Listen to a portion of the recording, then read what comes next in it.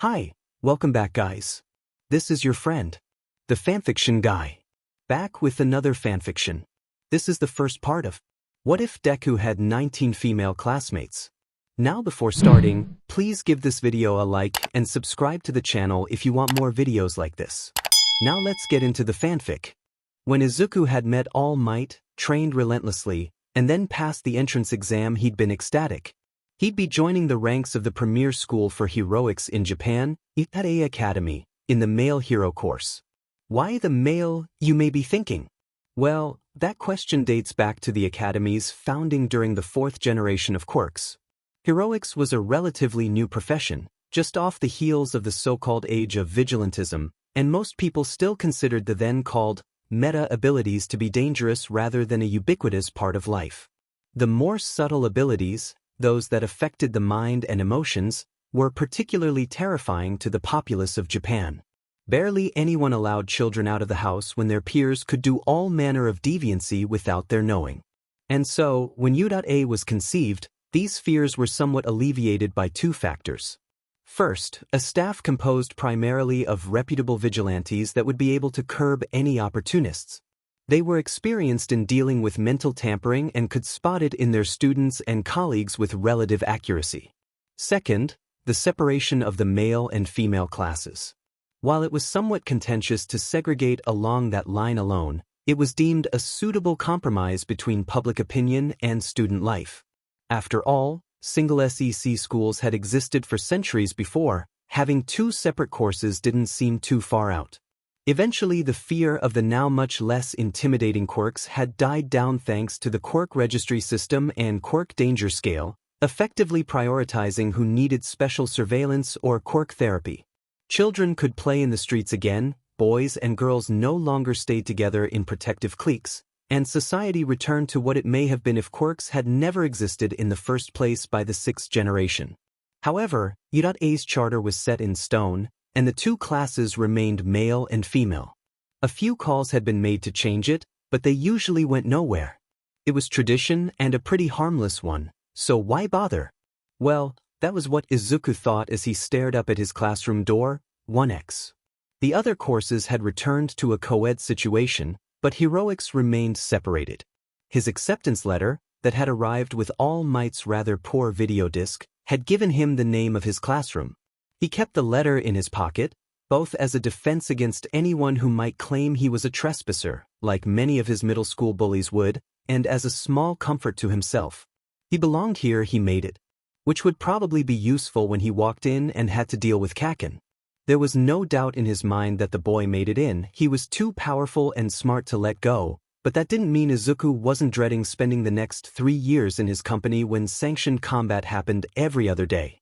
Taking a deep breath, he put his hand on the door handle that seemed larger than life, and pushed forward. This was his hero academia. He'd go in with his head held high and a smile on his face, just like All Might, which promptly folded when he found himself staring down about 13 girls and their teacher, the pro-heroine Ryuku. They all blinked at his arrival, and Izuku let out a pointedly terrified squeak as he said, Sorry, must have the wrong room." He made to leave, and subsequently run for the hills and possibly live as a hermit, before an amused voice called out from the front of the class. "No, Midoriya, you have the right room." Izuku's head turned like rusty clockwork before he stared at Ryuku like she was speaking a foreign language. She wore a sort of welcoming, apologetic look on her face as she continued. 1X right? Come in, you're in seat 7. His feet moved like a toy soldier as he instinctively obeyed her commands, not entirely sure why when he should be apologizing or demanding answers from God. The eyes on him followed him like laser sights on a gun as he took his seat and stared at the front of the class like he was trying to spontaneously develop a teleportation quirk. Ryuku took a look around the class, assessing their reactions to her little experiment. None of them seemed particularly hostile per se, but it was obvious the lot of them considered this to be some kind of elaborate prank. The chatter that she'd permitted had all but died, turned to inquisitive whispers as Izuku's head fell to the desk, and his shoulder began shaking as he obviously tried to control his nerves. It wasn't the worst outcome she could have expected, but it wasn't the best either. The poor boy looked close to a nervous breakdown, but she could only hope that it was better than the alternative in 1Y. Hell, she was on thin ice with Nizu and the rest of the staff already. If the kid had a panic attack on his first day, he'd be sent straight to 1Y and all that which she feared for him. Deciding that now would be a pretty good time to get the boy to understand that she was looking out for him, she called out, "Midoriya, you've probably got questions. Want me to answer them before class starts?" He nodded judderingly, and it looked like the rest of the girls were a little relieved by the subtext to her words. He was just as confused as they were. This wasn't some rich boy getting put with his own personal harem from a bribe. She began walking for the storage room next to the classroom, and he near sprinted after her in an attempt to escape the classroom. She opened the door for him, smiling comfortingly as he stepped inside. The room was a little warm, mostly thanks to the charging laptops used for a few classes, but it was spacious enough to allow for personal space. Closing the door behind the both of them, she crossed her arms and leaned on the door. "I know this is probably a surprise to you, but before anything, I'd like to explain why I asked for you personally." Izuku's face ran through a gamut of emotions from confusion, to a little bit of pride, to the sickly green nausea he felt when he was sitting in the classroom. After he'd taken a moment to calm himself, he nodded for her to continue. She smiled encouragingly as she began. "Well, my thought process was less about having you in my class and more about not having you in 1Y. The teacher there, Aizawa? Intense, and very pragmatic yet a little short-sighted. He was very against your acceptance in the first place, and I have no doubt he was planning on singling you out in his class. He's very trigger-happy when it comes to expulsions as well, and while I don't want to cast aspersions on a colleague, I think he'd replace you with his choice before the first day was out." Now, she wasn't prone to the usual trappings of cuteness, but she just wanted to squeeze the disappointed boy in a hug when she saw the look on his face. "But I do think you have potential, a lot of it. I'm not going to lie, I saw a little of my younger self in you during the entrance exam." Izuku looked up in surprise to see her smiling down at him nostalgically.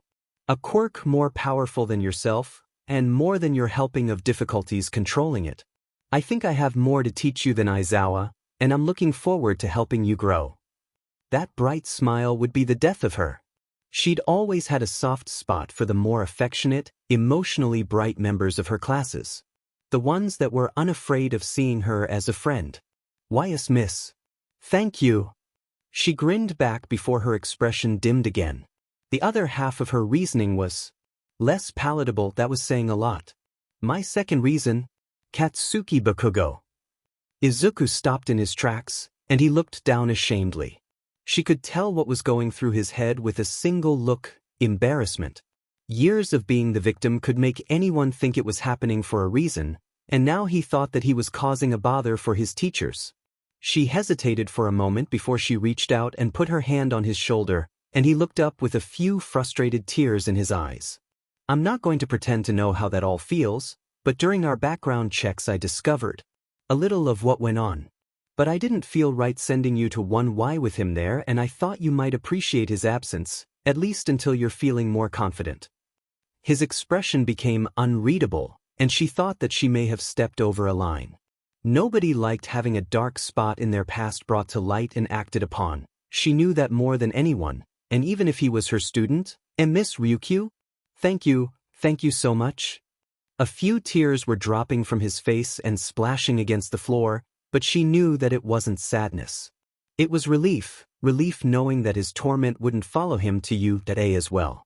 She patted his shoulder another few times as she said comfortingly, "Hey, don't sweat it. You take a few minutes to calm down and then come back in. I'll smooth over things with your new classmates. I can't promise they'll be friendly, but I'll be dead if I find a prospective hero giving you hell."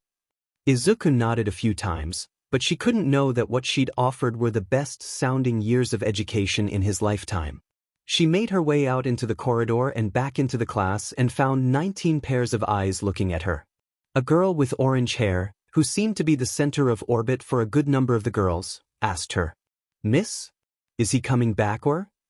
Ryuku took a second as she went to sit back down at her desk before she began. "All right, I'm putting down a few ground rules for all of you in regards to your other classmate.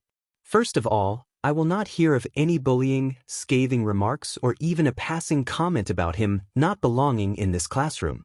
This is my class, and I choose my students. Let it never be said that she was any less intimidating than Aizawa. A few of the girls looked a little guilty at her warning, obviously having made some comments already. Ryuku let it set in for a second before she sighed and calmed down a little. Second, and most of all, he is a student here just like the rest of you. I can't ask you to include him in every little outing or study group, but don't treat him like he's some anomaly. He's a hero in training, just like you. There was a general call of assent from the class before they went back to their muttering. That went pretty well as far as she was concerned, even if a few of the girls still seemed unconvinced by her speech.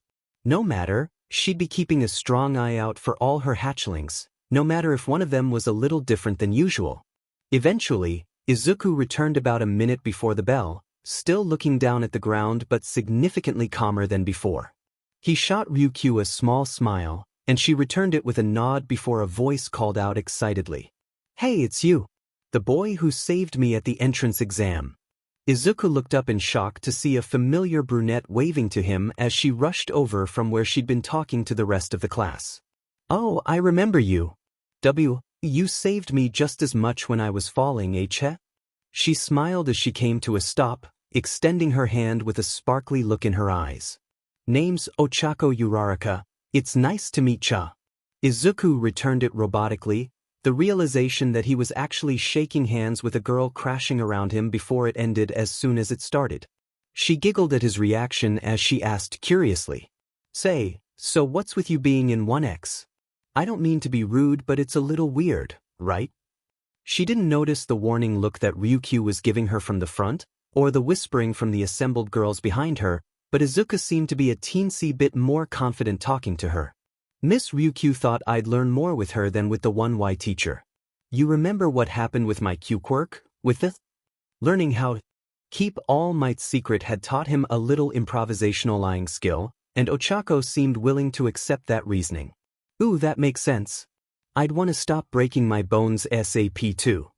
Izuku winced and was about to reply before the bell rang, and Ryuku stood up and called out, "In your seats everyone, you can finish your conversations at break." They all did so pretty quickly, rushing to their seats. Once they were all settled, Ryuku extended her index finger and began writing out her name on the interactive whiteboard at the front. "I am Ryuko Tatsuma, hero name Ryuku. Some of you may remember me from my days with the Saint Agency. You can all call me Ms. Tatsuma." Her finger dropped, and she began outlining a schedule for the day. "Now, we've got an hour for orientation, but I don't think that'll be necessary. After all, you've all got reliable upperclassmen to give you directions, and UK isn't exactly a maze." She turned around and clapped her hands together once. "So, I think we'll begin with a quick getting to know you, Number 1, how about you introduce yourself? Just your name and something about you for now, please." The girl in the first chair, with a near expressionless look on her face, stood up and began. "Yui Kodai, and I like boys." There was a moment of silence before Izuku felt his head hit the table, and a peal of laughter echoed through the class as Tatsuma crossed her arms with a raised eyebrow. "Well, far be it from me to judge. Number 2. The name's Eiko Kirishima, and I love boxing. Mina Ishido, and I'm a total movie buff. I'm Hana Siro, my mom's Korean and my dad's Japanese. I go by Ibara Shiozaki, and I am in my church's choir. Name's Ochako Uraraka, and I come from Kansai." It came to Izuku, and he nervously stood up as the others had done as he gave a jerky bow and said, "Izuku Midoriya, and I like working out. It's nice to meet you all." He sat down as fast as he'd stood up. It had been so long since he'd done one of these things that he didn't know what to say, but his training had encompassed so much of his time and he didn't think hero fanboy would earn him any points. "Yo dude, that's awesome. What's your max bench?" He yelped as he turned to Eiko, who was giving him a sort of shark-like grin that made him feel pretty at ease despite his nerves. "Oh, somewhere around 225 kg I think." She gaped before she said excitedly, "That's super manly. We need to compare at some point, man." Izuku gave her a sort of wobbly smile as Tatsuma continued. Alright you two, you can measure your muscles some other time. Number 8. There was a rippling of laughter before the next girl stood up. It's Suka Kendo, and I do martial arts. I may join you both. Setsuna Tokij, but you can all call me Setsuna. I'm a fossilhead, I love me some dinos. I am Reiko Yanagi, a dedicated student of the occult. I'm Tsuyu Azui, but call me Tsu Ribbit. I like the rainy season. Tura Hagakure, and I'm about all things fashion. Pony Tsunatori. And I'm a horse girl in more ways than one. Sorry everyone, I'm still learning Japanese. At that, Izuku let out a small grin though the English was lost on most of the class. He'd been a pretty avid student of English even before meeting All Might, but even that was so he could listen to most of his speeches and feel inspired. Kinoko Komori, and I think mushrooms are shrumper. A pleasure to meet you all. I'm Momo Yayorozu, and I quite enjoy tea. Shoko Todoroki. The class waited for a follow-up to that, but none came. After a moment, Tatsuma nodded to the next girl, knowing they wouldn't get anything else out of her. Kyoka Jiro, and I play bass guitar. Rika Sato, I work at my parents' bakery sometimes. Futako Tokoyami, and I prefer the dark. Keikoko Koji, I like animals. Tatsuma nodded to the shy girl at the back encouragingly before she turned to the class again with a smile. I suppose I'd best share something as well. I'm a massive sucker for those old kaiju movies. Now dash. The window rattled, and she sighed as she walked over to it as the class chattered among themselves. Looking down at the field, she saw a big dust cloud and one Y in their gym uniforms. Well, guess we aren't getting the field for a while. Sighing, she turned back to the class and began. I'll take you all out to the field after lunch so we can get started on what this course is named for, but for now, I think it's best that we begin explaining your classes and their role in heroics. There were a few groans, but she ignored them as she put the names Maths, English, Modern Literature, Modern Hero Art, General Science, and Heroics on the board. So, can anyone tell me what modern hero art entails? A few hands raised, but Izuku's stayed down pointedly. Well, that wouldn't do. Midoriya? Any clue? He yelped before he responded nervously, unsure of his answer. The practices, rules, and laws surrounding heroism? Tatsuma nodded as she leaned back against the wall, noting the students who took out their notebooks. Yep. While heroics deals with combat training, rescue practices, and even surveillance and investigation, NHA is the framework that's all built on. She pointed to the other 4 names. The other courses are all designed with heroics in mind, especially English and modern literature.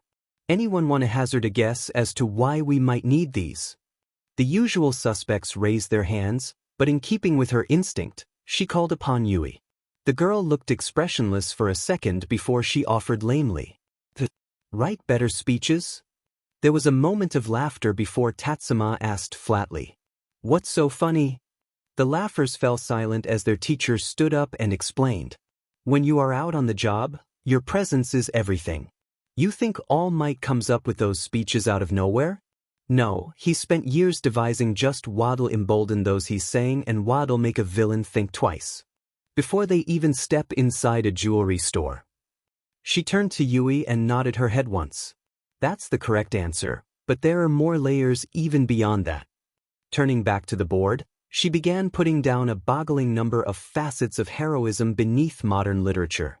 While heroism is about saving people from villains and disasters, it's equally important to inspire others to be the best they can be. Hell, if a hero inspired you to aim for this course, you've experienced it firsthand. At that, Izuku sat up a bit taller from where he'd been taking notes. While he had a pretty NTMT understanding of heroes, hearing it directly from one's mouth was different. Finishing up his notes, he looked up to see her turning to maths, English, and general science. Now, that's all well and good, but a hero needs to be competent above everything else. There is never a situation where a civilian should know more about you in an everyday situation, because if they find out you don't understand basic arithmetic or physics, they'll never feel confident putting their safety in your hands. She crossed her arms as some of the class let out unhappy grumbles. But I know that you all have the competency required for such. You all passed the written exam after all. She went to sit back down at her desk as she snapped her fingers, clearing the whiteboard. So, I want you all to stretch your thought processes a bit. For columns in front of me, Kodai's column is on maths, Kirishima's on English, Ashido's on Modlit and Ciro's on science. As a group, try and think up no less than 5 reasons as to how that subject might apply to heroism. We'll reconvene 15 minutes before the hour and do some sharing. Just gather around someone's desk, don't need anything fancy. Izuku didn't even get the chance to stand up before he found himself staring directly into a pair of black scara.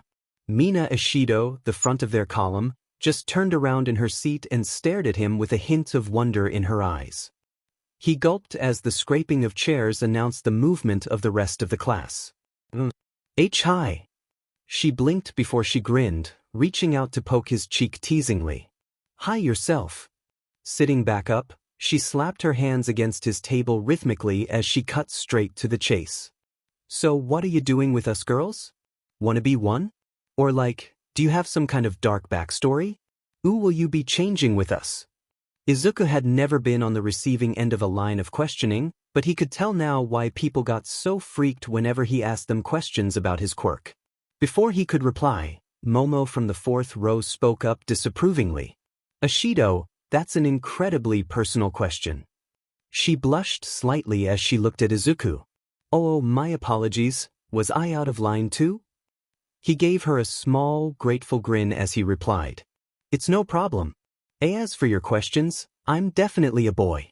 My backstory's kinda dull, and I think I'll just use the boys' changing room. She pouted as she replied petulantly. But I totally thought you had like, some kind of super allergic reaction to guys or Miss Tatsuma was your bodyguard godmother or dash. Momo sighed as she cut in, the rest of their column having gravitated to them. I'm certain you can continue questioning Midoriya later, Ashido. Clearing her throat, she sat down on one of the free seats and said, Well, shall we get to our task? Midoriya, could I ask you to take notes since you already have the equipment out? Izuku yelped and nodded, quickly writing down their names and the task at hand.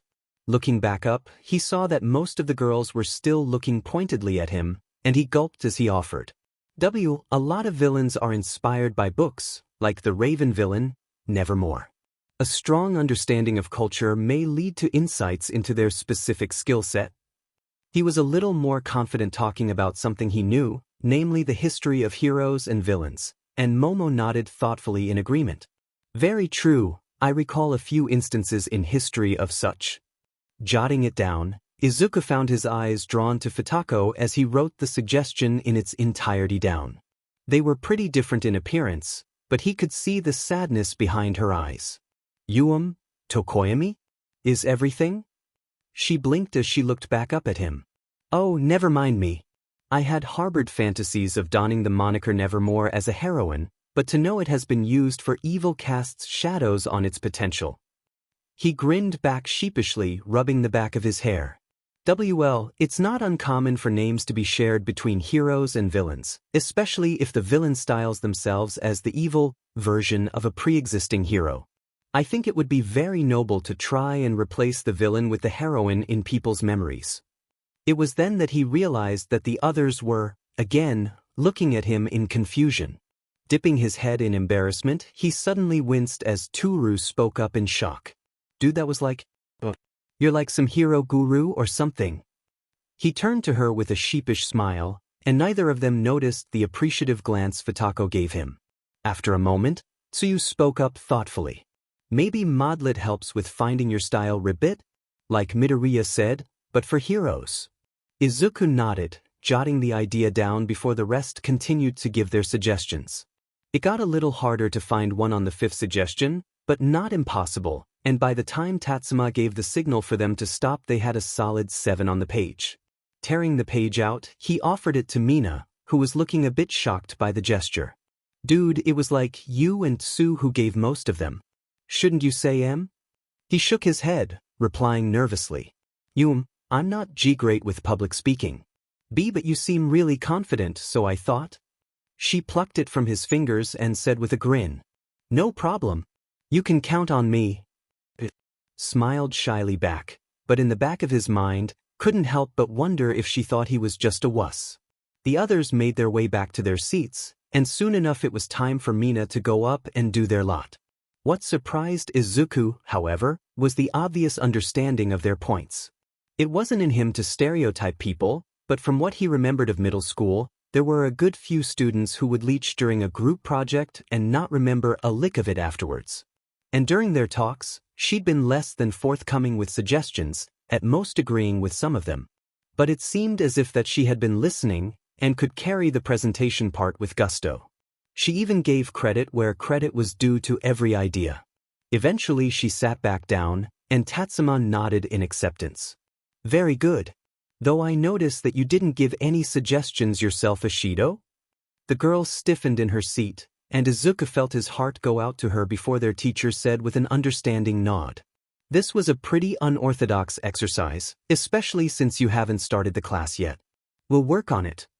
She sagged in relief, and Izuku couldn't help but let out his own breath of relief. The final column did their relatively easy subject of science in heroics before Tatsuma stood up again and clapped her hands twice. Very good, everyone. I hope you all took notes on what was said, 'cause they'll be what you're working towards this year. Now, we've got another few minutes before your first class, so just take a breather and get ready.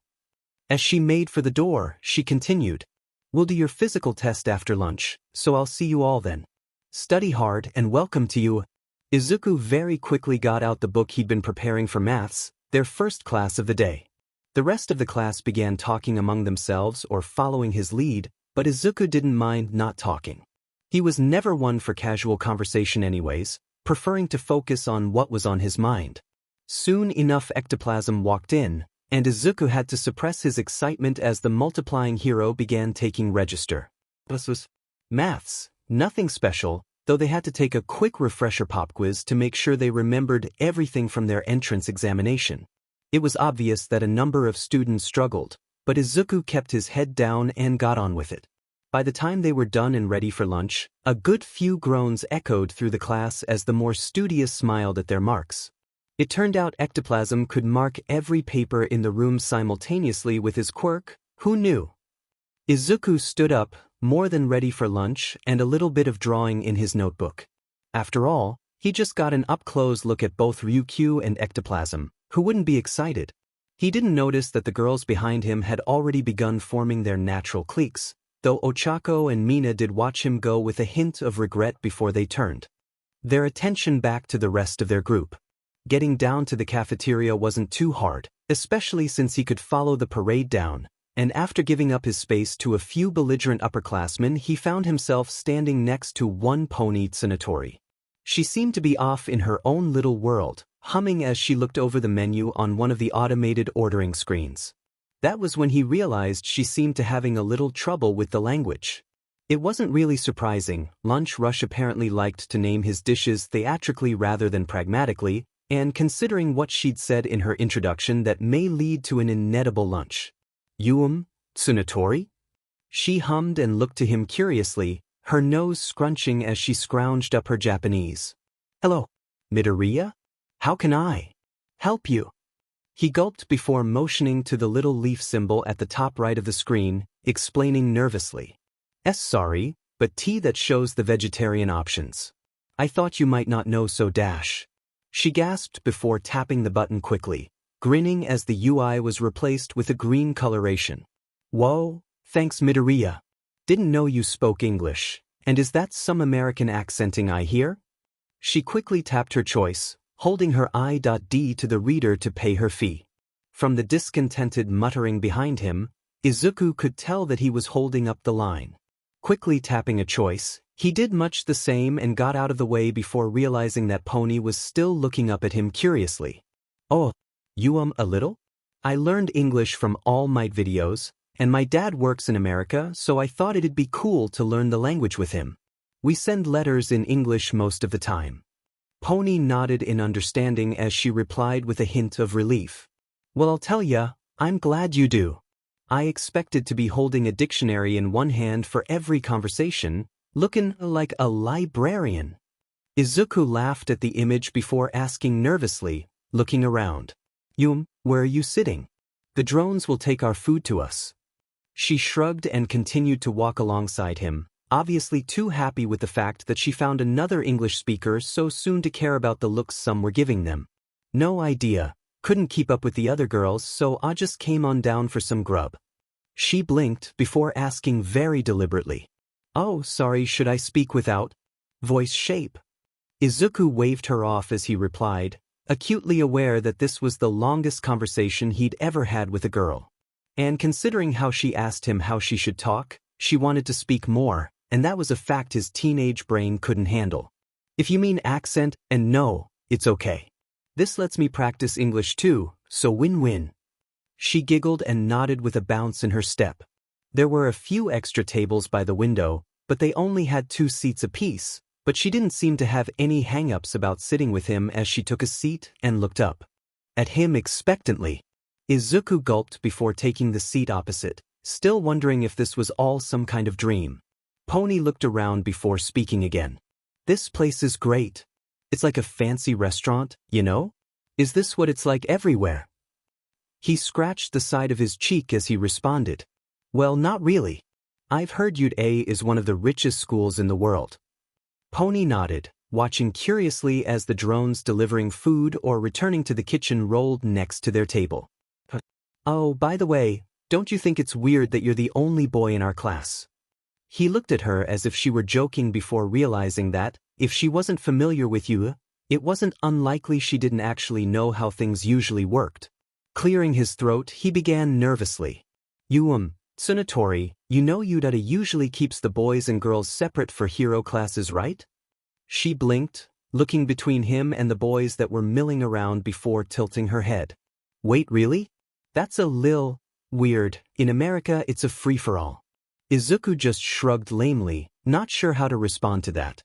Eventually, she just shook her head and replied with a bouncy nod. Well, whatever the reason, I sure am glad you're with us gals. Hey, maybe it's 'cause you can speak English that you're with us? Like my own little helper? But why wouldn't they tell me? He knew lying through omission was bad, but having a girl actually think his presence was helpful was a nice feeling. Eventually he responded with a slight grin.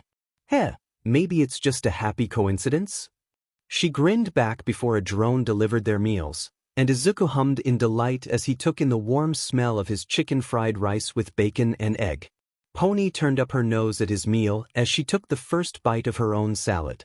I dunno how you lot can stand that stuff. Look so chewy. Izuku pouted as he responded, feeling a little more comfortable in her company. It's great. I don't know how you like crunchy water. Pony looked at him like he'd grown a second head before she broke down in laughs, and Izuku followed suit. Soon enough, they were eating, poking intermittent fun at the other's choice of meal before a new explosion of noise entered the cafeteria. Both turned to see a bunch of boys walking in, laughing and joking among themselves. Man, I'm glad you're not with them. Look like trouble with a capital T. He wanted to disagree with her, but he was too busy hiding himself from the blonde at the front of the pack. Sure, he could escape him in class, but that meant nothing during break PRDS.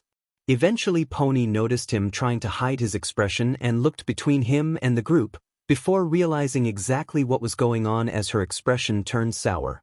I get it, one of those guys is a real piece of work, ain't he? Izuku winced before he nodded, muttering dejectedly. This was the point she realized he wasn't worth it, he just knew it. It'd go like every attempt. His mother made to find him a friend that wasn't Bakugo. Why yeah, the blonde at the front, Kakin? Pony huffed and crossed her arms, replying with a slight animalistic undertone in her voice. Then he can get right back to whatever sty he crawled outta. Reckon you'd have to be a right stinker to have a pop at a sweetie like you. Izuku felt the blush crawl up his neck before he responded. He's not that bad, honest. He's just a little. Pony stuck up her nose with an emphasized HMPF, and Izuku sighed as he gave up on defending him. She shook her head and said with conviction in her voice, Look, AHM is stranger in these parts, but don't you think we ain't got bullies in the States? He gives you trouble, I'll show him how bad a horn in the jacksie hurts, why here? Izuku grinned back at her, laughing a little as she nodded with determination. Maybe 1x wouldn't be as bad as he thought. Izuku gulped as he zipped up his new Yudara tracksuit in the unnervingly quiet changing room. Of course, as he'd imagined, the boys' room was perfectly available and just opposite the girls'. It had been a little awkward as he'd broken off from the parade marching down towards the changing rooms, but all in all, he was lucky to get a moment to himself. Lunch with Pony had been quite fun if he was honest, but when they'd both returned to their seats in class, she'd been brought into a conversation with Uraraka and Azui. He may have been invited to join the conversation or maybe not, he couldn't really tell, but nevertheless he cracked open his book and took a moment to make a start on his sketches of Ryuku and ectoplasm. He kept getting a few odd looks from some of the class, and Pony in particular looked a little put out that he had his head in a book instead of socializing. None of them knew Izuku was internally freaking out as fast as his pencil was moving, but there were a few others who weren't exactly talkative, so nobody felt the need to interrupt. And then Ryuku, it was kind of weird thinking of her as Ms. Tatsuma, had come back and told them to get ready for PE before ducking out. Izuku had snapped his book closed and held his head high as he jogged towards the changing room. Stepping out of the changing room, he saw a few of his classmates step out of their own changing room and the waft of floral-scented antiperspirant blow out with every wave of the weighted door. He gulped and looked away respectfully, joining the rest as they began to move down towards the doors that lead outside. The day outside was delightfully bright, a little cold, but nothing he hadn't dealt with on Takoba Municipal Beach Park. That couldn't be said for Pony, however, who very quickly trotted up next to him with a mildly accusing voice. "It's freezing. How are you not cold?" He blinked in surprise before turning to her, laughing as he rubbed the back of his hair. "Oh, just used to it, I guess. Is it really not that cold in America?" She pouted as she responded with a hint of annoyance. "In Texas? No chance, our snow boils before it hits the ground." Izuku grinned as she fought through the Japanese. It was obvious she was trying to speak more Japanese, probably a good thing in the long run if she wanted to fit in more. I see, I hope it warms up soon then." She smiled up at him brightly, but before she could respond, he felt a hand smack his shoulder. Izuku let out a small yelp as he turned to see Eiko Kirishima looking up at him with her bright, shark-toothed grin. "Looking forward to phys ed, dude? Word is we're doing a test, ready to eat my dust." Well, that was a whirlwind. Taking a moment to process everything she'd said, Izuku laughed nervously as he responded humbly. "I'll try not to disappoint then, heh?" He didn't see Pony pouting beside him before he turned to her and misinterpreted her pout as disappointment. "Kirishima's just telling us that we're supposed to be taking a test this class." She nodded in understanding, but before the impressed Eiko or grateful Pony could speak up, Tatsuma called out from the front of the crowd bemusedly as the kids chattered in front of her. "All right, you lot." She blew into her whistle, letting out piercing tone. Izuku watched Jiro wince and recoil sympathetically before their teacher pulled out a ball. "Tokage, what was your softball throw in middle school?" The girl stepped up and responded with a shrug, looking away from her whispered conversation with Mina. "I don't know, 30-40 meters?" Tatsuma nodded as she pulled out a ball that appeared to be slightly singed around its non-existent edges. Tossing it to the girl, she explained as she pointed at the circle. "Have another go, using everything you've got including your quirk. Away from the school, just down the range." She took the ball, tossed it up in the air a few times, before walking into the circle. She took a deep breath, raised her arm, reeled it back and... Did her arm just come off? Ah. Most of the class, sans Izuku, Yaoyorozu and Todoroki let out horrified screams, though the former did grimace. Izuku, though it may be a little grim, knew how an arm dislocated after a few unfortunate incidents during training. Eventually, Tatsuma gave a small snort as she said bemusedly, "Very funny, Tokage." The girl gave another laugh as she waved to the rest of the class with her remaining arm. After a long moment, the arm rocketed back to its socket as Tokage let out a sing-song voice. "Fooled you. Just my quirk, sorry girls." There was a general groan of annoyance before their teacher raised a PDA, displaying a round 1050M. Yes, she's quite the natural comedian." The number began going down rapidly, and soon enough the ball rolled to a halt next to her feet. But that's beside the point. What I need from you all is a benchmark, where you lie with your physicality, your quirk, your creativity. Afterwards, I'll know where you all stand, and I can get to working out a plan. A general call of excitement filled the field before she raised her hand. Don't think this is some kind of game though, that was our first class together. Her expression hardened, and she said with all seriousness, "This is the hero course, and the stakes are as high here as they are out there." The class quietened, and Tatsuma's face turned to a grin as she said challengingly, "So, here's your first consequence. The two at the bottom of the class get cleaning duty for a week. Good luck everyone." The test got underway, and Izuku's hand itched to take notes as he watched his new classmate's quirk enraptured. Tokai's was already interesting enough, but Uraraka's?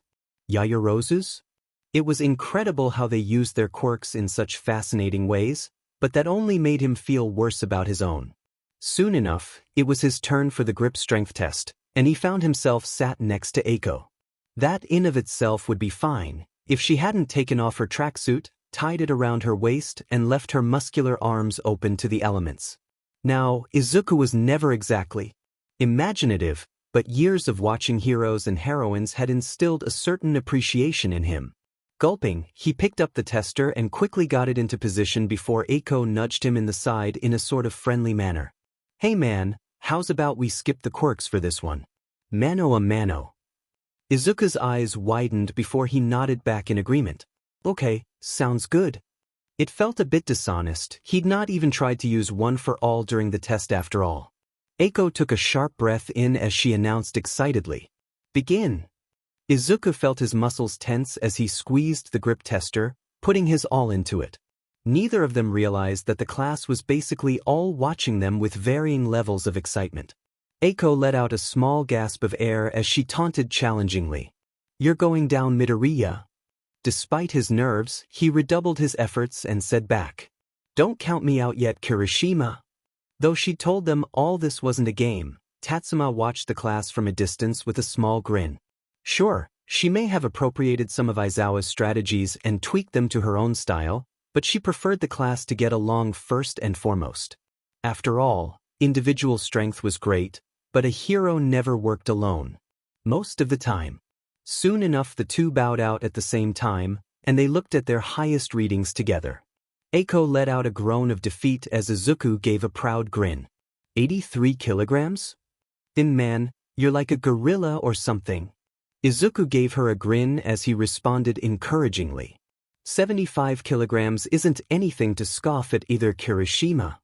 She interlocked her fingers and stretched them out in front of her with a determined grin. Right it isn't, I won't let you get away with it next time. Tatsuma called out with a tone of amusement. You too, I'm glad you're getting along, but let's get this done before last bell chimes, yeah?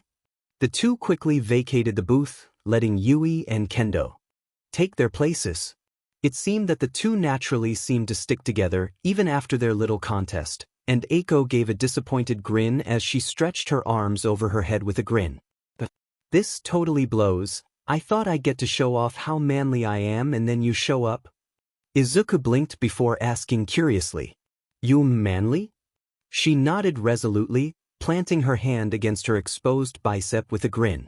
Just like Crimson Riot, my favorite hero. He used to say that there were two things that made you manly, big muscles and a dashta. Izuku's eyes widened as he finished for her. And a big heart. Wow, Crimson Riot's a really niche hero. One of the greats. Her eyes followed suit before she responded empathetically, a fire in her eyes as she got up in his face. I know, right? Being manly like him? Now that's a goal, right? Izuku gave her a grin as he took a step back, laughing as he scratched his cheek nervously. Yeah, right?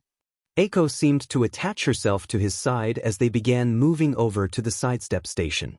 Izuku didn't move to avoid her, though neither of them saw Pony and Uraraka watching them with annoyed pouts. The newfound pair continued through the rest of the test together, and surprisingly, Eiko already seemed to consider him a good friend by the time they finished the long jump. But then, they got to the ball throw, and Tatsuma called out as the rest of the class continued their tests independently. Midoriya? A word.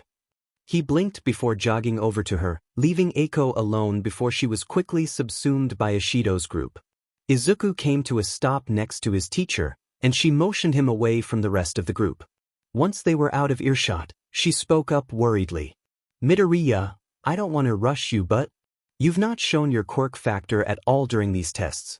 Discounting that you're quite competent, maybe 7th, but I can't ignore it. Izuku winced as he rubbed his arm nervously.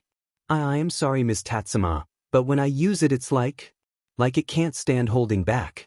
Like there's no difference between nothing and everything. She hummed before she crossed her arms across her stomach, a knowing smile on her face. You know what I think, Midoriya? I think you need to start talking to your quirk, because it sounds like it's trying to tell you something. He looked at her like she'd gone loopy before she patted him on the shoulder and said encouragingly, "Worked for me at least. We'll talk about it sometime, but just try it for now." Izuku nodded slowly, trying to take in what she told him. Talk to his quirk? That sounded insane if there wasn't a sentience behind it, but one for all wasn't a normal quirk, that much was obvious.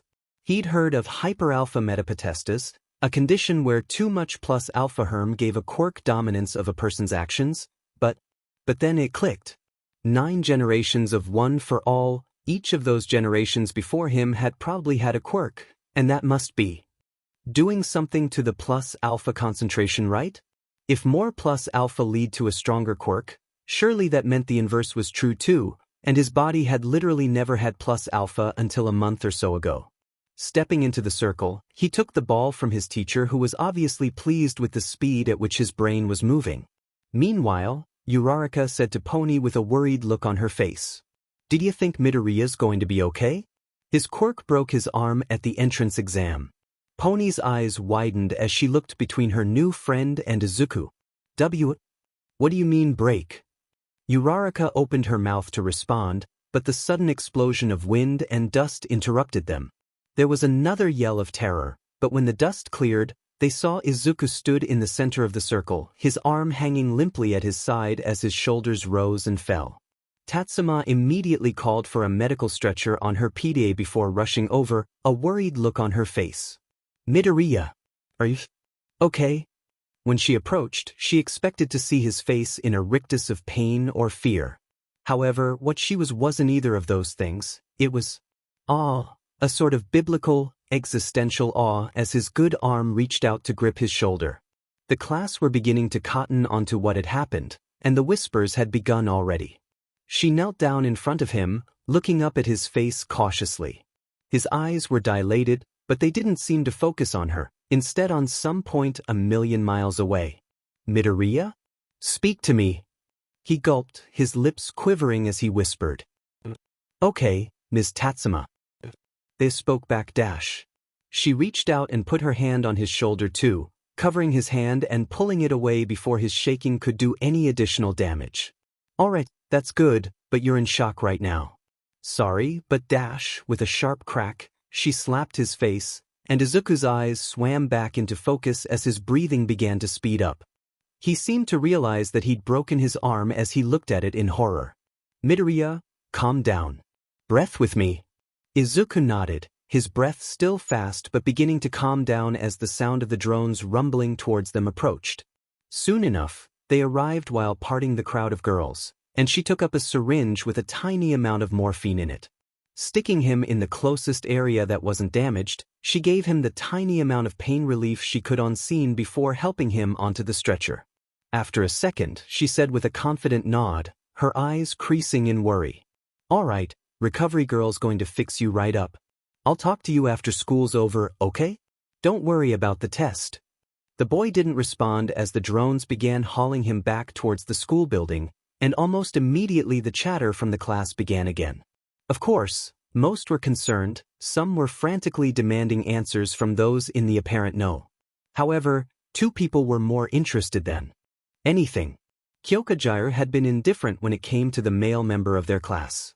Sure, it was a little weird, but as long as he didn't turn out to be a pervert she'd be fine with him, and from what she'd heard he was just kind of dorky. Of course, that image had been blown away by the display of strength, but her ears had picked up something even Weirder. She was done with her tests, and had been watching him as he'd been preparing for his throw. As he'd unwound in preparation, she heard some kind of anomaly with his heartbeat. It was really weird, like he had multiple heartbeats. Whatever it was irregular, but it was obvious he was somebody to be watched. The other person? Now, Shoko Todoroki had never been one to prove herself. Her entire life had been predicated on the fact that she was the alpha, the new monarch of heroes. Her quirk was designed to be perfect, she'd been trained from the age of 4 to be perfect, and perhaps in a very deep part of her heart, she believed it. Perfect enough to top this test, perfect enough to beat All Might, perfect enough to surpass her father with but half of her strength. Which was why she found herself oddly excited by the prospect of that amount of strength, so close, and so similar to All Might himself. This, Izuku Midoriya, would be her first challenge, the first true time she could prove to her BSTRD of a father that she never needed his gift. Yes, he'd be perfect. When Izuku was done being patched up by Recovery Girl, he found himself sat on a bed staring down at the 8 fruit gummies that he'd been told to eat with a vacant expression. His arm was healed, only a little red around the skin like a mild sunburn, and he hadn't regained full motion with it quite yet. She'd wanted to keep him for an hour or so, just to let her run some tests and make sure he didn't have any complications from breaking his bones. That wasn't too bad, he could just get a later train thanks to his all-access line pass, and if anything it gave him a chance to think about. Whatever the hell that had been. Talking to his quirk? That had sounded insane at the time, but the moment he cleared his mind and tried to call upon it mentally, it had been a riot of color and voices. He didn't even register his arm throwing the ball, it had just been a thought in his mind that got pushed to action by something dark and covered in writhing tendrils. He'd need to talk to All Might, he didn't know what to do. Midoriya? That was when he looked up sharply, his eyes focusing as he saw Tatsuma walking around the dividing curtain that gave him a modicum of privacy. She was wearing a t-shirt and jeans, a stark contrast to the smart blazer she wore when teaching or the yukata tracksuit she wore with the rest of the class. He nodded to her silently, looking back down at his gummies with an embarrassed expression. She'd given him advice, and he'd still messed up so spectacularly. She'd even told him she thought he had potential, he'd indirectly embarrassed her too by. His train of thought was stopped by her sitting down on the seat in front of him, her face turned a little fond as she said, "You think loudly, Midoriya." The boy blushed as she chuckled, folding her hands on her lap. Her hair was now falling around her shoulders, and she seemed more reminiscent of the Ryuku he'd met before class had started. Oh, sorry Ms. Tatsuma." She smiled as she shook her head, replying, "Don't be, it makes my job easier after all. How's the arm?" He rolled his shoulder and muttered, feeling the telltale sign of stiffness. "It's better. No pain at least." She nodded in relief before she continued apologetically. "Midoriya, what happened down there? I'm sorry, I shouldn't have pushed you into using your quirk this soon." His eyes widened before he responded incredulously, his hands waving in front of him. "No, it was weird, like a breakthrough or I don't know how to describe it." His hands fell to his knees as he whispered, remembering the feeling of his mind expanding to accommodate the voices. "It was amazing." Tatsuma's eyes grew hard as she crossed her arms across her chest, a concerned look on her face. "Well, I'm not entirely sure how this is going to lead to a development in your quirk, but for now I'd recommend you don't attempt to access your quirk again for a while." She stood up, dusting off her knees. "I think for now your best bet is to begin meditation, but don't chase the proverbial rabbit. You seem like a smart kid, I think you'll know what I mean. On my end, I'll see if I can't do some research of my own. We'll get through this, Midoriya, I promise." His eyes widened, and his breath caught in his throat as he looked up at her. Even All Might had just been worried and concerned, but he'd never been like this. Gulping, he responded gratefully. Thank you, Ms. Tatsuma." She smiled back as she began to leave. "I'll leave you in peace, don't forget to eat those sweets, they help a lot." Izuku nodded as he pushed them into his mouth, chewed, and swallowed with a loud gulp. The sound of the door opening and closing sounded through the room, and he heard Recovery Girl call out from her desk. "You'd best be going too, Sonny, No sign of bone marrow infiltrates or shards of bone. And I don't want to see you for a while. Why here? He laughed as he thanked her, getting up and putting on his shoes. Walking out of the infirmary wing, he kept his head high as he began walking through the quiet halls of UA. Class was out for the day, and not many wanted to stick around on their first day back. Making his way down to the changing rooms, he found his bag and began the long trek towards the gates. His first day had been quite the roller coaster, from excitement, to dread, to meeting a pair of classmates who seemed very nice to breaking his arm and getting a new revelation on One for All. Thankfully it had ended on a high note, but he didn't doubt that this wouldn't be the hardest UA got. Getting on his train, he took the closest open seat and decompressed into it. The train ride from U to A's closest train station to Mizudafu wasn't too long, only about 20 minutes, and once he'd gotten off the sun had fallen. The world had seemed so much smaller after he'd finished clearing Takoba Beach. His height had shot up a lot from the beansprout he'd been before meeting All Might, which had garnered a few whispered looks from the locals around their residential block. Arriving home, he turned the key and stepped inside. It was just how he'd left it in the morning, but a little louder thanks to the sound of dinner being cooked in the kitchen. Pulling off his shoes, he called out, "I'm home, Mom." He heard a voice call from the kitchen. "We're in the kitchen, sweetie." That was odd. Pulling on his inside slippers, he turned around the door into the kitchen to see a rather odd sight. His mother slaving over a stove while All Might, in his Mr. Yagi form, read a newspaper with a mug of coffee. Izuku looked between them in shock before the man himself looked up and gave the boy a small grin. "Ah, young Midoriya. I apologize for not giving you further warning, but after hearing what happened I thought that, as your personal trainer, I should make a visit." The man's eyes were winking at a rate of knots, and Izuku gulped as he got the unsubtle message. "Oh, of course, Mr. Yagi, thank you for your concern." Izuku took a seat across from him as his mother said warmly, placing her hand against her cheek as she stirred the stew. "I never knew you had a personal trainer, Izuku, and such a gentleman. Did you know Mr. Yagi can speak English? Just like you and Hisashi." Izuku laughed nervously, wondering how much he could reveal without putting her maternal instinct on alert. "He hasn't mentioned it yet, and no. Did you hear about what happened, Mr. Yagi?" The man nodded with a grim look on his face, replying, "It was all the talk of the staff. Your teacher messaged me. On one of those messaging applications."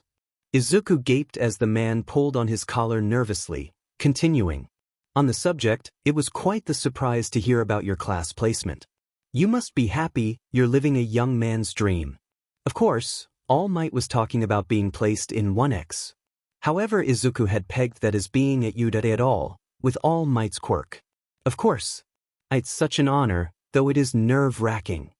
All Might laughed uproariously as he responded, slapping his knee. "I can imagine. I hear you and Miss Tsunatori hit it off spectacularly after all. Not to mention that you and Miss Kirishima had quite the heated competition if the rumors are true." There was a sudden sound of a ladle hitting the side of a pot, and Izuku winced as the high-pitched noise of motherly excitement filled the air. "Who and who else? Has my boy finally met the spring of his youth?" And at that moment, Toshinori Yagi had committed his first ever betrayal. Izuku yawned quietly as he approached Yude, the slightest bags under his eyes as he made his way through a crowd hounding other students of UA for their opinion on All Might's teaching style. Thankfully, he seemed to be in the unapproachable category of students, likely a result of his tired appearance. He'd not gotten much sleep after All Might had mentioned Pony and Eiko, mostly from having to try and dry their flooring and rehydrate his mother simultaneously, but once he'd explained the situation she seemed to be, okay, just wearing that weird, knowing look as she salvaged a mildly burned dinner. After he'd gotten to bed, he got about 6 hours of sleep before it was time to wake up for his regular exercises. However, instead of exercising, he'd done as his new teacher had recommended and tried meditation. A few minutes of browsing, and he thought he could at least attempt the enigmatic practice. Comfortable clothes, some of the old exercise mats he kept at home, and an opened window, and he was ready to meditate. It was an odd experience, but at least he was prepared for the influx of voices this time. He didn't really try to communicate with one for all, so to speak, but instead just listened. That had been the most intense 5 minutes of his life, the booming, imparsible feeling of multiple personalities rolling around his brain like bowling ball. But then, once he'd gotten used to it, he started to focus onto something a little more familiar. The writhing, dark mass of tendrils that had taken his intention to throw and cranked it up to 11. It was a little odd, listening to something that didn't seem like it had the rationality for conversation, but Izuku could decipher a few things from it. It liked to move a lot. It liked grabbing, throwing, climbing and fighting things. It was a simple consciousness, but not one he couldn't sympathize with. He loved being active, it just came with the territory of a healthy lifestyle. It seemed to recognize that Izuku was sympathizing with it, and of all things, it began to calm down and almost sidle up to him like a curious dog. The rest of the voices had died down, leaving just Izuku and the tendrils in comfortable silence. He'd been inching closer and closer to it mentally, but before he could make the connection, his alarm to get ready for school had sounded. He'd been shocked out of his meditation, and the connection had been lost. Taking a sip from his water bottle as he stepped inside Yude's gate, he winced as the loud reverse portcullis slammed up to prevent the media from getting inside. Approaching the building, he suddenly found himself turning to greet a warm voice. "Hey Midoriya! Wait up!"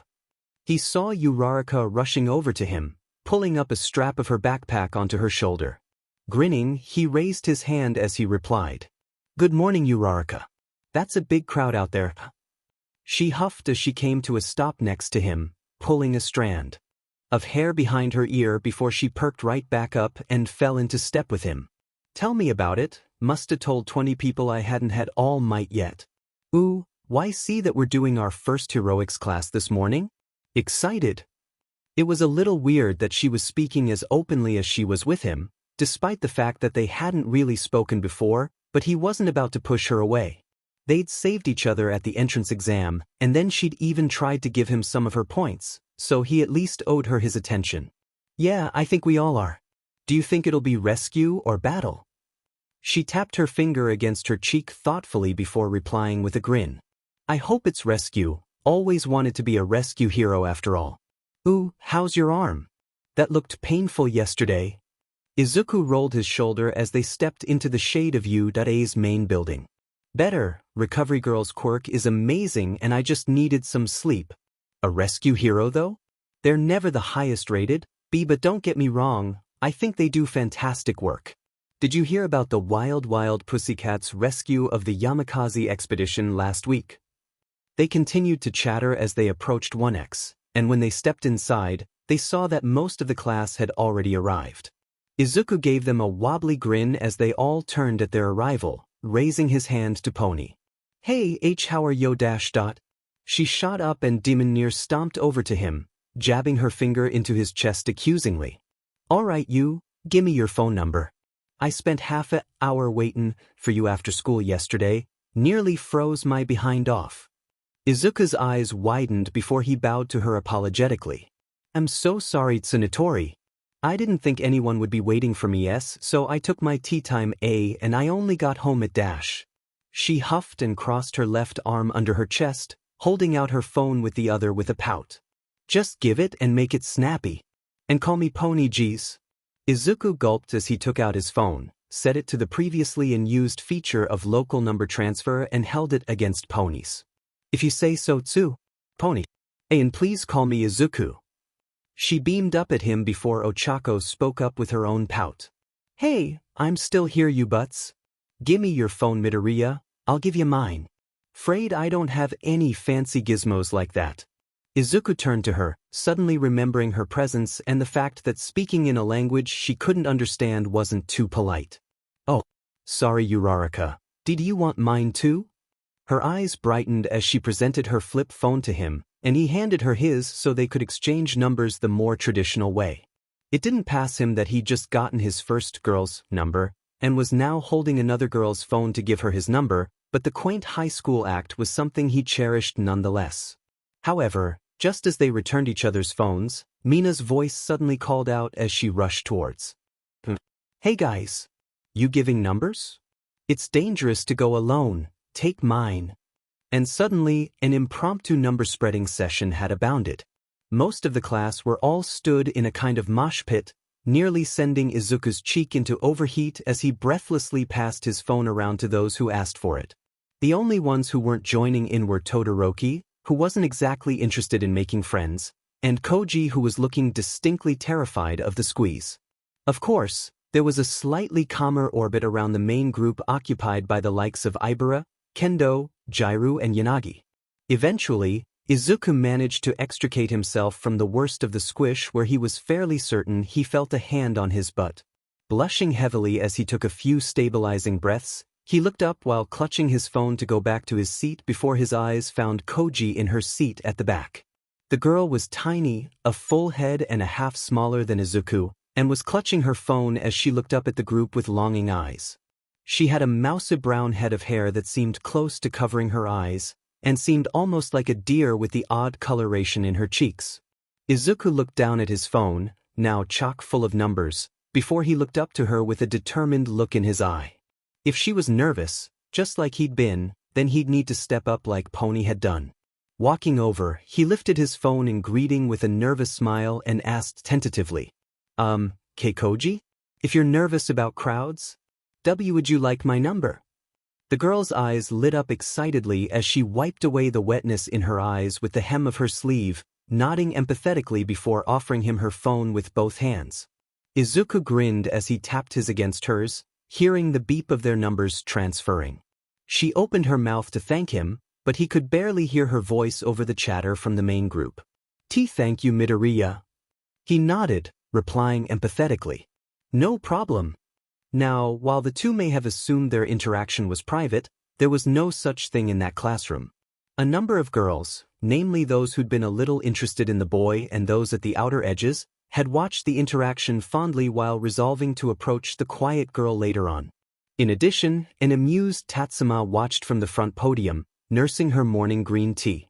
She'd only just caught the boy as he approached the girl, but seeing him take the initiative in socializing was likely a good sign for his development.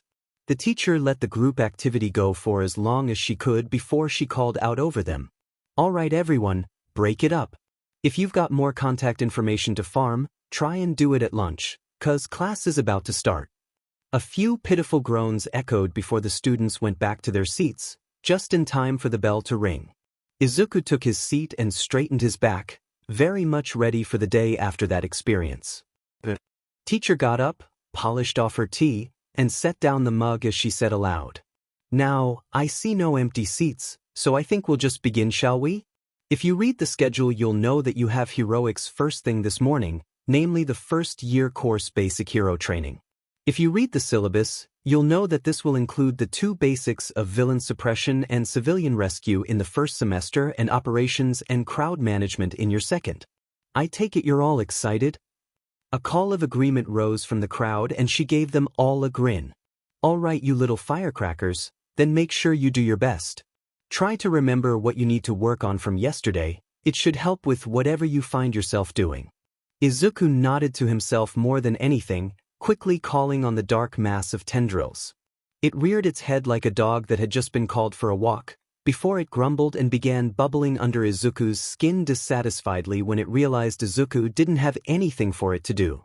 The boy winced as he felt guilty, and the mass seemed to be calmed for the moment. He'd mostly tried to call it to see if he could at the mention of his failings, and it seemed that now that he'd made the connection, it was just a matter of finishing the link. Tatsuma grabbed her empty mug and a book from the table as she said with a confident nod. But even if this is the hero course, have fun, 'kay? Some'll tell you being a hero means being serious all the time, but that's just not true. Heroes are, first and foremost, the best versions of themselves they can be. Remember that. She left the class in stunned awe, and the moment she left, Mina immediately called out with sparkles in her eyes. So cool. Kendo snorted, crossing her arms as she responded in agreement. No arguing with that. So, everyone send in their hero costumes. Izuku suddenly stiffened as he remembered that particular facet of heroism, and he quietly buried his face in his book and gave a quick sigh of despair.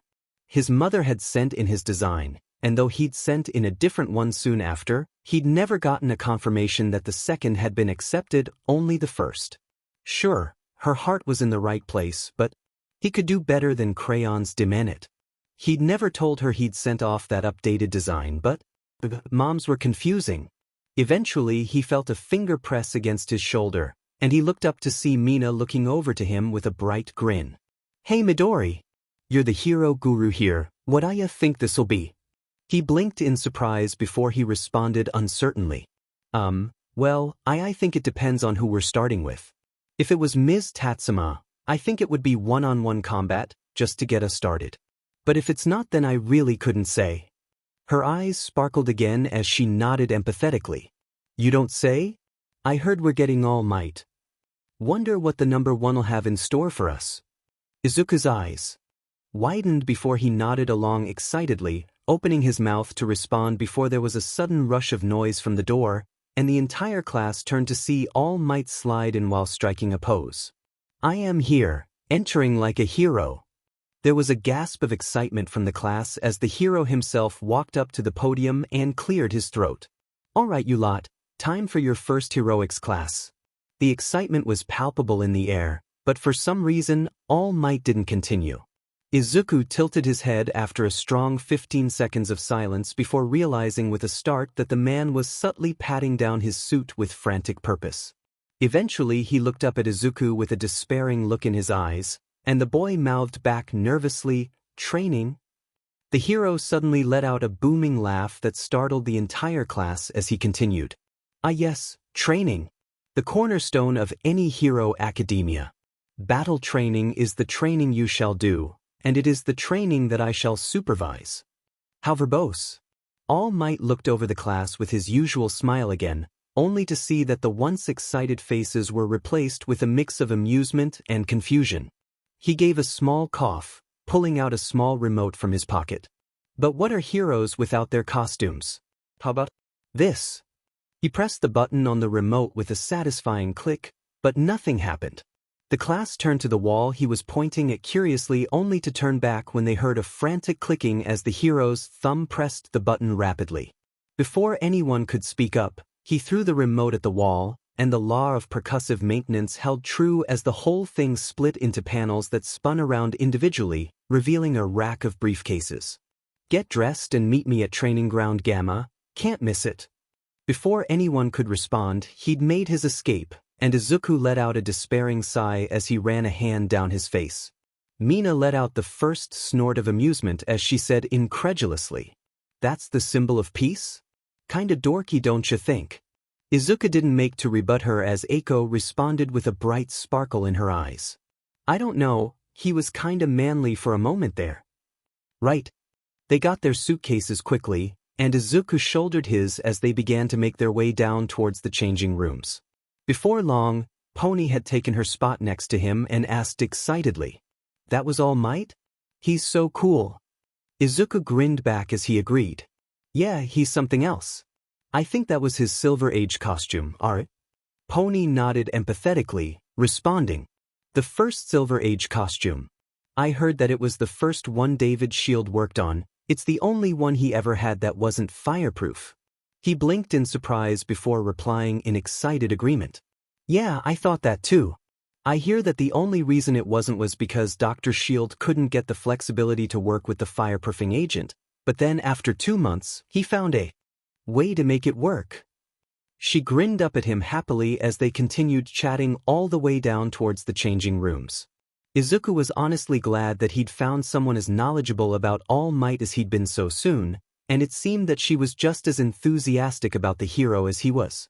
Eventually, he had to go to his own changing room, bidding her goodbye as she was subsumed by the parade of girls going to their own room. Stepping into the quiet room, Izuku set the suitcase down on the bench with a huff and excitedly went to open the case. Grabbing the 2 latches, he slid the mechanism outwards with his thumbs, and the whole case opened with all the smoothness of an oiled machine. Laying on top of the fabric of what appeared to be a dark green bodysuit, a relief, he didn't think he'd be able to handle the neon green, was a small placard. Picking it up, he turned it over before letting out a small sigh of relief as he saw inside. "Hey Midoriya. Don't worry, we've seen parents try and butt in before, we've got you covered. You've got some pretty good design chops on you, when you're not using crayon. Looking forward to doing business in the future. Delta Design and Manufacture. While they may have misinterpreted his mother's goodwill, he still appreciated them changing the design. Setting the card down, he pulled out the bodysuit and grinned as he looked over the familiar design made real. The dark green, slippery fabric was exactly what he'd imagined when he'd asked for something both temperature and cut-resistant.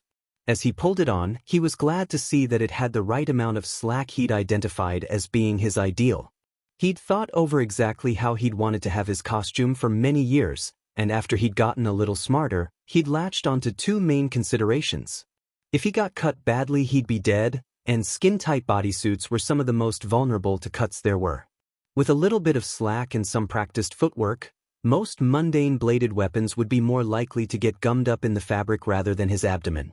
The second consideration was more a function of both a weakness to temperature changes and a strength when it came to grappling. He wasn't too worried about someone gripping his costume. He was both physically strong enough and learned enough in basic self-defense to avoid the worst consequences of the slack. However, in a prolonged fight or during an emergency like a fire, heat slide was the first thing that would dull his edge, as it were. Next was the plastic plating he'd asked for. His knuckle, wrists, elbows and knees were protected by hard plastic plates that would both act as protection and a minor weapon.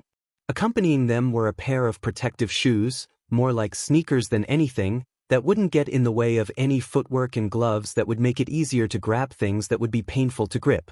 Lastly, his helmet, or rather his mask. One of the main causes of defeat among sidekicks was exposure to airborne agents either from quirks or manufactured by black market support companies. There was only a limited amount of gear he could ask for as a first year, and this was the only thing that could be considered complex. Extending from the respirator was a clear visor that sealed against his face, preventing any gases from reaching his eyes and nose. This would prevent any stinging smoke or thrown dust from affecting his vision, another major concern for him. All in all, he felt pretty good about the design, and as he strapped the Velcro that kept his mask on around his head, he took a moment to look at himself in the sole mirror in the room. Like a hero. He could feel his mouth contorting into a smile as he closed the latches shut and set the suitcase into a free locker.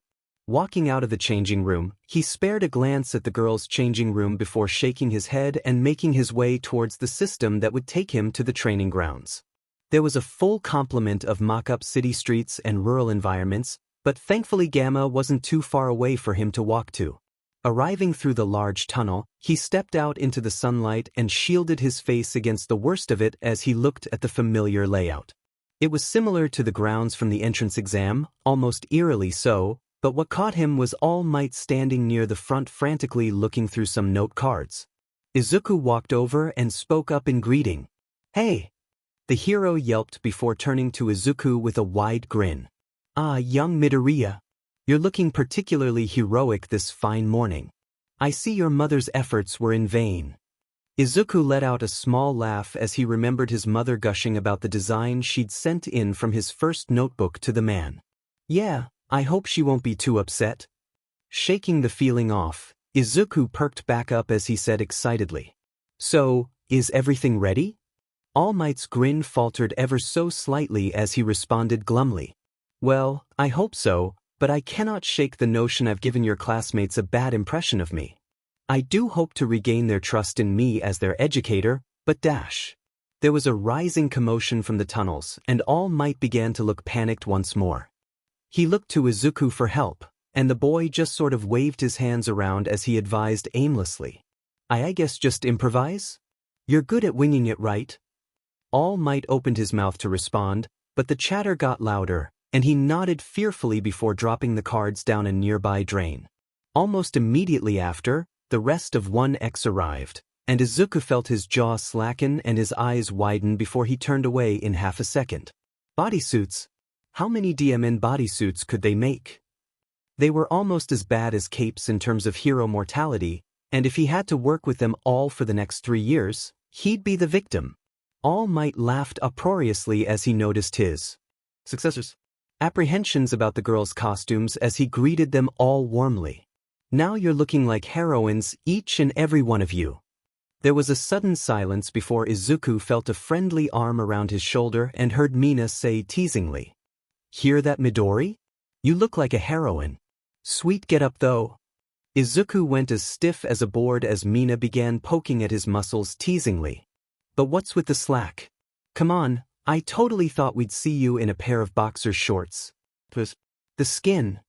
Her poking slowed down considerably, and Izuku blinked curiously as he asked in a markedly higher pitch voice as he turned to face her.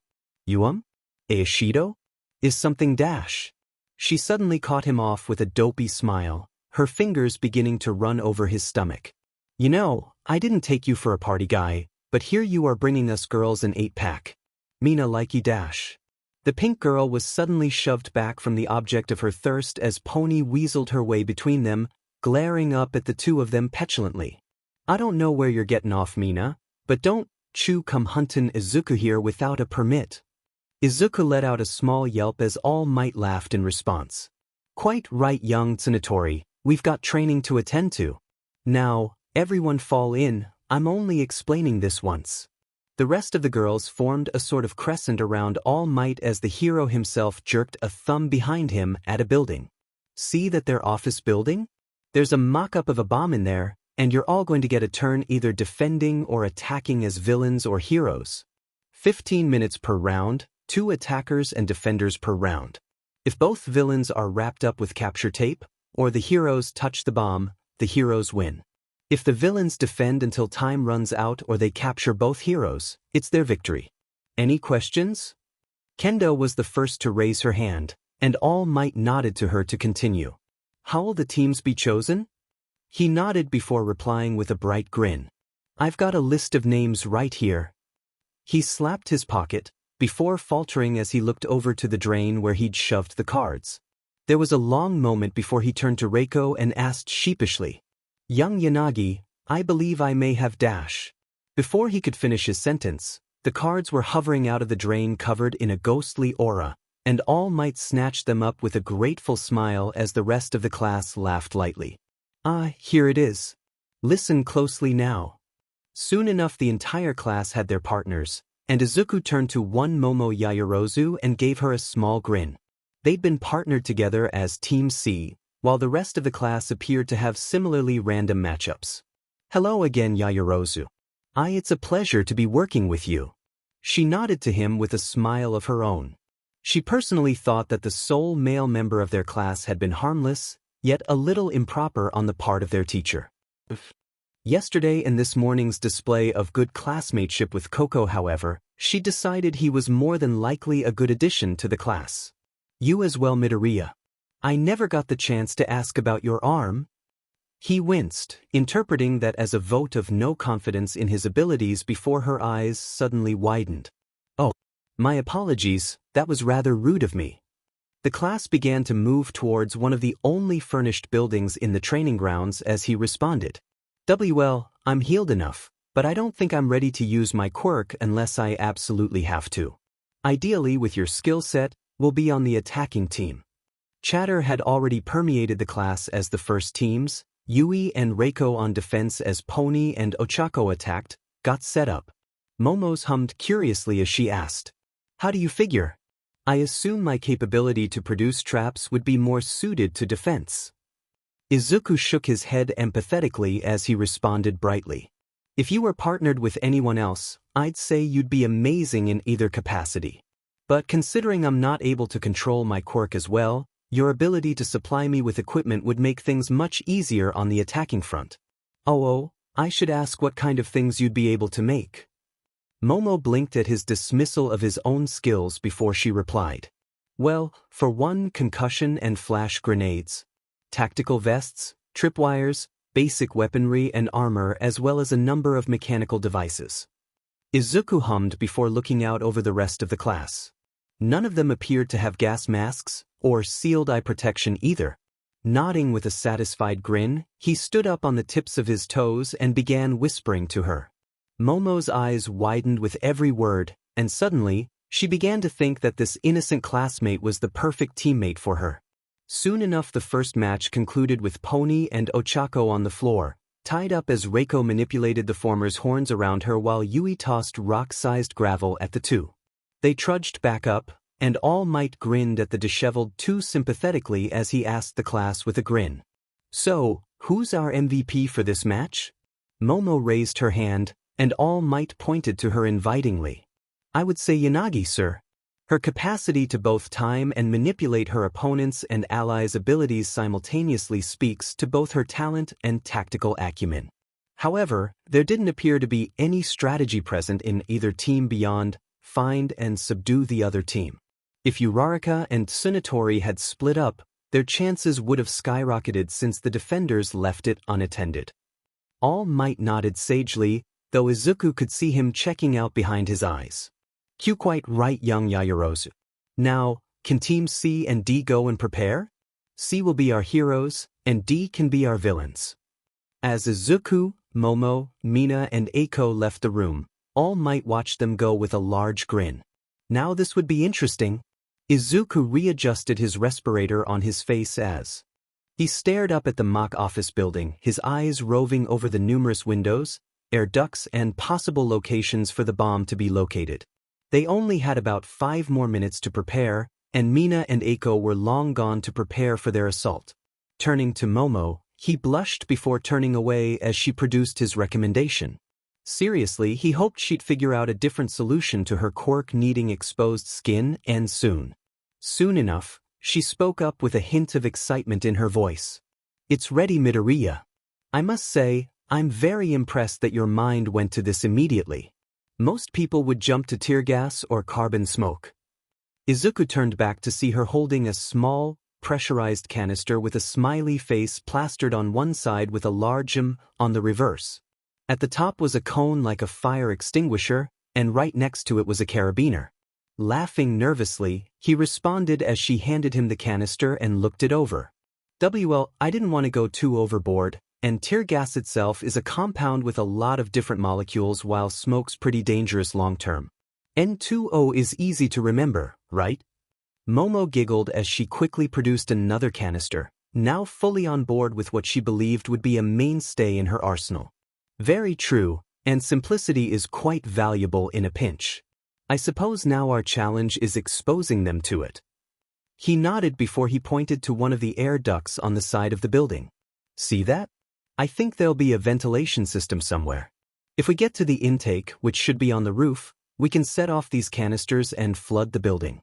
I don't think we'll need to worry about those two coming out to face us in the open air. Considering their quirks and disposition, they'll wait for us to enter and then ambush us with their raw strength in a pincer." Momo blinked before she asked curiously, "Disposition? How do you mean?" All Might's voice announced over the loudspeakers that they had a minute remaining, and Izuku found himself smiling as he responded with a hint of admiration in his voice. "Ashido seems to be very strong in her element. If we let her get into a rhythm, we'll be swept away, and the best way for her to do that is with an ambush. Similarly, Kirishima's incredibly strong in a close-quarters environment, but she'll stay in the open corridors for a mano-et-mano fight. As a result, it will end up with a hammer and anvil strategy no matter what." She carried on for him, realizing that this boy was significantly more observant than she'd given him credit for. "So we need to win before they can get into their rhythm. Well, I suppose we'll need to find a way up to the roof." Izuku laughed nervously as he responded, a nervous grin on his face. "Sorry, did you think you could make a grappling hook and rope?" She blinked before nodding again, quickly creating the device before she asked disbelievingly, "It's fine, but I doubt we'll be able to get it all the way dash." Izuku took it from her, took a few steps back and began twirling it around in a large arc over his head. Neither of them saw All Might grinning as he announced the beginning of the match, and Izuku let out a heave of effort as he used his upper body strength to send the hook sailing up and over the lip of the roof. He pulled it back a few times before it got caught on something, gave it a few experimental tugs to make sure the hook was steady, before grinning to Momo as he let it fall against the side of the building and walked over to it. Shall we?"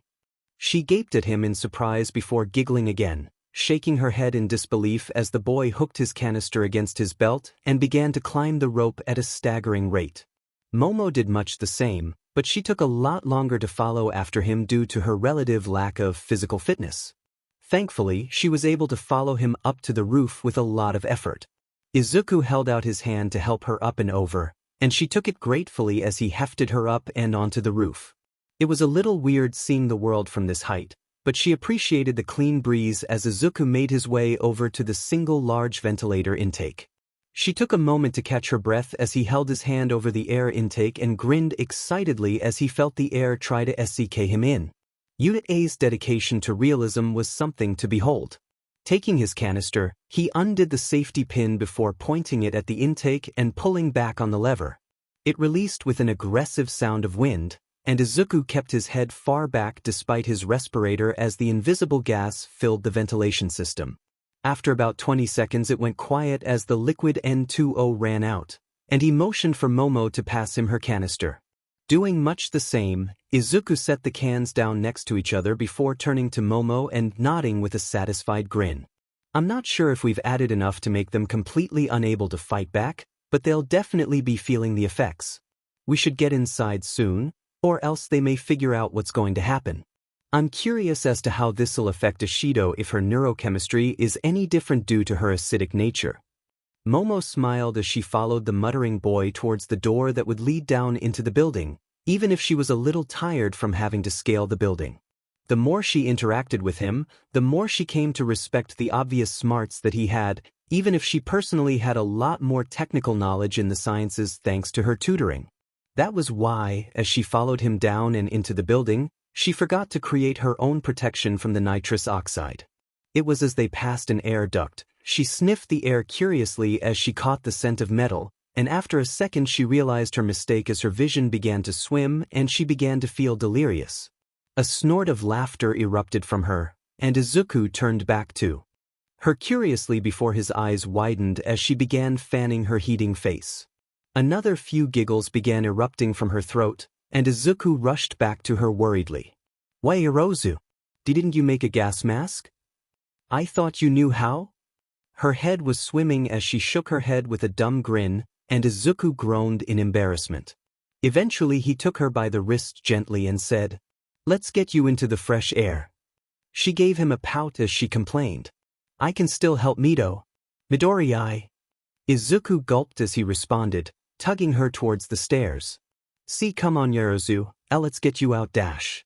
Momo laughed as she grabbed his hand with her other, laughing as she said happily, stumbling after him. "Let's have tea." "Who are you?" Izuku sighed through his respirator, shaking his head fondly before he heard All Might announce over the loudspeakers. "Well, considering the villain team are both debilitated to the point of non-violence, we'll call that the hero's victory. Young Midoriya, can I trust you to round up your dash?" There was a sudden noise from the stairs leading down into the building, and Izuku looked over to see Mina and Eiko stumble up the stairs together, falling over each other and giggling happily. In hindsight, maybe flooding the building with laughing gas was a bad idea. Mina's eyes found him, and she happily began skipping over to him, which did no favors for the boy thanks to her choice of costume. "Midoriya, there you are. Ima capture ya?" Izuku had to turn suddenly to catch her as she threw herself at him, huffing as he caught her with a single arm as Eiko stumbled after her. Sure, Mina's costume was dangerous, but Eiko's bandage-wrapped tank top, slacking cargo shorts and collarbone-clasped red cloak, yes it's Kamina, were just as threatening as she approached quickly. "Oi, what's going on? This some kinda group hug?" Izuku groaned as she threw her arms around them with a massive grin, and Mina cheered excitedly as she nuzzled her cheek against Izuku's. "Yeah, group hug." Welp, if there was one upside to this, it was that he wasn't going to be too worried about the bodysuits his class were wearing anymore. He'd experienced much, much worse. With a lot of effort, he managed to drag the 3 drugged-out girls out and into the fresh air. Wrestling with Mina trying to pull off his mask playfully, Eiko's demands for a fight and Momo just checking out was probably the most difficult part of the exercise. When they arrived back at the control room, Izuku entered to the combined snickers from the rest of the class as Mina waved bouncily next to him while Momo began wandering off towards the class with wide eyes. All Might laughed uproariously as he walked over and patted Izuku on the shoulder. "Well everyone, Shall we hear your thoughts on this most unorthodox situation? Kendo raised her hand, the mirth on her face no less than anyone else in the room except Todoroki. It was a great plan for whoever thought it up, but Midoriya should have double-checked that Yaoyorozu had a gas mask before she followed Dash. She was cut off as Momo spoke up excitedly. He thought of it. The ginger chuckled as she amended. Then, Midoriya's MVP. But he still should have checked on Yaoyorozu. All Might nodded in agreement as the class quickly took the girls in and got them sat down next to an open window. Very true young Kendo. His strategic acumen was sound, though the execution left a little to be desired though things still worked out. However, I caution you to remember that this only worked due to the unique DLVY system of the ventilation system. Just keep it in mind, Izuku nodded, still flush from Mina's closeness as he hid himself back in the crowd of classmates. He didn't really see where he was going before he found a hand on his shoulder, and turned to see Setsuna giving him a massive grin as Hana kept Mina sat down against the wall. Dude, I didn't think you had it in you. You a party boy?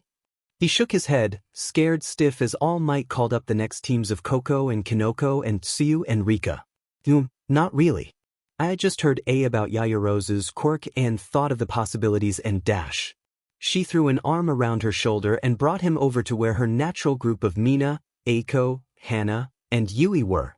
That's pretty cool, I won't lie, I'm thinking of using the vents to move around now.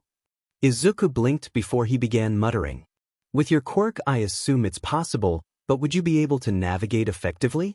I think the laughing gas will have dissipated by now, but there could be remnants that will affect you, or will it if your respiratory system isn't present with your mouth Dash?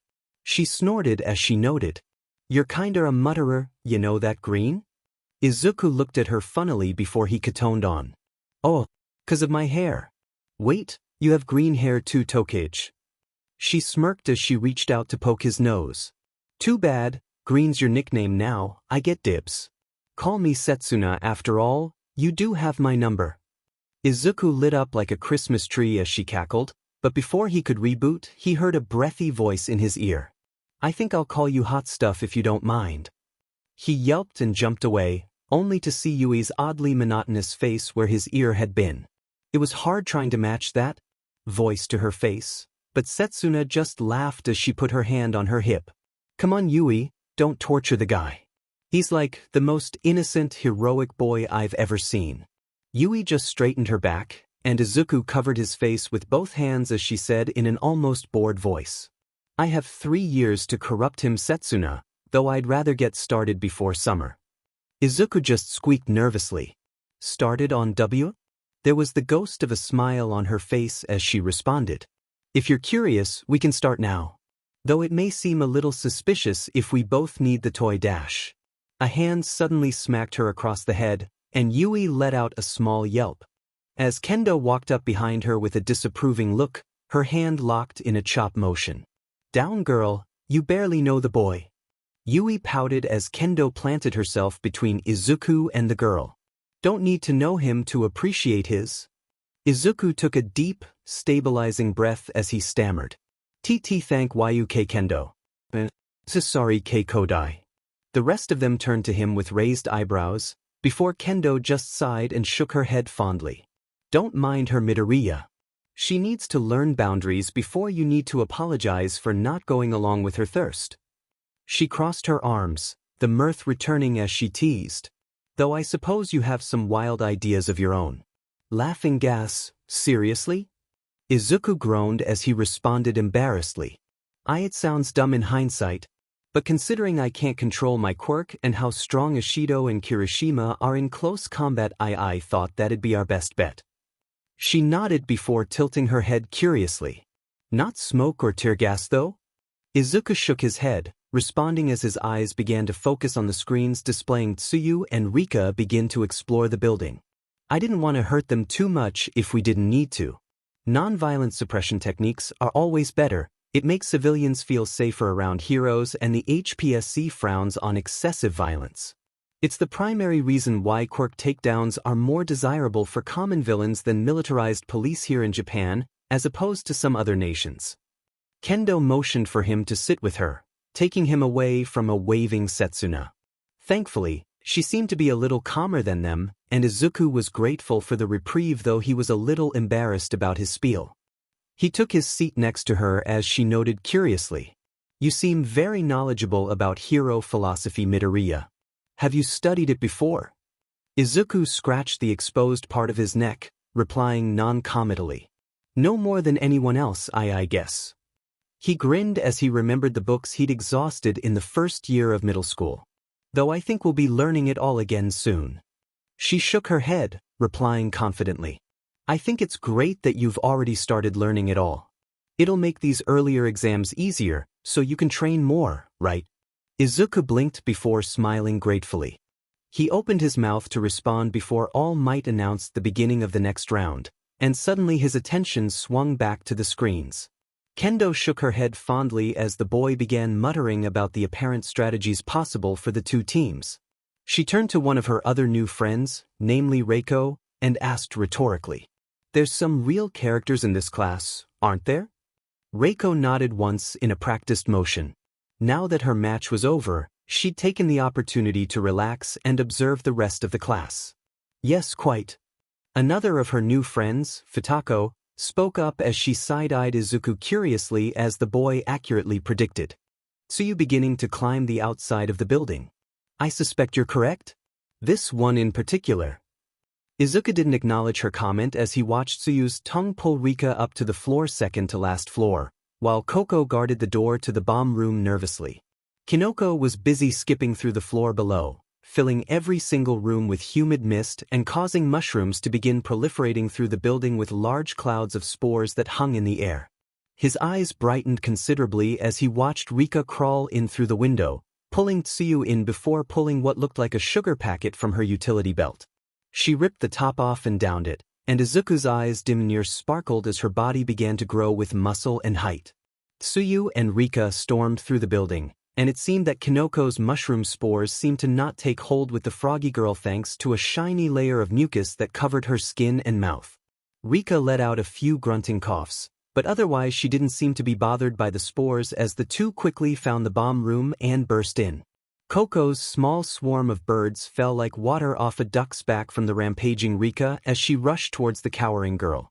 Thankfully, Tsuyu quickly jumped over to the bomb and slapped it with her tongue, and All Might quickly called a halt to the match. The four trudged back in and All Might asked the class, "So everyone? The MVP?" Izuku raised his hand, and All Might nodded to him encouragingly. "Well, I believe it's a tie between Azui and Komori." Azui kept her eye on the objective, and quickly devised a method to subvert Komori's excellent area denial technique. "I'd give the edge to Azui here, but if they hadn't had their natural resistances to Komori's spores which she couldn't have known about, I believe it'd be the villains' win by drastically slowing their progress." All Might nodded once before agreeing. "Very true, young Midoriya. Let this be a lesson to you. You may never know how another's quirk will counter your own.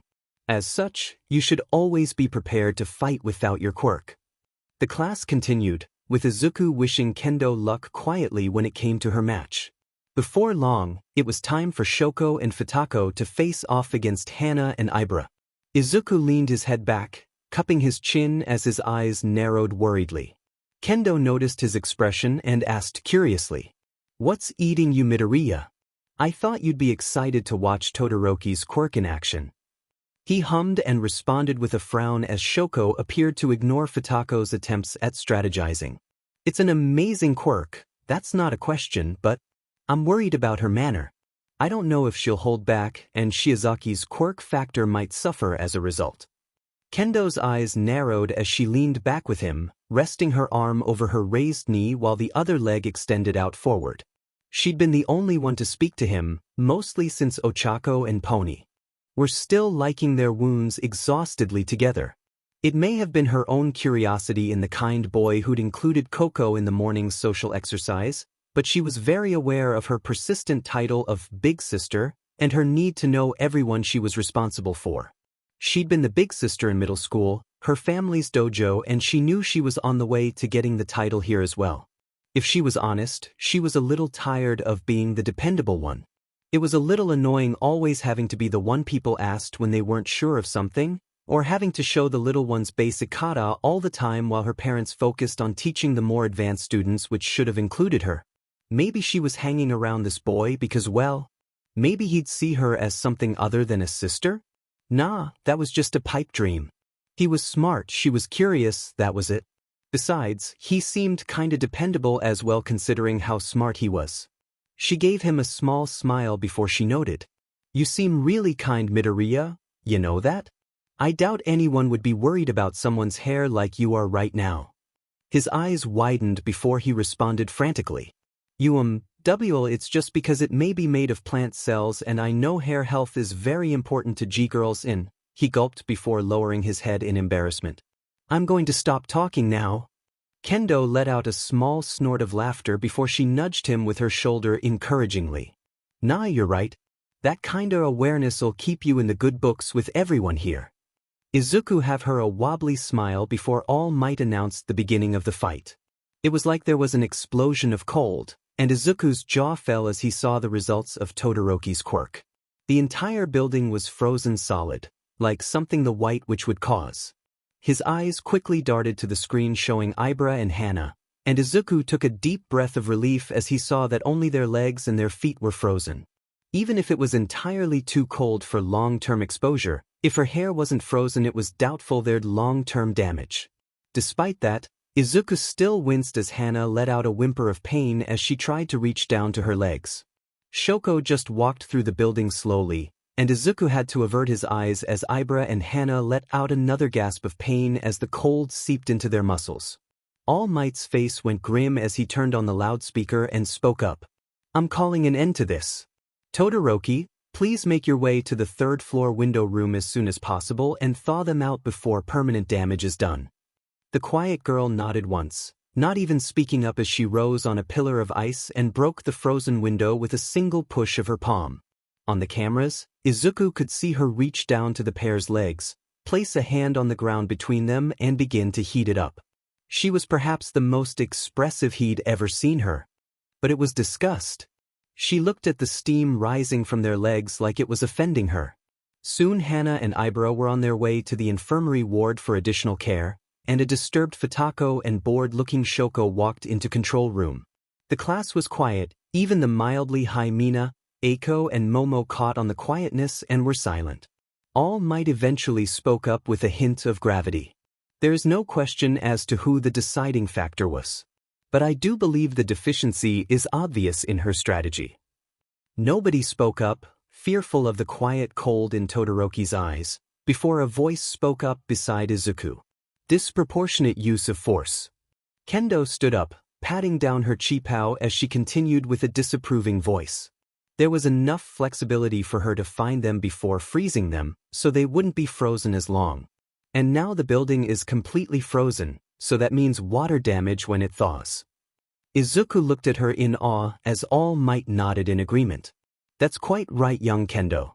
You must remember that you are training to be incredibly strong enough to defeat villains and rescue civilians, but you must remember that temperance is an important part of being a hero. Young Todoroki, I recommend you remember that lesson very, very well. The girl didn't seem to acknowledge him as she walked back towards the side of the class. All Might gave a disappointed sigh before he turned back to the rest of the class with a small smile. Well everyone, I hope you've all had an informative first lesson. Now, time for your final heroics lesson today. Look over there. The class looked over to the other side of the room, right where All Might was pointing, before looking back to see the double doors swinging on their hinges. Kendo let out an amused sigh before speaking up. All right everyone, I think that's class over. Let's get back to the changing rooms and dressed in time for lunch. The chatter began again as they began to leave the control room, and Izuku got to his feet and dusted himself off as he waited for the rest of the class to leave. After all, he really didn't want to go through a crush of girls again. That meant he stood next to Kendo as she supervised the exodus, but once they were gone, they were left in a comfortable silence. She put her hand on her hip before giving him a small smile, speaking up with a grateful smile. You know, you don't have to stay back on my account. He gave her a nervous smile as her responded, and she noticed that he was beginning to loosen up around her. In fact, he seemed to be getting more comfortable around everyone. It had been kind of weird how stiff and robotic he'd been when they'd all arrived. It's not that. In any case, the more the merrier, sorry. She gave him an appreciative nod before she motioned for them to leave as well. The two got on their way, and the small click of their footsteps continued through the tunnels. The journey took a bit too long to maintain the comfortable silence, and eventually Izuku spoke up nervously, rubbing his opposite arm. That was really cool, the way you spoke up back there. She looked at him with a hint of shock, mostly from the sudden speech, but eventually she just giggled and replied. I was just saying what we were all thinking. Besides, I don't think it stuck. That girl needs to chill out, ironically enough. Izuku gave a small laugh, rubbing the back of his neck as he continued thoughtlessly. Heh, no kidding. But I think you do more than that. Nobody else spoke up, but you did even when everyone else was scared to do so. I think that's the sign of a great leader. Suddenly his footsteps were the only ones, and after a second, Izuku looked back curiously to see her staring at him with the hint of a blush on her cheeks. He tilted his head curiously, and he asked nervously, Did I say something wrong? She suddenly yelped, slapping her cheeks twice before she rushed after him, a grin threatening to split her face. Let's get going, I'm starving. That was much more flattering than Big Sister, in her opinion. Izuku leaned back in his seat, taking a deep breath as the final bell sounded for the day.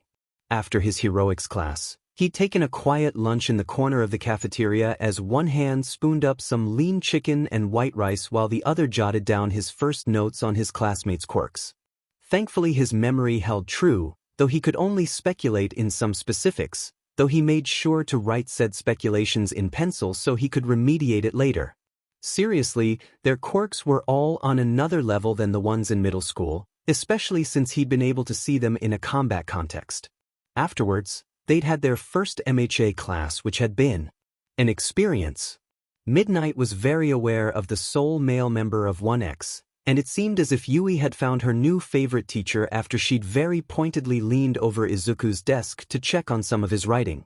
If he hadn't been primed for embarrassment throughout the day, he maybe fallen prey, but thankfully he'd kept his composure. That was improvement, right? Massaging out a small writer's crick in his hand, Izuku packed away his books into his bag before standing up and rolling his shoulders. Ideally, he'd be able to get some more meditation practice after his physical training, though he'd also like to review the class material. Hey Midori, any plans tonight? He blinked before turning to Mina, who was sitting on her desk with her legs swinging below her. Thankfully, after a big lunch and some chemical treatment from Recovery Girl, the girls affected by his drag-laden plan had recovered before the evening classes. Oh, just some training. She grinned as she pushed herself up and off the desk, a bright look in her eye. Really? You want to train together then? Izuku felt some heat build up in his neck as she walked up and kept eye contact, and he was suddenly very aware of just how pretty he thought her unusual eye colors were. WL-. His voice raised an octave higher. Sure? She smiled brightly at him as she bounced back and said excitedly. Awesome. Eiko, Yui, Set, Toru and I were all gonna head down to the gym building and try some sparring. I was totally ready to throw down today, but I won a rematch. Izuku laughed nervously, taking the joke in stride. Judging from her light tone of voice, he doubted she meant it as an actual complaint, though he couldn't be sure. At least he wouldn't be alone with Mina while exercising. It'd give him a chance to concentrate if she had other people to talk to. Sorry about that. Should we dash? Got room for a couple more? They both turned to see Itsuka, Pony and Ochako standing behind him. The ginger gave him a small wave in greeting as Pony smiled brightly behind her. Mina's eyes sparkled as she replied excitedly, not waiting for Izuku's input. Of course, girl. You were so cool today. Actually, Mina called out over the class excitedly. Everyone, we're all heading down to the gym for some after-class training. You're all welcome to join in. The chatter perked up again as some of the girls began to call back their assent. Soon enough, they had a strong 16 participants, excluding Tsuyu, Reiko, Shoko and Koko. The group began to leave, but before Izuku left, he looked over to Koko with a questioning look in his eyes. The girl just waved him off, a grateful smile on her face. He didn't want to force her if she didn't want to, but it was a shame in any case. They left, and as they made their way down towards the changing rooms, he felt his phone buzz. Taking out and opening the message, his face lit up when he saw that it was a message from the girl herself. Koji, I'm volunteering at the animal shelter tonight, but thanks for worrying. He was a little surprised at her apparent exuberance over text, and quickly tapped back as he turned the corner with the rest of the girls. Midoriya, you're welcome. And that's incredible, Koji. That's an amazing way to spend your time. Koji. Nabla. Koji, it's not that big of a deal. Midoriya, I'm sure the animals you take care of disagree. Have fun. That may have been a slight take from All Might's playbook. Whenever he'd been feeling down or daunted by the task of cleaning Takoba's beach, the man had always brought up the wild crabs that had started burrowing around again or those who lived around the former trash heap, and it always bolstered his resolve. Not to mention he genuinely felt like she was doing something truly heroic for those animals, and he didn't think it wasn't a big deal at all.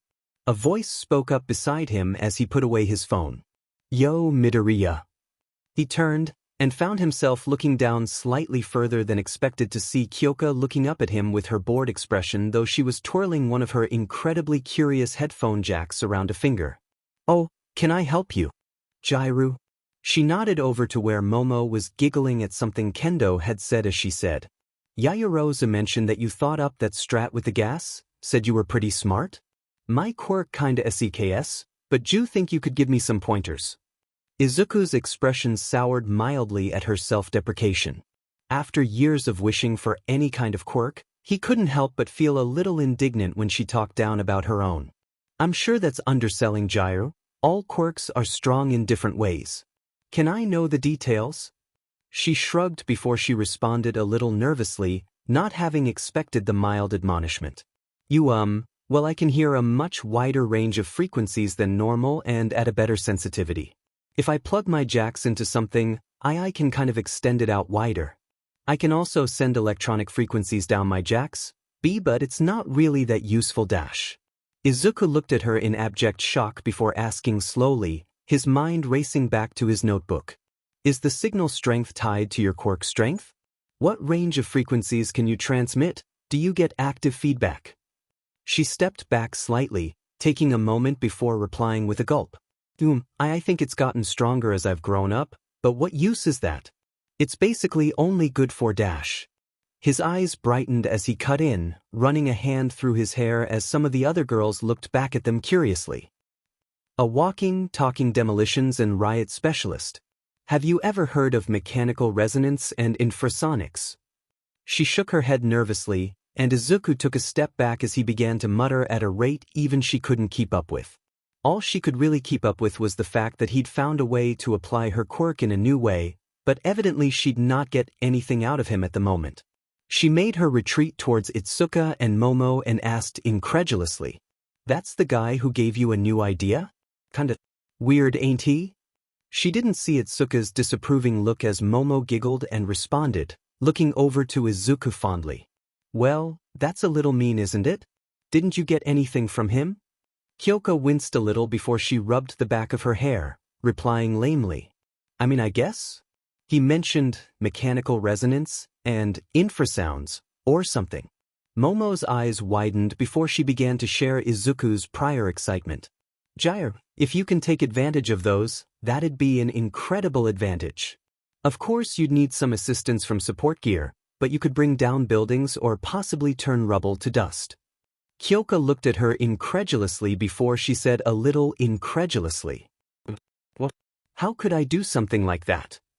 Momo explained patiently as they arrived at the changing rooms, and Izuku turned to the changing rooms without a word as he continued to mumble. Very basically, by using a frequency specific to a material, waves of pressure begin to build up internally and can eventually cause failure. You'll likely need to book a quirk test so you can communicate what you need to the support department and learn how to take advantage of the effect safely, but I have no doubts it'd be worth a try at least. Her eyes widened as she finally caught onto what had gotten Izuku so excited. Being able to do something like that, with her quirk, sounded pretty badass. Granted, it did sound pretty technical. She'd need to study, wouldn't she? Groaning, she grabbed one of the Udata tracksuits from one of the dispensers and began to get changed. There was the usual chatter in the changing room, which she was thoroughly uninterested in, but a sudden dark giggling caught her attention as her jacks perked up. Turning her head, she found her mouth gaping as she saw Yui kneeling down at the wall with her tracksuit half zipped up as her face showed the most emotion she'd seen it show in the form of a wide, toothy grin. Setsuna was the first to approach, asking curiously, "Yo, you? Find a bug or some?" The girl just said excitedly, her eye pressing up against the wall and the other closing. The Holy Land, a precious heirloom passed down from sisters before. Damn it, just get changed already? The changing room went silent as they all turned to her, and the truth of the situation dawned on them. Setsuna grinned as she put her hand on her hip and asked, "Seriously, a peephole? That's rich, considering the guys and girls don't get changed at the same time." Momo, having buried her face in her hands at the mention of peeping, groaned and explained. The general studies courses use these as well. At the same time. Almost immediately Ibra spoke up aghast, looking at Yui incredulously. "Kodai, leave that hole alone this instant. Midoriya had better not have used that himself, how unscrupulous." The chaos in the room reached a fever pitch, and only Yui could see Izuku look up at the wall curiously before Itsuka called out over the noise with the commanding voice she'd cultivated over the years. "Shut up, all of you."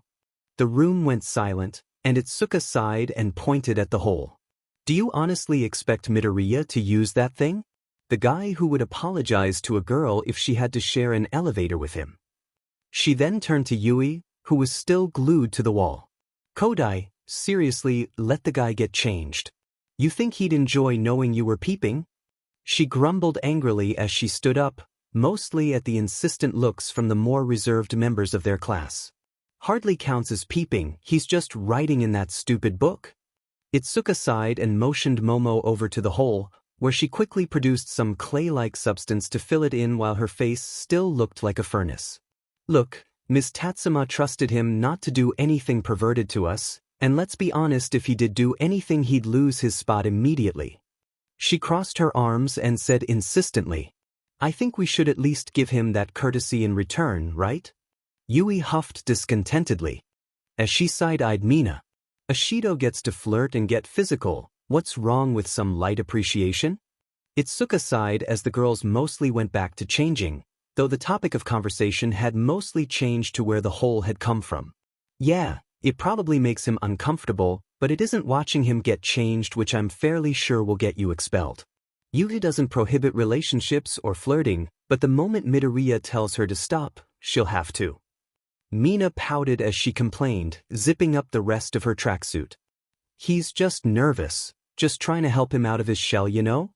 She sighed in defeat as she laced up her final shoe, very much done with the conversation. She hated having to be the voice of reason, but she felt like if he learned someone was peeping, he'd take it much worse than Yui expected. That's admirable, Ashido, but not every boy appreciates getting close to a girl he doesn't know that well. I mean, if that's your thing, try the 1Y guys, they're probably more confident than Midoriya." Mina groaned discontentedly as she followed Kendo out of the changing room, complaining petulantly. "I mean, I guess? But Midori's like our guy, right? We gotta look out for him, and besides, he's kinda cute, right?" Eiko jogged up beside them as she added her own 2 cents with a confident nod. "Yeah, I doubt he'd be shallow or anything. But I'm totally grabbing him for a spar. That gas trick was totally not manly." The rest of the girls meandered their way down to the gym complex, a collection of buildings, pools, and outdoor spaces that facilitated the PE classes. Without a supervisor, they weren't allowed to use their quirks on each other as first years, but these facilities were DMN near Olympic standard. They quickly found themselves in one of the 4 gym buildings that contained both a non-quirked sparring arena, gym equipment, and a studio. Nobody else seemed to be milling around, which made sense considering you didn't exactly make good health extracurricular, but judging from the sounds coming from some of the larger buildings the other years were busy doing quirk practice. They began to dissipate, though Itsuka made sure to keep her eye on the door for Izuku's arrival. She wasn't entirely sure how aggressive Eiko would be about that spar, but she didn't want things to get heated. Sure enough, he walked into the building nervously, his notebook under his arm. Eiko quickly jogged over, a big grin on her face as she greeted him. The two exchanged a few words, before Izuku's eyes widened as Eiko grabbed his sleeve and began tugging him in the direction of the sparring arena. He didn't seem to be resisting, but the apparent first spar of the day was drawing attention and she couldn't be sure he wasn't just being quiet for the sake of peace. Setting down her dumbbells, she followed the parade towards the matted arena and watched critically as Eiko tossed the extraneous top half of her tracksuit to one side. Izuku did the same, leaving himself in a form-fitting muscle shirt he preferred when working out. Itsuka walked up as the rest of the spectators sat around the benches. "Alright, I'll officiate. 5 points, lose a round or take a decisive hit, it's their point. Take a fall or get tossed. I reserve match calling privileges, and since we don't have protective gear, no face or crotch shots, and no hair pulling or biting. Needless to say, no quirks. Understood?" Izuku and Eiko nodded, though the former looked significantly less certain in both his stance and manner. She could tell the boy hadn't had any actual combat or contact sport experience, so she honestly expected that he'd probably lose here. Eiko looked excited for the fight, bouncing on her toes as she tied her medium-length hair back. Itsuka crossed her arms as she called out, "Start," and immediately Eiko went for the first hit. Surprisingly, Izuku was able to take the closed fist strike and quickly darted around her as if to run away, but stopped himself as the redhead looked back at him with a gleam in her eye. "That's some fancy footwork there, but I want to see those fists fly. Grit your teeth." She turned around and went in, and Izuku raised his arms to block her next strike before he let out a gasp as her legs snapped into his left side. Itsuka called out Eiko's first point, and the class called out their excitement or encouragement as Izuku stumbled back and held a hand to his side with a grimace. He'd been surprised when Eiko demanded a spar in exchange for showing her up in their first training class, but hadn't denied her. If he was honest, he didn't like the idea of physical fighting that much, but as a hero he knew it'd be necessary. The issue was, he wasn't exactly sure how a spar should go.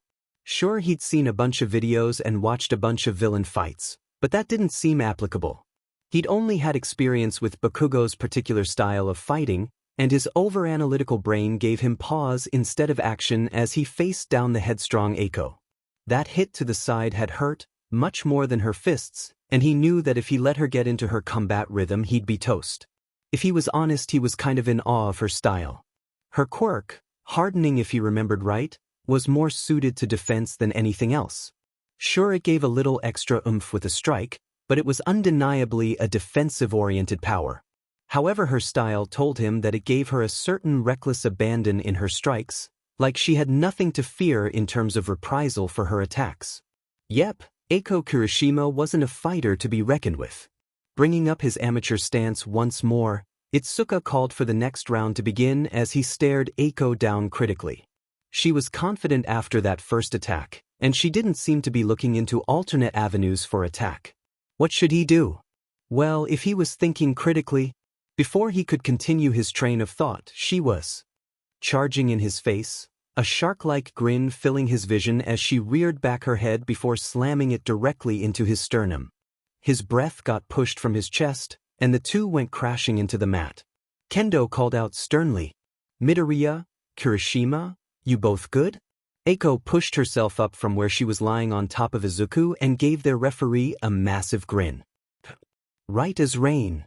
Rolling off to the side, she pushed herself up before offering Izuku a hand up. He took a few breaths, taking her hand and letting her help him up. He expected her to let go of his hand, but she kept his hand in hers as she gave him an almost annoyed look. "Midoriya, dude, stop holding back. I'm a girl, but I can take it." Izuku gaped at her before he responded incredulously. "What? No, it's nothing like that. I never hit anyone before and I'm not sure." She blinked before laughing, letting go of his hand before grabbing his wrist. "You should have told me, dude. Glad you're not just holding back, 'cause I'm a girl." With her other hand, she closed his fist as the rest of the class watched silently. First hit's always the worst, man, same with everyone. A stand-up guy like you'll never get over it if you don't get used to it. Suddenly, the hand that was holding his wrist rocketed his hand into her cheek. Izuku's eyes widened as he threw, or was dragged into, his first hit. She didn't seem to feel it at all, continuing to smile confidently up at him as she let go of his wrist. They stared into each other's eyes, and Izuku took in the feeling of his fist on her cheek before he let his hand fall. He felt a little horrible as he could see the redness on her mildly bruising cheek, but she reached up to pat him on the shoulder. Izuku flexed the hand which had hit her as she said confidently, "See? Ain't so bad. We ain't using quirks. Worst you could do to me is a bad bruise, dude." He nodded in understanding before Eiko walked away a couple of steps before turning around, raising her hands once more. Izuku took a deep breath before raising his hands once more, his eyes focusing on his fist before it sank into the background to see Eiko. He was ready, she'd gotten him over that hump, and he was grateful. Itsuka had been watching the two like a hawk, making sure nothing was amiss. While that was technically a headshot, Eiko had invited it, hell she'd guided it, though she doubted her parents would allow something like that in the dojo. She doubted Izuku would make a dirty hit anyways, and she was about ready for the match to continue. "You two done?" Eiko and Izuku nodded confidently, and she motioned for the two to continue. Eiko made her signature charge once more, but just as she went for a devastating sucker punch that would have floored him for the third time today, he jumped to the side. He could barely see Eiko's disappointed look before her eyes widened as she caught on his outstretched leg. She shielded her face as the girl went tumbling to the ground, and it was with a small grin that Kendo announced Izuku's first point to the class cheers of excitement. Eiko quickly got up, wiping away a hint of sweat from the side of her mouth as she grinned at Izuku encouragingly. "Now that's more like it, Midoriya. Let's take it from the top, reset the clock, Kendo." The referee sighed in defeat as she nodded, giving up on any notion that this was anything but a structured slugfest. Izuku and Eiko charged at each other once more, and soon enough they were just throwing punches like a pair of drunks while the rest of the class cheered them on. She sat back down, keeping an eye on the two to make sure they didn't get too heated, but otherwise relaxing. Momo took a seat next to her, pulling a strand of hair behind her ear as she noted bemusedly, "Well, if they're happy." Itsuka snorted as she rolled her wrist. True that, least Midoriya got over his fight anxiety. Eiko took a fall as Izuku went for another leg sweep, and she raised her eyebrow as the boy began to bounce between his feet excitedly. She continued, observing knowingly, "Boys love a scrap, especially the ones that want to be heroes. Diamond near have to throw the kids out of the dojo before they get a concussion, and that's after trying to get them in protective gear." Momo raised her eyebrow curiously. "Really? Do you do a lot of teaching kendo?" She shrugged, replying non-committally, "I guess, mostly just helping out with the kids' classes." She turned to Momo and added, "And just call me Itsuka, I doubt we'll be strangers for long." She blinked in surprise before giggling, nodding in agreement. "Momo then. Though I must say, I'm a little embarrassed by my performance today. The plan was sound, but I got distracted." Itsuka hummed in thought as Eiko managed to bring Izuku back in line with a wide tackle.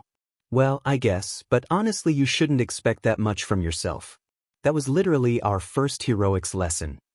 Her face stretched into a smile as she turned to Momo, recounting, "You wouldn't believe the number of teenagers strutting into our dojo, thinking they're the next big thing, only for me or one of the younger students to lay them out. Give it time, keep at it, you'll get better." Momo blushed as she looked back down at her knees, contemplating her words. That was a nice way of looking at it, and it certainly made her feel better. She did suppose that she shouldn't have expected to be perfect from the first lesson, even if she had been a recommendation student. I see, thank you Itsuka." The ginger gave her a small smile as Izuku got floored once more by an onslaught from Eiko, and snorted as Izuku gave up of his own volition. She got up and said with finality, "You know what, they're happy enough, I'm going to keep training." It seemed that her initiative made most of the rest of the class realize that they too were supposed to be training. They mostly got back to what they were doing, sans Mina who also wanted her shot. At fighting Izuku. Eventually Eiko and Mina switched, and Izuku was breathing heavily by the time Mina and Eiko decided to fight each other and give him a break. He took a seat on the bleachers, pulling out his notebook as he wiped away a small streak of blood from an errant hit to his cheek. Quickly flipping past the new page he'd been working on based on his speculation about the applications of Kyoka's quirk, he quickly jotted down a new page about the realities of combat. His preconceived notions about combat were pretty much shattered. There was a significant emotional aspect, and he hadn't expected to enjoy it as much as he had. Perhaps that was just because it was a friendly spar, maybe it was just nice finally being the one throwing the punches, but whatever it was, he couldn't rely on the idea that he'd be able to capitalize on his opponent's weak spots. Eiko was strong, and he didn't doubt that if he'd faced her during training with her quirk in full force he'd be hung out to dry. Mina was much the same. He'd barely managed to get anything to stick with his weak stance and subpar punching. She'd near danced around him, hitting him in the back of the knees or tripping him up much like he'd done to Eiko. Watching her now, he could see some of the deficiencies in her style that he was blind to in the thick of the fight. She was exceedingly good at keeping away from hits, but none of her own really had any weight behind them. Considering her quirk, that wouldn't be too big of an issue, but he didn't doubt it'd be one of the things she'd be working on. In any case, the way she fought was almost mesmerizing. She didn't seem to be emulating any style he recognized. It was more like she was dancing in a box around an increasingly frustrated Eiko.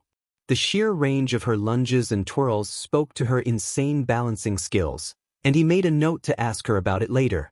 It was as he was furiously jotting down notes that he felt the bench shift, and he blinked in surprise as he heard a bemused voice ask, "You know, I don't think I've seen a first year going this in-depth into combat stylization. And is that some notes on Jiro's quirk?" Izuku yelped as he turned to see Tatsuma smiling down at him pleasantly. The rest of the class seemed to have taken note and either waved or called out their greetings, and their teacher waved back as Izuku snapped his notebook shut embarrassedly. "Oh, thank you. We're just sparring and I realized that I was really out of my depth, and since I didn't technically fight today I thought it'd be dash." She held up a hand to stall him. "I heard, that was quite the interesting tactic, though All Might tells me you weren't too happy with the outcome. Though, if I may, I've never seen a class this eager to train after their first heroics class." Izuku looked up and scanned around the room. Mina had finally taken a trip, and Eiko was introducing her to her particular brand of manly determination. Some of the girls had taken over the array of treadmills, some were working on their upper body strength, and some were supervising the others. He nodded in understanding as he muttered, "Since they were training in the morning, and then had lunch and the afternoon classes to rest, in addition to Ashido and Kirishima wanting to spar. In addition to the social aspect, namely team building and continuations of the teams from this morning." She nodded in agreement, snorting as she watched Mina tap out of Eiko's hold frantically. I think you've hit the nail on the head. Though I notice you're talking about them, don't you consider yourself included in this?" He laughed nervously, scratching the side of his neck as he replied humbly, I guess not. It's just kinda hard to really believe I'm at you, let alone in 1x. She hummed in sympathy, recognizing the self-doubt in his statement. It wasn't as if she psychologically profiled her students, but she did want to do right by the ones who really needed her. The two on her radar at the moment were Izuku and Shoko, but she didn't think Shoko was quite ready to accept her help. The issue she'd encountered was, what was she supposed to do? If he'd been in 1Y, then he'd basically be forced to interact with Bakugo, and according to Aizawa's grumbling the boys would be interacting like oil and water. It was already dangerous enough now that the news about the 1X boy had begun to spread, and if her goal was to help Izuku's growth, she could only hope that the boy would have his class at his back when Bakugo eventually realized that Izuku was at UA. Refocusing on Izuku, she gave him an understanding nod as she folded her hands on her lap. It's not unusual for people to think they don't belong at UA, even in the general studies and business courses. Midoriya, think about Hagakure and Ashido. He perked up curiously as she discreetly pointed over to where Hagakure pushed herself on the treadmill. You didn't hear it from me, but they're not exactly the best at academics. I'm sure you noticed it in any case. She chuckled as she remembered the written panic on Hagecure's first maths quiz. If they were only applying to the general course, they'd probably not make the cut.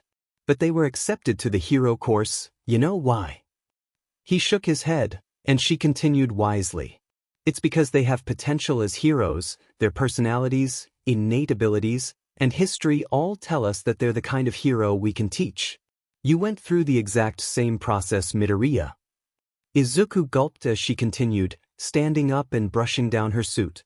She'd only come around after she'd heard about nearly all her class being at the training facility, and she was glad to see that they were motivated, even if she'd be a little later home.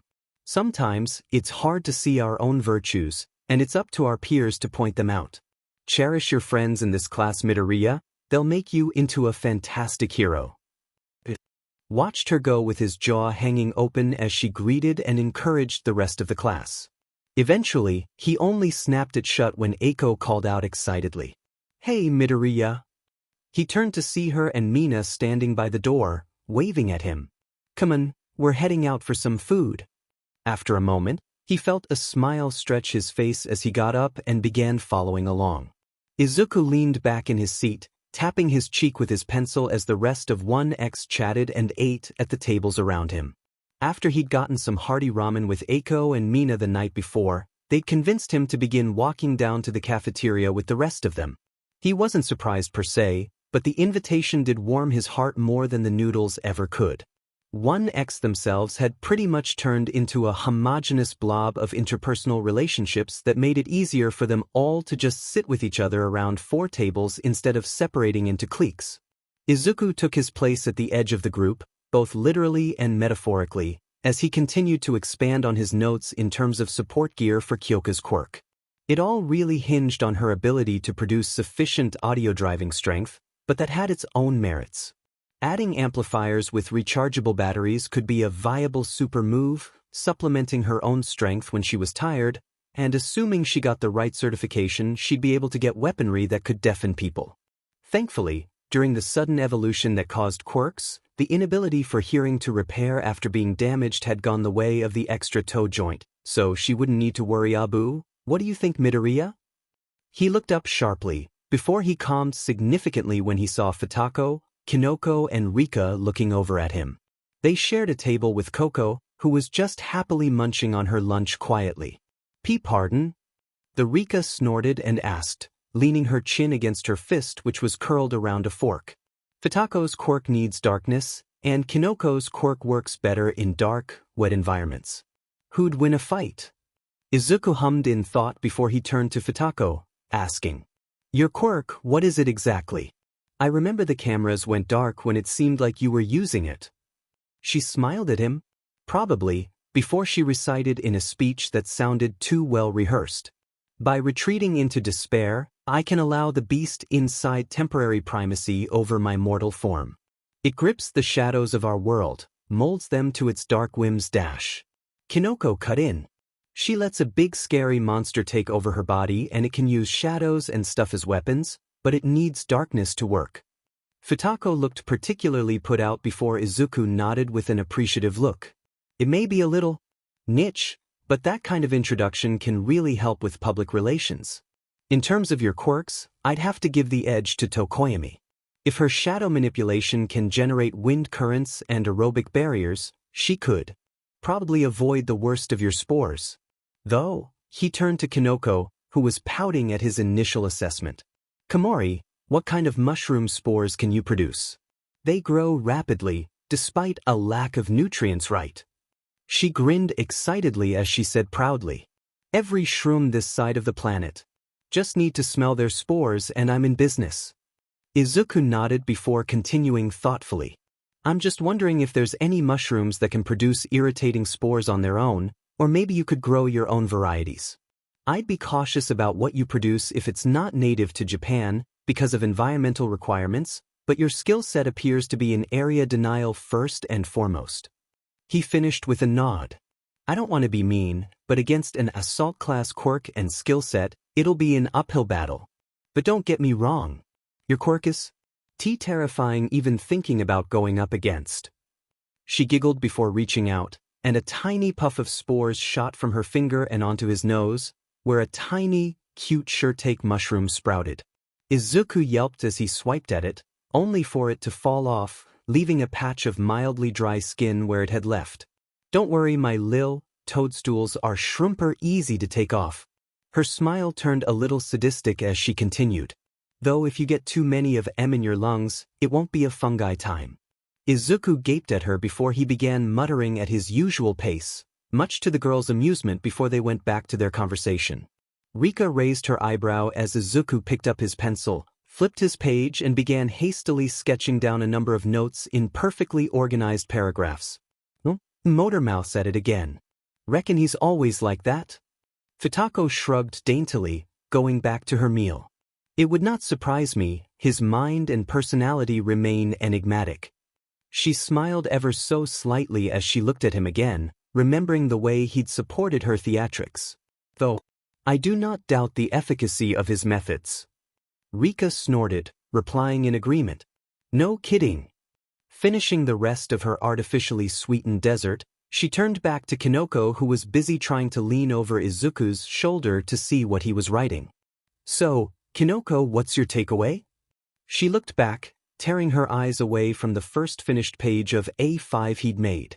Oh, I mean, it's nothing I didn't know before, but I'm curious about the crossbreeding angle. I wonder if I could cross them pre-ejection? Izuku's hand went still for a moment before he very quickly began to jot down another paragraph like a man possessed. Even his muttering had accelerated to a pace that would make present Mike blush. Kinoko giggled as she sat back down, content to let Izuku work whatever madness that spawned his laughing gas plan. Well, that was right up until they heard a voice growl behind them dangerously. It is you, Deku. The boy paled, and his hand shook to a halt as Kinoko looked over her shoulder. Curiously, staring down at them was a boy with big blonde spiky hair and a mean face who put his hand on Izuku's shoulder, which began to smolder. Izuku let out a quiet whisper of greeting, his face not betraying the entirety of the fear welling up in him. Keikaken. The hand tightened as Rika spoke up, curious about this apparent acquaintance. You two know each other? Name's Rika Sadash. Katsuki threw her a glare that silenced her as he hissed. Did I ask, you shitty extra? He shoved Izuku away and reached down to grab his notebook. He didn't even say anything before the sound of firecrackers were muffled by its pages. Deku, you've got 2 FNG seconds to explain how the F you got in before I dash. Hey asshat, how about you put that book down? Izuku's eyes widened as Katsuki grunted and turned around, only to see Pony staring up at him defiantly with her hands on her hips. Ochako was getting up from where she'd been sitting next to Pony and Tsuyu to join her, and Izuku's darting eyes caught that the rest of the class had focused their attention on them. And who the f are you, his pity beach? Back off before I dash. Pony's nose flared before she, in half a moment, reeled back her head and charged directly into his abdomen.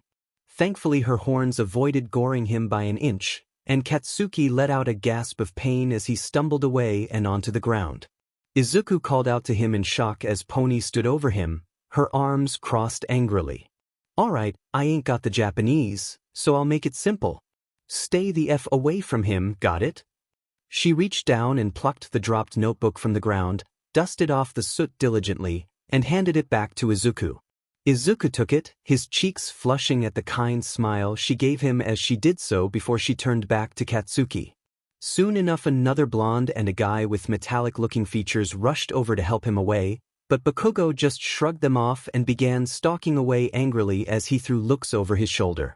The other two just shrugged before walking after him, only giving curious glances over to the other members of 1X before they made their retreat over to where 1Y was watching from a distance. Pony sighed before turning to Izuku with a bright, satisfied grin. Told ya I'd handle him.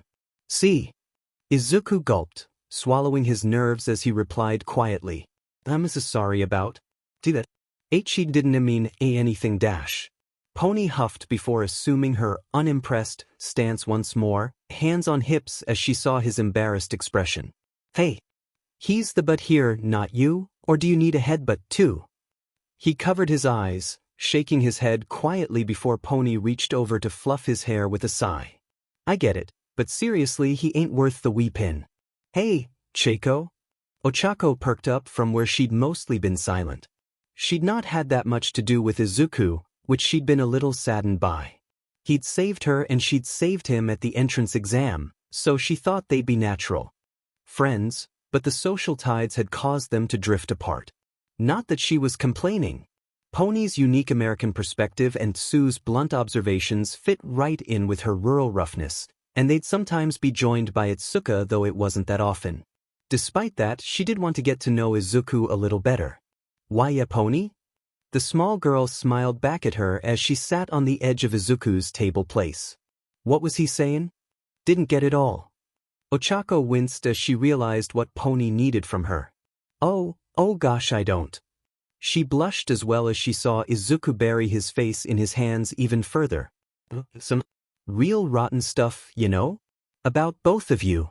Pony directed her annoyance to her, before Tsuyu spoke up from where she'd been sitting. He implied you were sleeping with Midoriya because you thought he was pathetic, ribbit. She slurped down the rest of her jelly pouch before turning to Izuku. I'm not sure about your history, but there's no doubt he's a bully.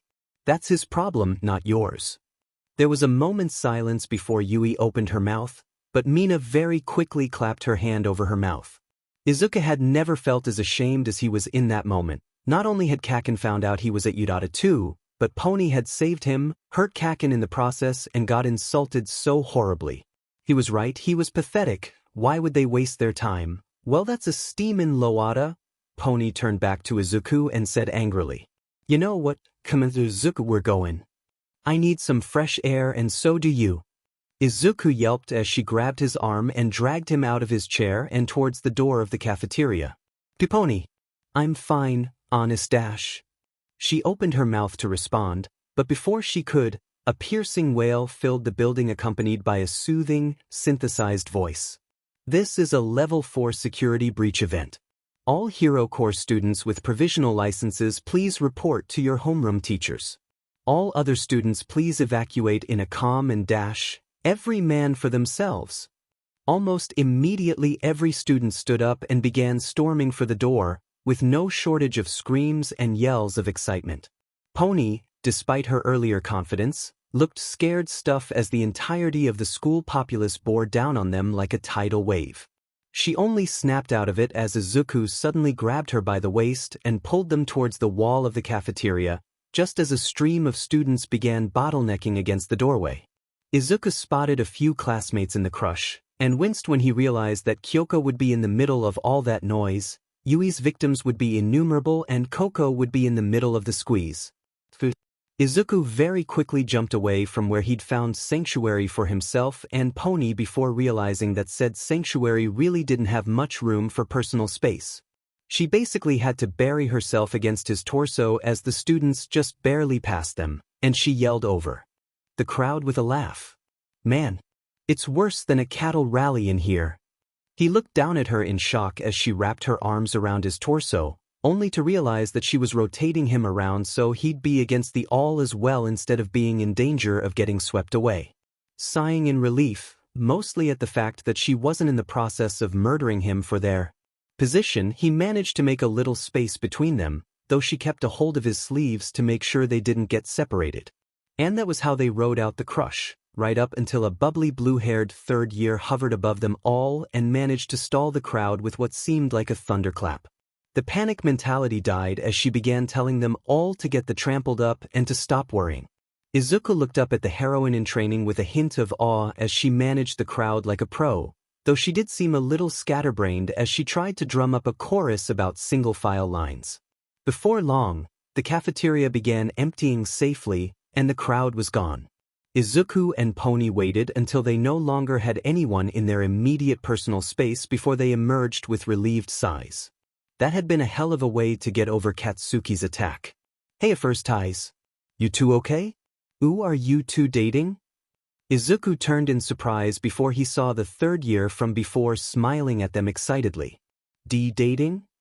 His voice cracked slightly on the last syllable as he continued frantically. What gave you that impression? She began circling the two as she encircled her eye with her index finger and thumb, mimicking a magnifying glass. "You're really cute," she helped you with that other guy, and then you two were together in the crowd and now you're holding hands. Izuku looked down to where Pony should have been holding his sleeve before realizing that her hand had, in fact, slipped down into his own. He'd never even noticed. He made to let go of it like it was on fire before realizing that she wasn't letting go very pointedly. Pony replied with a bright laugh, playing it off. "It was nothin', just looking out for each other. I'm Pony Tsunatori, and this here's Izuku Midoriya." She nodded in understanding before she smacked the flat of her fist into her palm in an epiphany. "Ooh, you're the boy in 1X, aren't ya? I'm Nijire Heido, you have Ryuko don't cha? Ooh, does she tell you anything about her J-dash?" A hand came up behind her and chopped her from behind, and Nijire gave a cute pout as a redhead walked up behind her, thoroughly disheveled. "Oi, can it Niji?" She turned to the two first years and sighed as Nijire whined like a puppy. "Sup, Yu Heya, this one's handler." She turned to address all of them at once. Got word from the rest, the gate was destroyed and media stormed in. Everyone to the homerooms, class pres take register, and then campus is closed for the night while they investigate. Izuku spoke up nervously, raising his hand. "We don't really have a class president yet." It was true. Ryuku told them that they'd be holding the election at the end of the week so they could all figure out who they wanted to choose. Izuku had wanted to vote for Itsuka, but he'd noticed her reluctant silence when a few had pointed out her competence. Yu sighed and stuck her hands in her pockets. "Head back, see if you can send out a text or anything to make sure everyone's okay. Take a count of everyone that's in the class, write it on a bit of paper, and leave it for Ms. Tatsuma." She reached out and tapped him on both shoulders like she were knighting him. "You speak with the authority of the 3X class pres. Get going, both of you." The two nodded before Pony began dragging Izuku away by the hand. They left and got moving towards 1XS classroom, but before Izuku could point out that they were still holding hands embarrassedly, she spoke up with a grin. "You know, Izuku, kinda weird." He blinked in surprise as he asked nervously, wondering if this would be when she tells him to stay away from her. Oh. She sighed as she explained patiently. "You shut down when that guy showed up, but when we're facing a stampede you step up like a real man. Hell, I've never felt that. Scared, think it was my animal instincts." Izuku was silent for a long moment before he explained. "I just felt my body move before I could think.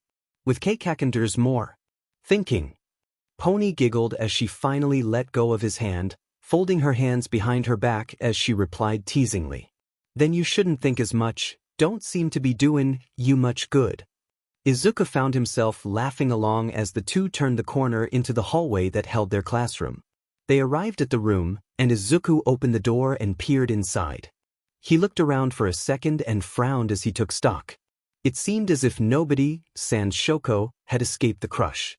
Koko was at the back being comforted by Itsuka, and Ibra, Ochako, Mina, and even Toru were disheveled beyond reason, and it seemed as if more than a few were both frustrated and angry. The first to notice the final two arrivals was Momo, who sighed in relief as she got up from where she'd been brushing down her uniform with some kind of cloth brush. "Midoriya, Pony, I'm glad you're both okay," she raised her eyebrow at seeing the two relatively fresh. "Did you get any news or instructions?" He cleared his throat as the rest of the class seemed to turn to them. "Okay, Yu Heya from 3X said that we should take a register and leave a note, and then we're going home for the day so they can do an investigation. The gate was destroyed, and the media got in." Pony nodded, corroborating his story before Momo looked around. "Well, I think you two were our last arrivals." She produced a luxuriously bordered page of A4 from her arm along with a pen. "I'll get it all written out. You two can take a moment to get your things." Izuku and Pony nodded their thanks. The latter went towards Ochako and Tsuyu, but Izuku's biggest priority was Koko at the moment. Jogging over, he slowed to a halt as Itsuka looked up from where she'd been rubbing Koko's back with a relieved smile. "Hey Midoriya, glad you two are okay." He smiled to her and Ibra before he spoke up quietly. "Thanks, you too. Koji? Are you okay?" She sniffled slightly as Ibra explained sympathetically, holding the other girl's hand comfortingly. I'm afraid she was brought to the floor, and more than one didn't see her. Poor thing. Izuku's eyes widened as Coco wiped away at her tears with her sleeve. He gingerly sat down in front of her as she looked up nervously, and he could see the bruising on her cheek from what looked like a shoe print. Hi Midoriya. Izuku gave her a small, shaky smile as he replied. Hi Koji. Did you get that scene too? Does anything hurt? She shook her head silently, but Izuku could recognize someone toughing it out. He frowned before he got an idea, and stood up with a small smile. Wait here just a sec, okay? Coco looked at him a little curiously as he quickly walked over to Momo and obtained a small plastic bag after a second of explanation. Then, perhaps foolishly, he walked over to where Shoko was sitting with a bored expression.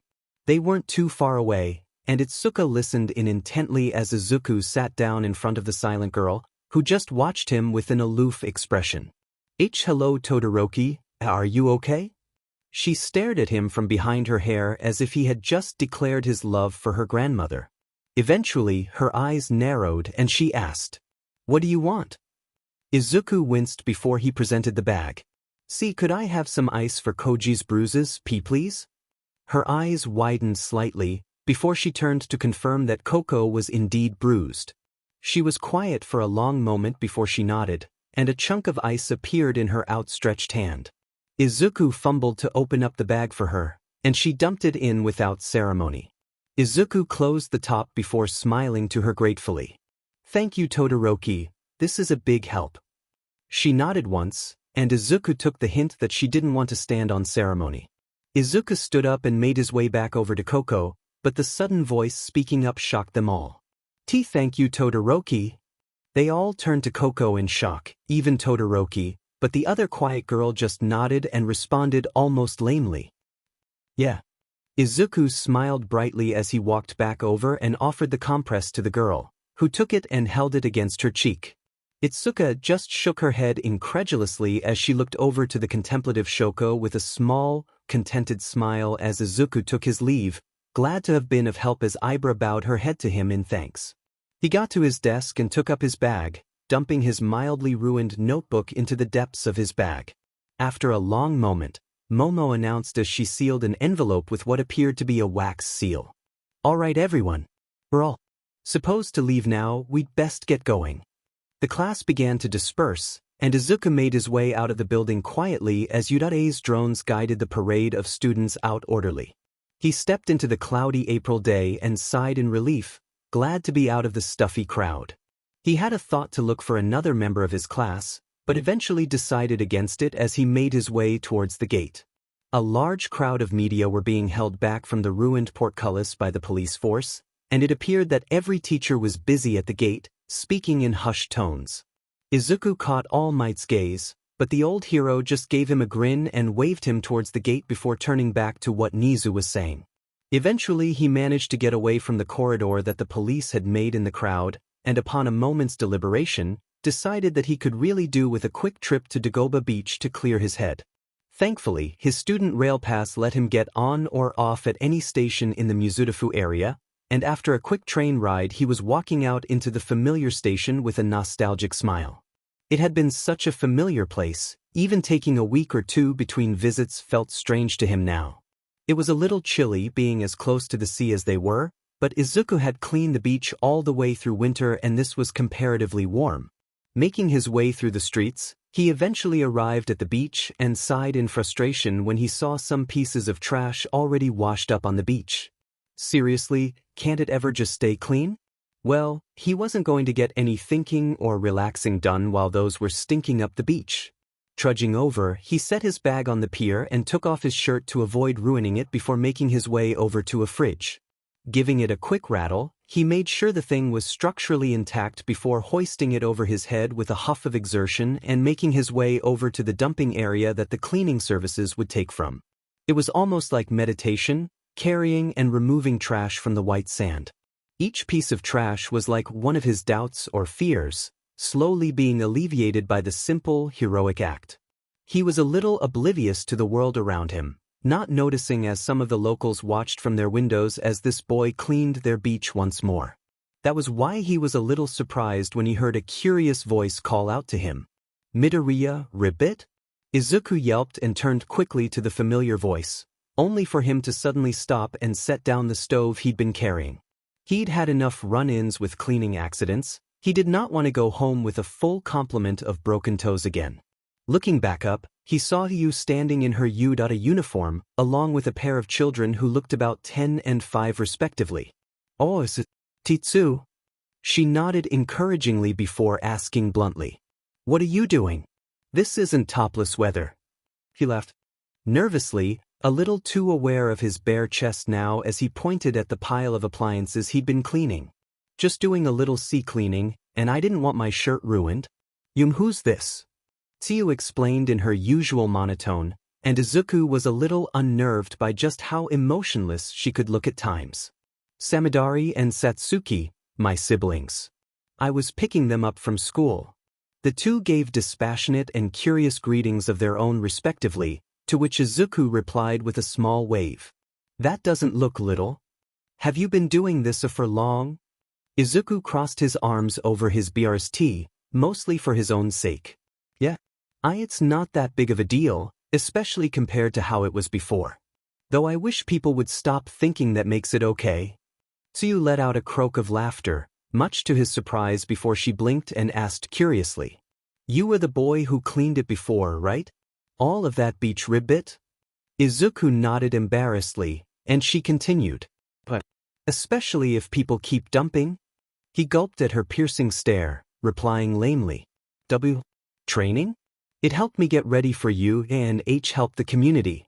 He really wished he had his shirt now. "And I guess it feels like I'm responsible for it now." Tsuyu nodded, falling silent for a long moment before she said with a knowing nod, "I kind of thought you were boring, kinda pathetic if I'm honest, Midoriya, especially considering your quirk." The boy winced before she continued, "But now I think you're pretty cool. Even if you're a dork." Izuku really wasn't sure how to feel about that. Was it a compliment? Eventually she catoned onto his confusion and gave a very uncharacteristic smile. "It's a good thing. You cleaned a whole beach. I bet that guy from lunch wouldn't do that without using his quirk ribbit." She got a tug on her sleeve from Satsuki, and Tsuyu hushed her before looking back to Izuku with a small nod. "Good job, and thanks for cleaning it ribbit." Izuku gaped when she bowed her head to him, and it seemed like her siblings also nodded their thanks to him. He laughed nervously before replying, his legs itching to run away. It was nothing, I'll let you get them home. See you tomorrow, Azui." Before she could reply, Izuku was legging it away towards the pier to redress.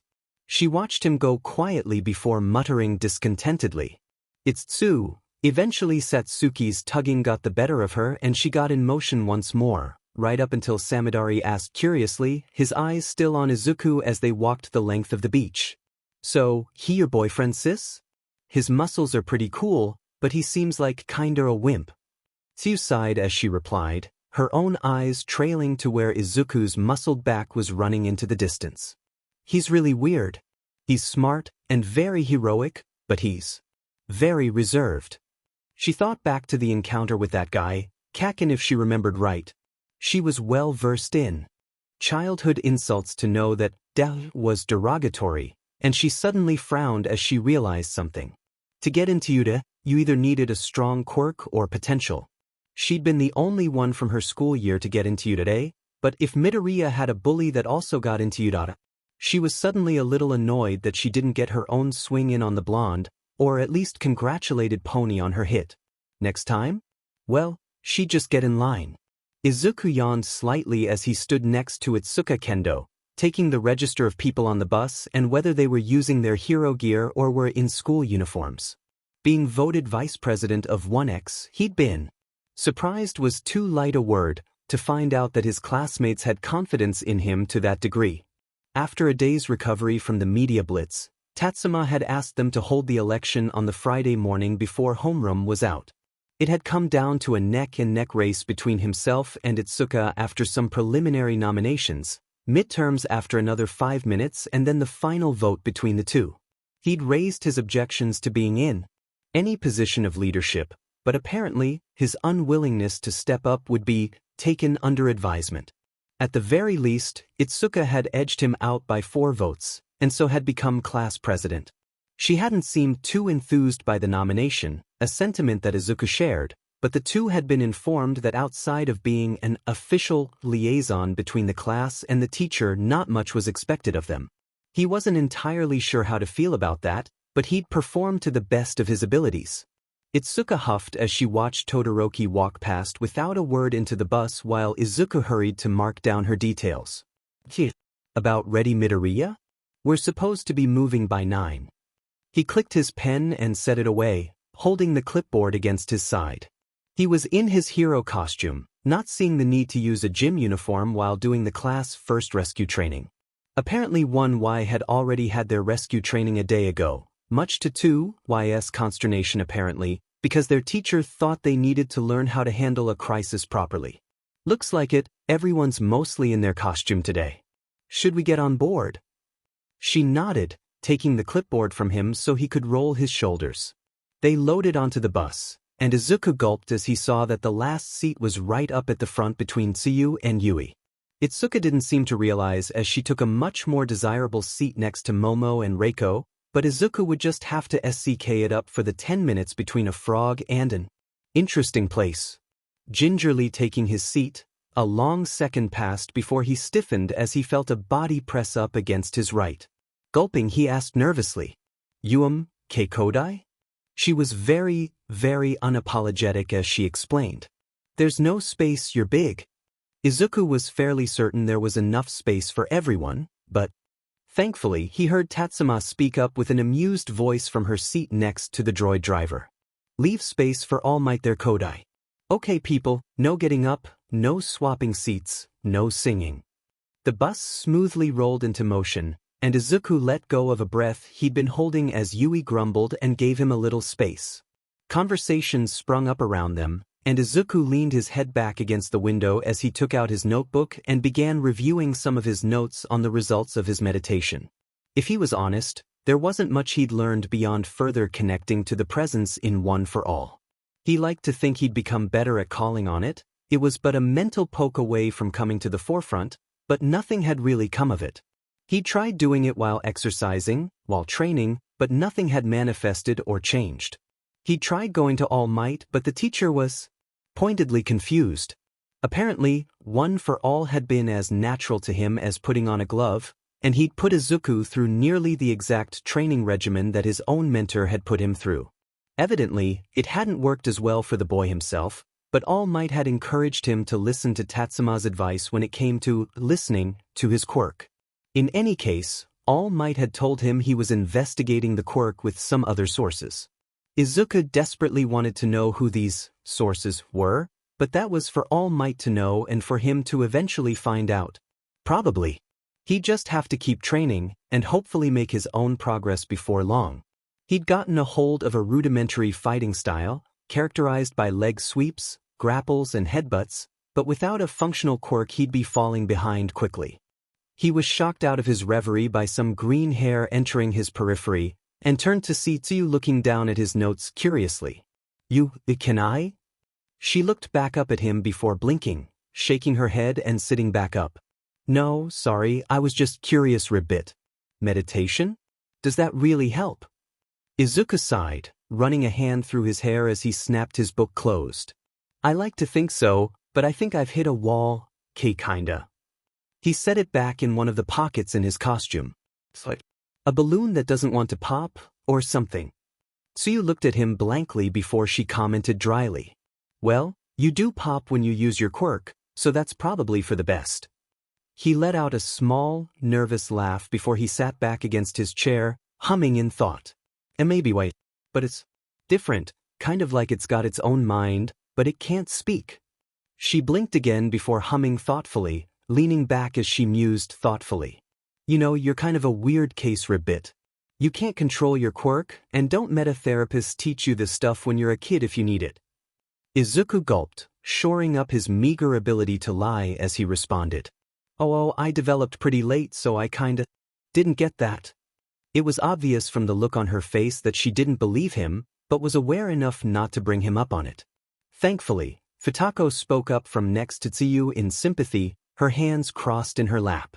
Missed cases are all too common. I'm sorry to hear about that, Midoriya. He gave her a small, grateful smile despite his stomach turning at the misplaced sympathy. Thankfully the trip was all but over, and Tatsuma stood up from the front in her usual suit. All right everyone. I don't want anyone wandering off while we're in there. It's dangerous without proper training. Assuming you finish this year with high enough rescue scores, you can book personal training time here. Down Kodai. The entire class let out a giggle as Ryuku waved an apology to the girl, who didn't seem particularly offended by the comment. She waved them all up as the bus rumbled to a stop, and from front to back, the class began to denude the bus. It wasn't long before the entire class were standing in front of a large entrance corridor into a dome the size of an arena. Izuku looked around in awe at the facility, noting every single disaster situation that was being simulated in the building. Fires, floods, landslides, avalanches and citywide destruction were the few he could see, but he had no doubt that there would be a multitude that could be put into effect with a little tweaking. He heard a gasp next to him, and turned to see Ochako looking down the grand staircase down into the courtyard. Peering over curiously, his eyes widened as he saw a semi-familiar figure waddling up the stairs. The two basically squealed in tandem, their eyes brightening into twinkles. 13. The heroine waved to the students as she arrived at the top of the stairs, putting their hands on their hip and greeted. Hello everyone, and welcome to the unforeseen simulation joint. It's here where you'll all be learning how to be top-tier rescue heroes. If you don't recognize me, I'm 13 the Space Hero. I'm U.A's resident rescue specialist. Izuku was nearly vibrating in his shoes as Tatsuma looked around the U curiously, before 13 raised a glove with 3 fingers raised and a shake of her head. It took him a second, but Izuku catoned on when he saw them shake their head in exasperation.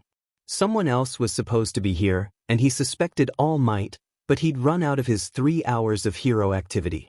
His phone had been buzzing with various notifications from the HeroWatch app after all.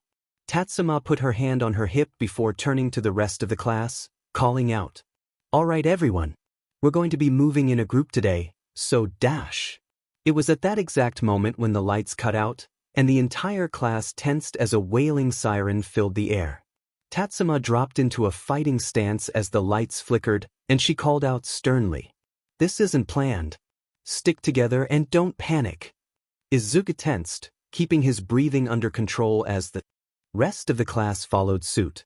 The sirens suddenly cut out, leaving an eerie echo in the air as the lights glowed back to life. Now, standing in the courtyard, were a trio of figures. A man, about 20 years old, accompanied by a figure made of black fog and a hulking, purple monstrosity like Barney the dinosaur gone bad. He felt a finger poke his side, and he turned to see Koji looking up at him in terror, mouthing something to him that he couldn't hear. Putting his fears aside, he knelt down next to her as the figure in the middle began ranting about something. He was scared, but as a hero devotee, he knew the only piece of advice he'd never followed. Koji, you need to get out of here. She opened her mouth as if to protest before he whispered frantically. While he wasn't exactly an expert, he was sharp enough after years of studying heroes to know how smart villains operated. You need to tell everyone what's happening here. The siren died, which means the security system probably got taken out. He gave her a lopsided grin as he stood up, pushing her back towards the door. So make some noise, okay? We're counting on you. She gaped at him before she nodded, beginning to run away through the door. Some of the class yelled in indignation before there was a shout from Tatsuma, a viciously satisfied look in her eyes. Let her go. Ashido, Yayarozu, cover her re-dash. A veil of fog covered the entranceway just as Coco jumped through, but the foggy figure who stepped out couldn't get to her before Momo and Mina were bearing down on them with bow staff and acid respectively. It hummed in annoyance as Coco began dashing away quickly, and Izuku looked between it and the courtyard with his mind going a mile a minute. Multiple more fog portals were spewing forth more villains, and Izuku watched as their teacher rolled her shoulders and turned back to 13 with her eyes narrowing into reptile slits. Protect the kids, I'm going down there. Izuku smiled excitedly as Itsuka yelled in incredulity. Ma'am? There's no way you can take on all of them. She smirked as she turned back to the courtyard, rolling her shoulders and hunching over in a primal gait. O ye of little faith! An explosion of steam filled the air, and a draconic roar filled the air, instilling a sense of dread and awe in the class. Izuku covered his face as the steam washed over them, but when he could see again, he had to stop himself squealing in excitement as he got his first in-person look at the true dragon Ryuku. She was about as large as the courtyard, and with a sweep of her giant wings, the fight was in full swing. During the chaos, Izuku didn't notice as a black fog covered the ground, but he certainly noticed when he felt the ground underneath him fall away. It was like being immersed in a cold mist, and he shivered at the odd feeling. He fumbled and flailed for a second before he felt himself fall onto a hard, concrete floor. Groaning, he pushed himself up with his hands, having taken worse falls in his time. Looking around, his eyes widened as he saw an arm morphed into a pike going straight for his face. Rolling to the side, he jumped up to his feet and began backing away from the villain who seemed to be some kind of Black Knight cosplayer. Halt, you knave! Not entirely sure if the guy had rehearsed the script, Izuku shakily dropped into a boxing stance and took stock of where he'd been deposited. It looked like the city disaster simulation, with plenty of buildings broken and decayed around him. He could see plenty of burst pipes and rubble around the street, and more villains beginning to stalk out of the hidey holes around him with hungry looks in their expressions. Gulping, Izuku felt his fight-or-flight response kick in. There was no chance he'd be able to handle this by himself, especially without a quirk. He needed to move. But then he saw a floating arm waving to him from the top of a collapsed building. That should be Tokage, one of their recommendation students. He tried his best to ignore the voice coming from One for All as he saw the arm begin to make a lassoing motion, and he saw a quick burst of tape fly out from the ruin harmlessly. If that was Zero, then they probably had a plan to get them all captured, but they needed them in one place. Gulping, Izuku plucked up his courage before shouting to the night villain with entirely false bravado. Why you guys think you can take me? Putting his fists against his sides, he put on his best all-might face and laughed uproariously. The act gave him a little more confidence as the villains began to surround him. You face a student of Ryuku, the great dragon heroine. The knight seemed to take exception to this as he screamed in frustration. And you stand before Sir Galahad, he who shall slay the great W. Do not presume to know my capabilities, knave. Izuku taunted as the arm hovered over him, willing to put his trust in Tokage's plan. Then why aren't you with the team attacking her? Galahad screamed in anger, brandishing his pike and pronounced, Charge! Bring low this heathen child. The villains yelled their agreement as they began to charge Izuku, who felt a pull on the back of his costume just as they were about to reach them. He was hoisted right up into the air, and with a resounding scream of pain, the ball of villains was quickly covered in a cocoon of tape as Zero jumped from the ruin and swung around them, throwing out ribbons of tape liberally. Izuku was quickly deposited through an empty ruin, stumbling as Tokage huffed and heaved. As he came to a halt, she said incredulously, Hey, stud muffin, wanna cut back on the bodybuilding? You're like 200 pound. He blushed slightly as he crossed his arms over his suddenly very uncomfortable chest. I'm just big-boned. She snickered as she replied, rolling her shoulder as her arm flew back on. Yeah, tell me about it. And I can hardly blame you. His blush intensified. As Zero jumped back up into the room next to them, stepping through the window before turning back to them with a bright grin. Hey Midoriya. That must have been a scary one, eh? Thanks for baiting. He sighed in relief at the distraction before turning to her, laughing as he scratched the back of his hair. And no problem, Zero. So, his expression fell as he walked over to the other window, which faced back to the center of the He could see Ryuku fighting valiantly, but multiple villains were firing up at her with ranged quirks, and a few aerial targets were harassing her. Izuku gritted his teeth as he noticed the anger in his teacher's expression, and turned back to his classmates. Who are these guys? Setsuna sighed and joined him at the window, narrowing her eyes as she took in the situation. Some guys with some seriously big issues. Those goons aren't high tier, but that warper. Izuku nodded in agreement as he continued for her. They're influential, and their ringleaders are powerful. If we assume we've all been split up evenly, then dash. He was cut off as a large glacier sprung up around the maritime disaster area, and the three shared a grin as he amended. They split us evenly, but they don't know our quirks, otherwise they wouldn't send Todoroki to the lake or Shiro to an urban environment. What should we do? Setsuna leaned back against the wall, crossing her arms over her chest with a disapproving frown. Midoriya, we're in a position to help, but Ms. Tatsuma's a pro, she can handle it. He sighed and nodded, gripping the windowsill before muttering. I know, but those guys were ready to kill me. How do we know the others are doing okay? What if non-combatants are being paired together, or they got unlucky with where they were placed? There was a moment of silence before his eyes widened, and Setsuna patted him on the shoulder with a grin. You see it too, eh? I think our classmates will be fine, Midoriya. We should just focus on getting out ourselves. He shook his head, sighing as his eyes settled on the wildfire zone. We can't be sure, Tokage, this place is dangerous enough without villains. What if Shiozaki's over there, or Tokoyami? We can't just hope they're not in danger. She looked at him with narrowed eyes before Shiro walked up behind him and patted him on the shoulder, startling both of them out of their deadlock. I'm with Midoriya. Those guys aren't going to make it easy for any of us, and I don't want anyone hurt today.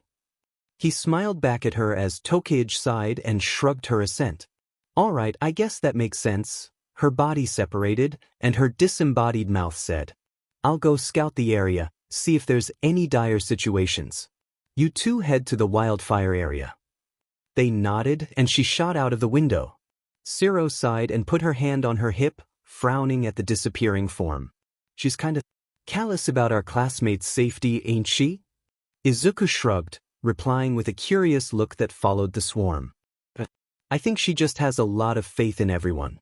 She's a recommendation student, so she must have gotten some training or something.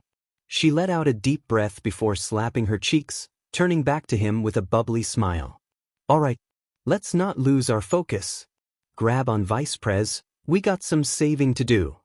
Izuku gaped at her sudden change in demeanor, before his blush returned full force. Weren't we going to wall dash? Shiro giggled as she walked over and hooked her arm under his. Not a chance, we'll move much faster if I can do my thing. Hold on tight. She began pulling him towards the window, and Izuku's protests went unheard as her free elbow let out a long ribbon of tape towards the ceiling. He was dragged through the window, and all he could hear for a brief pause was her excited laughter and the whistle in the wind. The freedom, the sheer thrill of flying through the air. Hana had taken a few people on joyrides before, but never one quite as big as Midoriya. Seriously, the guy was big. That wasn't exactly a bad thing. She didn't think she could find a gram of fat on the boy, but that didn't mean he wasn't heavy. He was a real mystery to the half-Korean girl. He was a shock, but surprisingly, she'd found herself happy that he was in her class instead of with the boys. The few times she'd interacted with them hadn't exactly been pleasant, especially with some of the comments the little purple-haired guy had made when he thought she wasn't looking.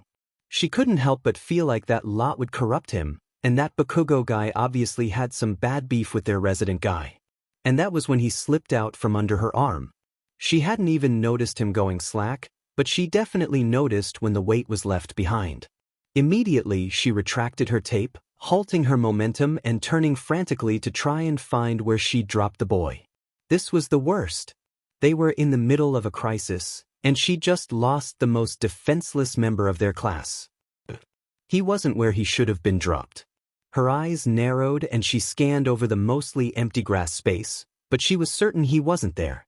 She looked around once more, curious as to where he'd gotten himself, but then her eyes locked onto a familiar green figure swinging towards the center of the courtyard on a pair of black tentacles. You gotta be Dash. Kidding me? Izuku didn't know why the internal dam he hadn't realized was inside him broke, but when it did, the rush of power that filled him had come out as a pair of eldritch tentacles stretching out from his hands. The emotions he felt finally seeing his quirk were pretty awesome in any situation, but they were being tempered by the fact that the appendages seemed to be a little too interested in the fight between Ryuku and the villains. He desperately tried to bring them under control, but they weren't having it, and he could feel the familiar presence in his mind yelping and yipping at the opportunity to help the woman who'd encouraged him to talk to them. When he arrived, he had to duck under a swipe from an aerial villain, and he was just able to reel in the tentacles so that they let go of the support beams. Of course, that put him on a trajectory for his teacher's draconic back, and he tumbled down onto her scaled back with a hard roll. Groaning, Izuku picked himself up as he heard and felt her next roar, but that was only to see a Valkyrie-esque figure pointing at him with a spear as she charged through the air. On reflex, he raised his arms, and the tentacles manifested once more to knock the villain off her course. Breathing heavily, he looked down at his hands, covered in a dark fog, in surprise before he heard a deep roar. "Midoriya! Get the hell out of here! I've got it covered!" He winced at the tone in her voice before he had to address a pair of villains trying to climb up onto her.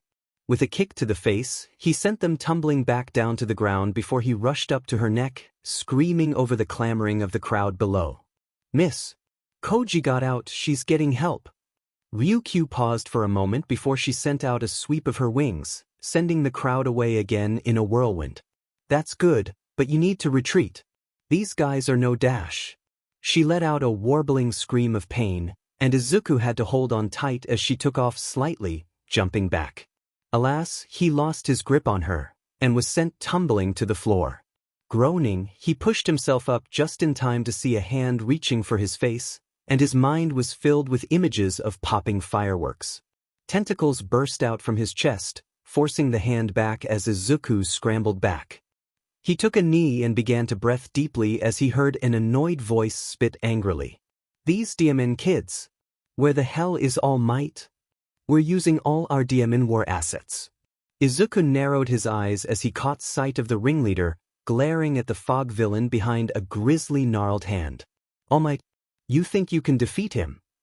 He turned back to Izuku with a raised eyebrow before he snickered, and Izuku could hear his fingers crack as he snapped his fingers. "I've got my cheat code. You know, maybe a real fight will get his attention. Nomu, kill the mini-boss, I'll handle the trash." The purple villain Izuku had caught sight of leapt up from where it had been vacant, and Ryuku attempts to swat it out of the air were met with loud screeches. Meanwhile, the ringleader moved his hand through a portal, and Izuku had to roll to avoid having his shoulder grabbed. "Your hands, that's your quirk factor, isn't it?" He laughed as another portal opened, and the tentacles were the only thing that saved him from contact. "Catch on quick, don't you trash? Let's see how fast you can keep this up, dash." A flurry of ice crystals began to fly past him, and Izuku was saved from another attempt at contact as the villain fell through a portal. Standing up, Izuku turned to see Todoroki walking out from behind a tree, an ice spear formed in her raised hand. "Midoriya, are you all right?" He chuckled breathlessly, wondering just how close he'd come to death. "Todoroki, I'm glad to see you. Don't let him touch you, he's using the warp villain to dash." A portal formed behind her head, and Izuku's voice died in his throat as he saw the familiar hand shoot out from the darkness. His own shot out, and a tentacle whipped out from it and pulled her away just as the fingertips brushed against her long, silver hair. She was spirited away into his arms as the portal collapsed, and the hand retreated once more. Izuku breathed heavily, clutching onto the small form in his arms before he heard a small cough from behind him. He let her go as he saw Sato and Jiro approaching with tired expressions, though a little soggy. "Cool your jets, Romeo, we ain't out of the woods yet."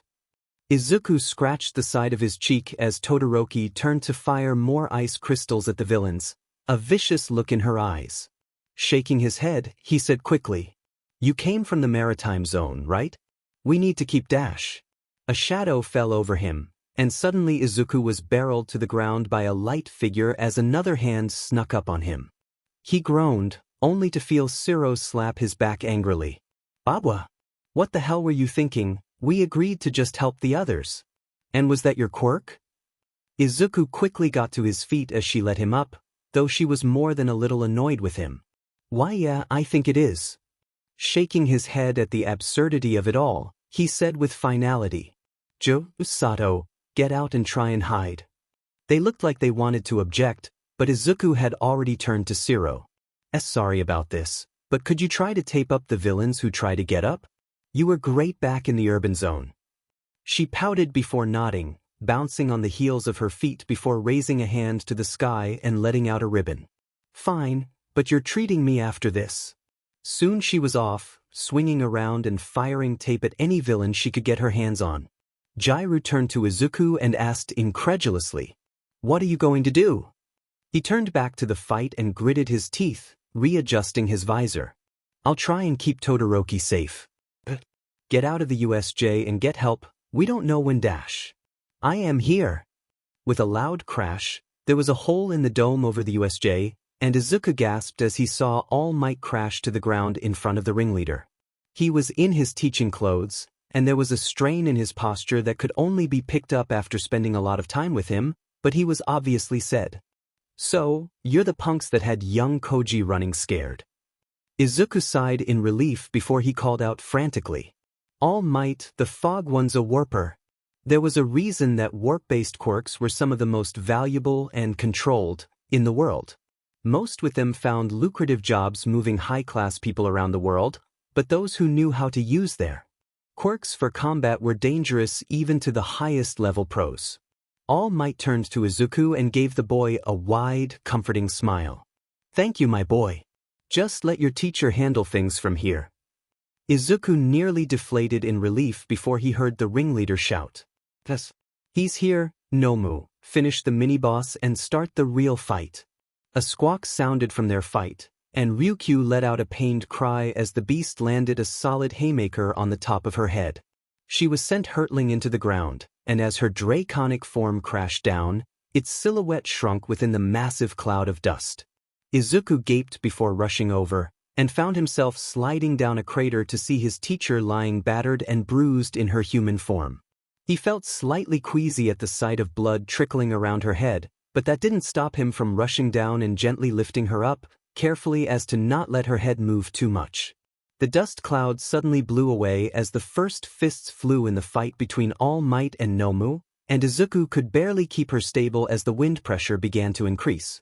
Suddenly, a large wall of ice separated Izuku from the fight, and suddenly his classmates were huddled up behind the wall with him. Kyoka shouted, covering her ears as she stared at their teacher in fear. "Midoriya, is she okay?" He leaned over and put a hand over her mouth, and thankfully, he could feel a shallow breathing over the wind of the fight, and he nodded back to her.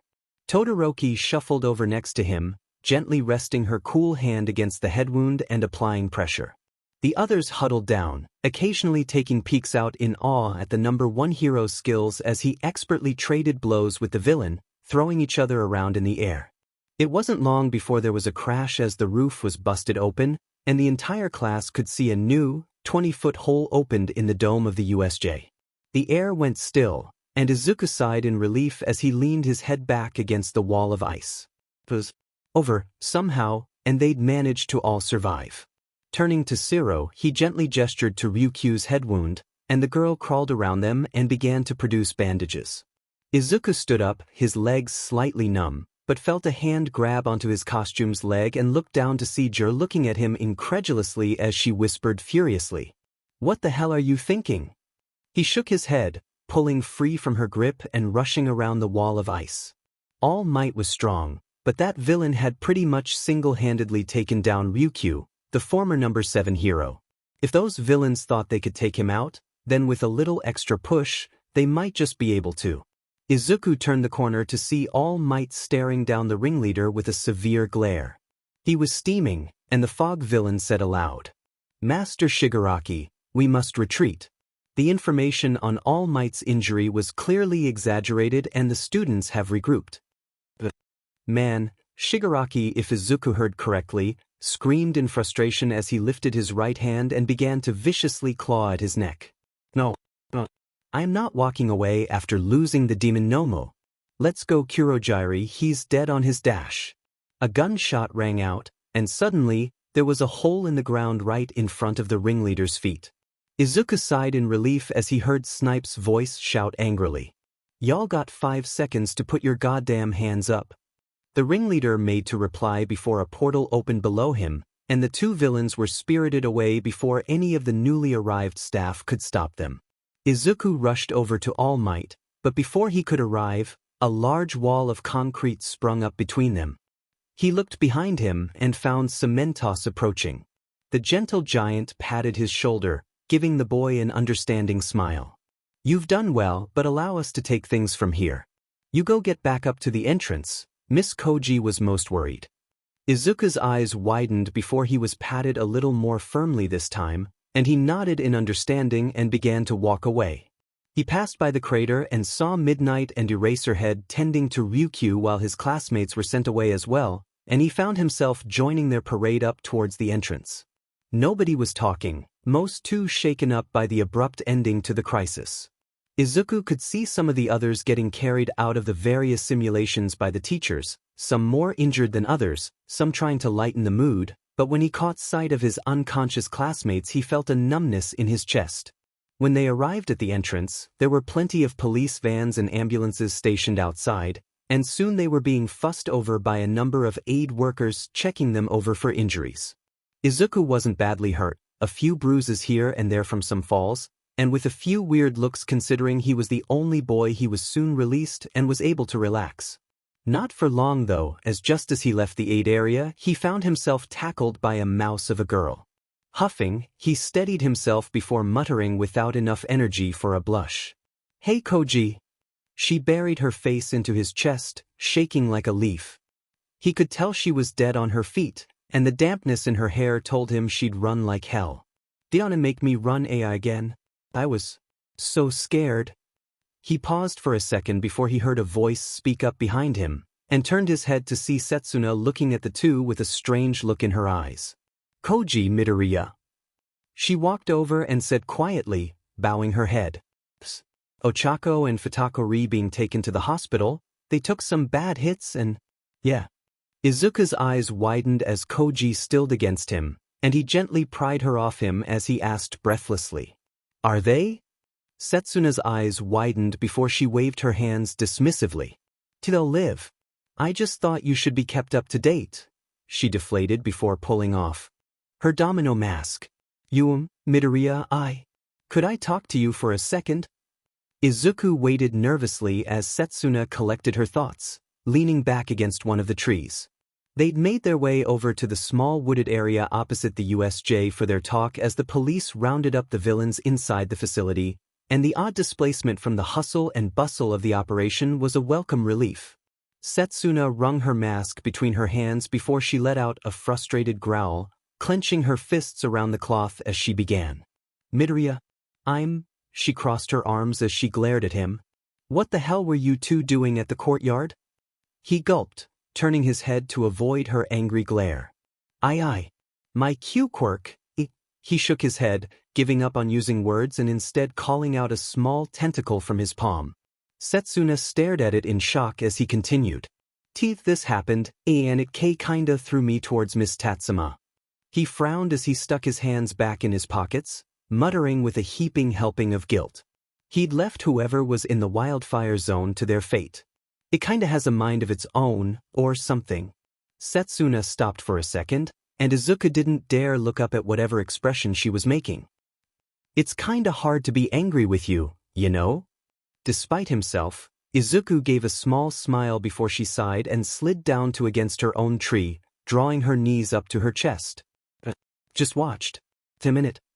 Izuku blinked in surprise as he saw her shoulders begin to shake, and his voice caught in his throat as she whispered, "Why you were all fighting for your lives, and I just watched. Some hero I am." There was a small silence before he heard her breathing begin to shallow, and his heart began to clench painfully. "Tokage." She furiously began rubbing at her eyes with her arm as she bit back. "I couldn't even help Ochako or Futako. They're so timid." She pressed the heel of her palm against her brow, staving off tears angrily. "I'm a rec student, I should be better than this. I didn't even want to go and help, just make our own escape. How pathetic can I get?" Izuku stalled before he felt himself slide down his own tree, and his arms fell limply against his sides. "Vij." She looked up, her eyes rimmed with red as he muttered, his own voice going numb in his throat. "I think I know what you mean, about being better."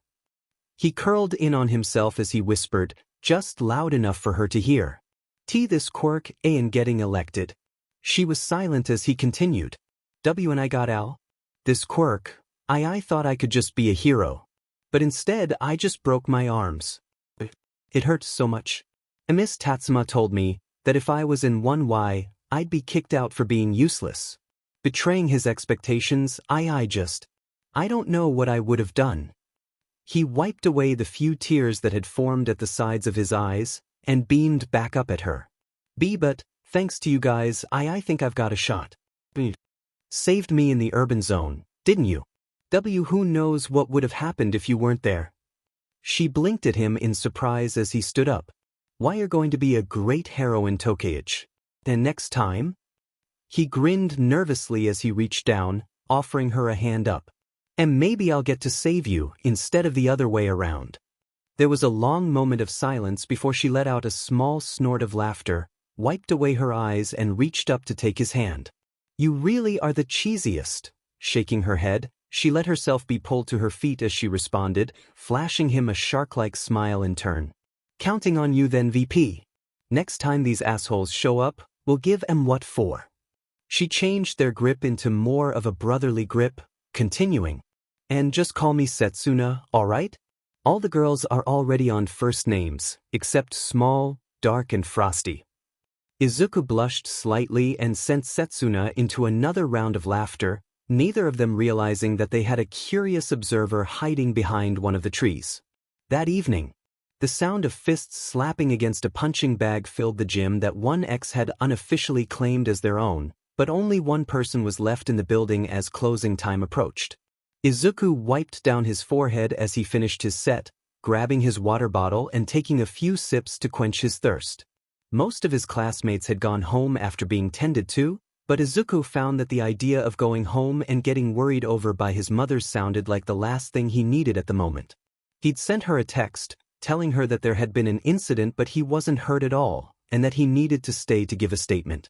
Not entirely true, or true at all, but it had thankfully assuaged her fears for the moment. Instead, he'd grabbed his standard issue tracksuit and made his way to the gym. Who was going to stop him? The teachers were still busy with the USJ, and nobody had told him that the school was closed. Hell, the droids that passed through didn't tell him to leave, so he assumed it was okay. He needed to get his frustrations and fears out of his system, and a bout of exercise never failed to do just that. Setting down his water bottle, he rolled his shoulders before turning back to the bag. With a few pilot hits, he was back in the groove, right up until he heard an amused voice speak up behind him. "I dare say you've given that bag quite the hollop, Mr. Midoriya. Perhaps you could afford it a break." Izuku's eyes widened before he turned around to see a small rodent in a suit looking up at him from the back of a droid. Gulping, he replied nervously, "Oh, I'm sorry, I don't think we've met, mister?" The rodent smiled at his politeness before replying with a calming, sage-like voice. "Principal Nizu, headmaster of U.A Academy. It was my understanding that all students had gone home, but the security system informed me that you were still here. Forgive my curiosity, but having just gone through quite the experience, I would assume you wish to rest like your classmates." Izuku sighed as he shook his head, lowering it after a moment as his hair fell forward. I guess I should, but I'm feeling restless, sir. Something happened with my quirk and dash." Nizu cut him off, scurrying down off the droid who trundled away with a grumble in its electronic voice. One for all, correct? I'd heard rumors that you'd had a breakthrough." Izuku's eyes widened comically before Nizu laughed him off, scurrying up his tracksuit to sit on the boy's lap. "Don't worry, I'm quite aware of your unique relationship to All Might. Tell me about it." His worldview utterly shattered, Izuku began, not sure if he could do anything else. It started when Miss Tatsuma told me to meditate." Over the next 10 minutes, he detailed the entirety of his progress, from functionally quirkless to whipping around on black tentacles. Nizu listened patiently as the boy finished up, before he hummed curiously. "Black whip? To think it would manifest in someone so unlike Banjo. Izuku tilted his head, asking in turn, sir? Who's Banjo? What does he have to do with? Black Whip, you called it? Nizu smiled before shaking his head, jumping down from Izuku's lap. I'm afraid answers will have to wait, Mr. Midoriya, but rest assured, I'll have them ready for you and all might by tomorrow. Oh, and you'll be glad to know Ms. Tatsuma and your classmates will be up and at them in no time thanks to Recovery Girl's efforts. He brushed his shorts off and readjusted his waistcoat before continuing cheerfully. You'd best leave the grounds, or the droids will chase you out, and I won't deny them their hunt. Izuku gaped at him before he heard a voice over the intercom blare. Organic hunt authorized. Kill, kill, kill. And the answer to his screams was silence. The next day, Izuku yawned loudly, very grumpy as he sat with his head on his desk with bags under his eyes. The Terminator event, as the robots had called it, had given him a run for his money, quite literally considering he'd forgotten his wallet and his train pass in the locker room. At least he'd gotten plenty of stealth training as he snuck through Unit A in order to retrieve it before the last train home. At least his mother had seen how exhausted he was, and after a massive helping of rice and pork, he'd turned in for the most well-deserved rest of his life. It had been the first time that he'd missed a morning workout in ages, but he felt like he'd earned it, and after a sleepy train ride to UA he was able to nap before class began. A few of the quieter members of their class had already arrived, and most were too tired or downtrodden to want to bother him. That suited Izuku just fine, but when someone walked in, he peered up when he heard the quiet room go silent. It was Uraraka, and he was a little surprised to say the least. She looked a little terrifying, with a scar line that ran down her left eye and terminated just above her cheek, and her hair cut a little choppily around some of the scar tissue.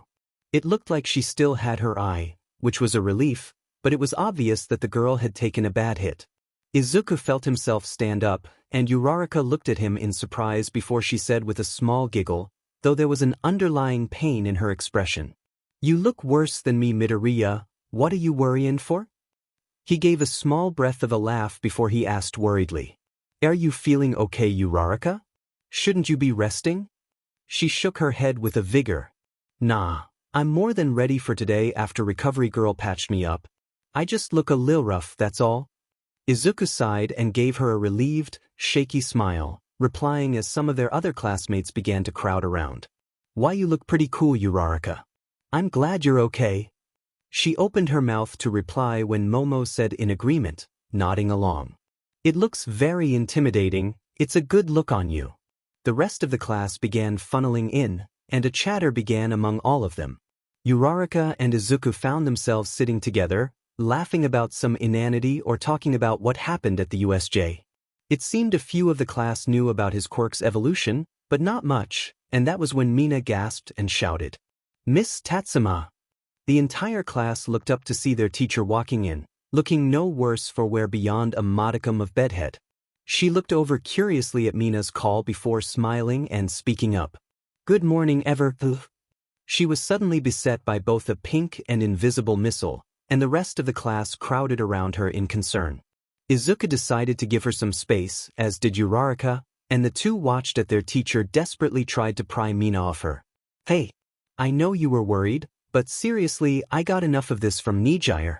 Don't make me pull the teacher card. It took a few minutes before the class were satisfied, and Tatsuma sighed fondly as she walked to the front of the class and took up her space at the podium. Everyone, I'm glad to see you all looking healthy. She bowed her head slightly as she continued. On behalf of the Udata staff, we're incredibly sorry that you had to deal with this before you were ready. The class was silent for a long moment before Itsuka spoke up, a smile on her face. Miss, we're just glad we all got out alive and in one piece. Setsuna nodded along and chimed in. Yeah, and the next time those guys show up, we'll make sure they don't. There was a murmur of agreement, and Tatsuma smiled at them sympathetically. You're all quite tough, aren't you? Well, in any case, I've got some announcements. She shifted her papers on her desk before turning to Izuku with a critical stare. Midoriya, you put yourself in more danger than was necessary. I understand that it was a desperate situation, but you are all technically civilians, and joining the fray was a dangerous call. You'll be serving detention at lunch. His eyes shot to his desk, and he nodded mutely as the class muttered around him. He hated disappointing his teacher this way, but he knew that next time, he'd be better.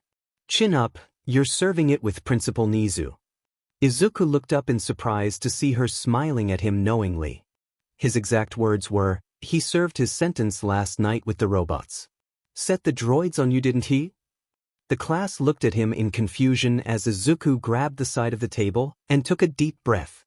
She laughed at his haunted look before continuing. He said you two had something to talk about, but I won't pry. Shaking her head fondly, she turned back to the class.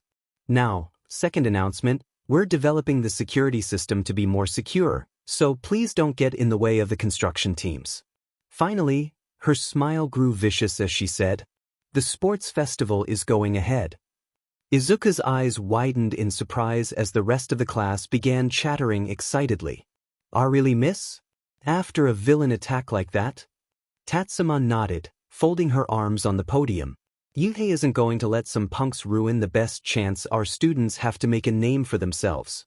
It'll be taking place 2 weeks from now, so I hope you all prepare accordingly. After a round of groans and cheers, they got on with the rest of homeroom before it was time for maths. Izuku did his best to focus, but his mind was elsewhere, namely on the sports festival and his new quirk development. All for one, Banjo. Blackwhip. It seemed similar in function to a limb, but every time he let his mind wander, he could feel its will take over. As far as he could tell, it wasn't able to manifest without his acceptance, but once it was out it was a tug of war. And the sports festival was also something to consider. He'd always dreamed about competing, but now knowing it was only a couple weeks away, he'd need to put some serious thought into how he'd compete. Blackwhip was his best bet, if he could get it under control, but he could always fall back on his super strength if need be. Breaking his limbs on live TV would probably be a bad idea for his appeal, but finishing in the tournament was pretty much a prerequisite for getting reputable agencies interested in them. Class finished up for lunch, and Izuku sighed as he leaned back and rubbed the writer's cramp out of his hand. He remembered Nizu's detention, and upon asking Ectoplasm for the office's location, he was on his way to the highest point in the Heroics building. He noticed a few people beginning to make their way towards 1X, but paid them no mind as he arrived at the principal's office. Knocking lightly, he called out, Principal Nizu? I'm here for my detention. Just the words made his heart sink. He'd not gotten detention after his middle school teachers realized that giving him detention to make Bakugo look like the victim in their scuffles meant dealing with him at lunch or after school. The rodent called out, pleasantly, come in. Opening the door and stepping inside quietly, Izuku closed it behind himself before turning to see All Might and Nizu sitting at the large desk, a pot of tea between them and a free cup presumably for himself sitting next to All Might. It was a surprisingly cozy room, with a number of mouse holes in the wall presumably for Nizu's convenience. Nizu waved politely as All Might, in his real form, smiled at Izuku. Come and sit, my boy. Principal Nizu has a fascinating tale for us, or so he tells me. Izuku blinked before walking over and sitting beside All Might, picking up the teacup at Nizu's pointed look as All Might poured some of the liquid into it. That I do. After a brief search in the HSPC's secure database, I found everything we could need to know about Daigoro Banjo, or rather, the fifth wielder of One for All. It seems that your new development mimics Dear Banjo's, however, there's one key difference. Nizu fixed him with a stare, and Izuku was pinned to his seat by the beady-eyed stare. He could only make 2 at a time, from his arms specifically. You, dear boy, can surpass that. Izuku's breath caught in his throat as All Might picked up, a hum in his voice. I never felt the other user's quirks, just super strength. Wait, does that mean he can manifest them all? The principal sipped from his appropriately sized teacup. That is a question only time can answer, though I don't suppose why not. Assuming this is the will of the previous users, I believe Banjo is the least likely to give his quirk to Mr. Midoriya, considering their vastly different personality profiles. It's possible that his practice in mediation has allowed him to make a connection with these echoes, though I'm unsure as to the specifics. The soul is such a tricky thing. With that frighteningly wise epithet, Izuku continued with a gulp. "Yes, sir? I may have never communicated with the previous users. How can they give me their quirks?" Nizu chortled and responded jovially. "Why, how am I to know without a dissection? As I understand, all of the previous users possessed an emitter-type quirk, so I don't think you'll have to worry about waking up with a new quirk factor." He finished his cup before setting it down with a clink. "However, the truth of the matter remains that you have a new quirk that you have yet to master. I'd advise caution and industry in your attempts to put the reins on Black Whip, so to speak." Izuku nodded with a determined grin as All Might clapped him on the shoulder encouragingly. "Quite right. If you can surpass Banjo's Black Whip and get those bones under control, you'll be heroing circles around me in no time." After a few more sips of tea, Izuku was allowed to go and meet his classmates in the canteen. He didn't think he could really return for a normal lunch at this point, but the pointed look from Nizu told him that it wasn't a request. Taking his leave, Izuku found himself sitting down next to Jiro with a nervous wave to the rest of the class. Itsuka was the first to address him, giving him a sympathetic look. "You good, Midoriya? We picked up your meal for you. Lunch Rush said it was okay." He smiled to her gratefully as he took the lid off a sweet and sour chicken dish. The lines could get brutal, even halfway through their lunch party. Knowing Principal Nizu, he probably knew you'd try and gave permission. Shuddering at the memories of his principal's distinct precognition, he continued. "Yeah, it was just a pretense for helping me with my new quirk." The words felt weird on his tongue as Jiro asked curiously, pointing her fork in his direction. "About that, what the hell was that about? Looked like something out of Kodai's dreams." The table shared a small laugh, though Izuku did not care for Kodai's curious shuffling in her seat. Taking a quick bite, he thought on the question for a bit before lying with a hint of truth mixed in. He thinks it's TQD, traumatic quirk dysmorphia. Mina and Toru hummed, not familiar with the term as the more clued in winced in sympathy. "Never heard of it, Midori. What's it about?" He leaned back in his seat, giving the concerned Itsuka a comforting smile. "It's a little weird, but the best way I can describe it is I got knocked around the head hard enough to mess with my quirk. Like, if it happened to you, and suddenly you were making basic fluids instead of acids. It's rare at the best of times, and outright impossible for mutation-type quirks." Itsuka reached over, her hand hovering over his shoulder for a second before it retracted. "Your super strength." Izuku laughed nervously. This was the most unbelievable part of the story. TQD victims didn't usually gain abilities, so much as exchange them. Still working for the most part. Principal Nizu told me not to think on it too much. It's likely I just have an ancestor with something like these whips, and the strain caused hyperalphanemia, which reactivated the dormant pathway. Mina looked a little lost as she muttered the weird medical term under her breath, before she chuckled and pointed her fork at him with a smile. "You know, you're kinda lucky, you know? 2 quirks? I bet you could go toe-to-toe with Todoroki now, brains and brawn not good enough for ya?" They all shared a laugh as Izuku blushed at the kind of compliment before they settled back into their lunches. It wasn't as if it was nice lying to his classmates, especially considering their concern about him, but he honestly thought that the TQD explanation made the most sense. He got one for all, and if it stockpiled the power of those who came before, surely he'd get Banjo's quirk's pathway somewhere in there. Lunch finished up relatively quickly, and Izuku found himself walking back towards the classroom sandwiched between Momo and Itsuka as they discussed the upcoming lesson. He noticed that their class was getting a little more attention than usual, and it seemed as if Kyoka had been engaged in conversation with a blonde guy from one of the other courses. It took a little longer than usual for them all to return for their hero art class, but they'd all made it there in good time. After a torturous 2 hours of handling Midnight's innuendos and insinuations about grateful hostages, they'd been let go for the day, and Izuku rolled his shoulders as he began to make for the gym. He needed to practice with Black Whip before the day was out, and with the sports festival approaching, he knew he'd need to get a proper handle on it before long.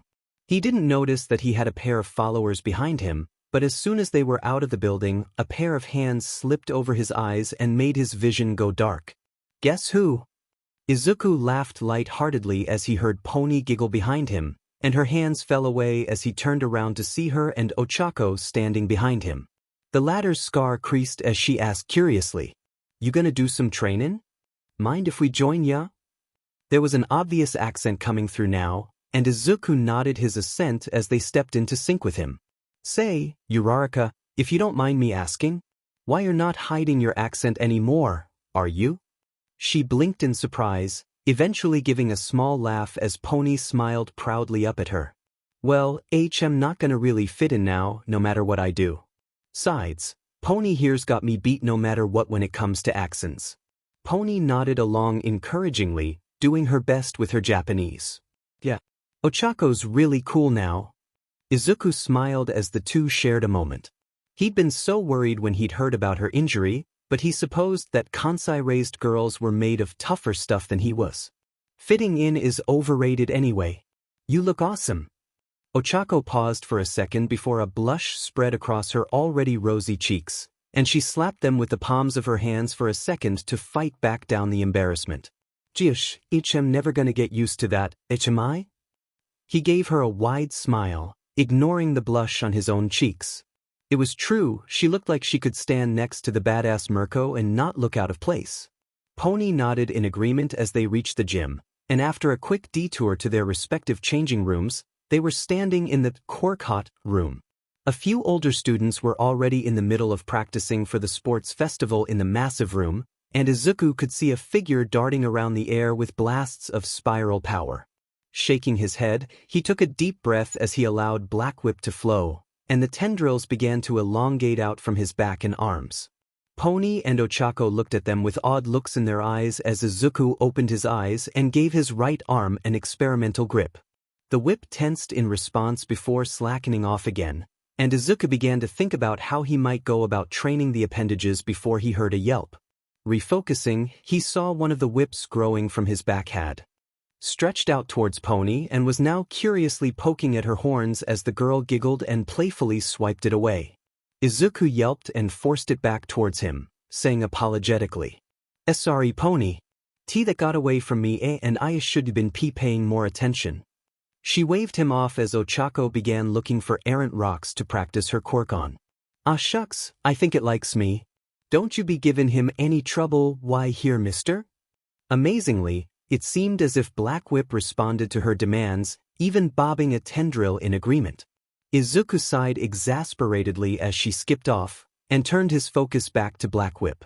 Meditate, ignore all the sounds around him, let it settle and... "What do you want to do? Can I be in control?" That was disheartening. He pondered his next question, wondering how to make progress with the enigmatic voice that symbolized his quirk. Izuku remembered what his teacher had taught him. His quirk was trying to tell him something. Something about moving. I want to move? Back then, at the USJ, did I want to move towards the fight? There was silence from Black Whip, and Izuku felt a grin stretch across his face. It wasn't about thinking about how best to apply Black Whip, it wasn't about how well he could control and subdue it. It was about what he wanted to do, in the there and then, the ID taking over from the ego. His feet moving before he knew what we was doing. And right now, he wanted to play with his new quirk. A whip pushed against the ground suddenly, and Izuku was flying through the air with a whoop in his voice.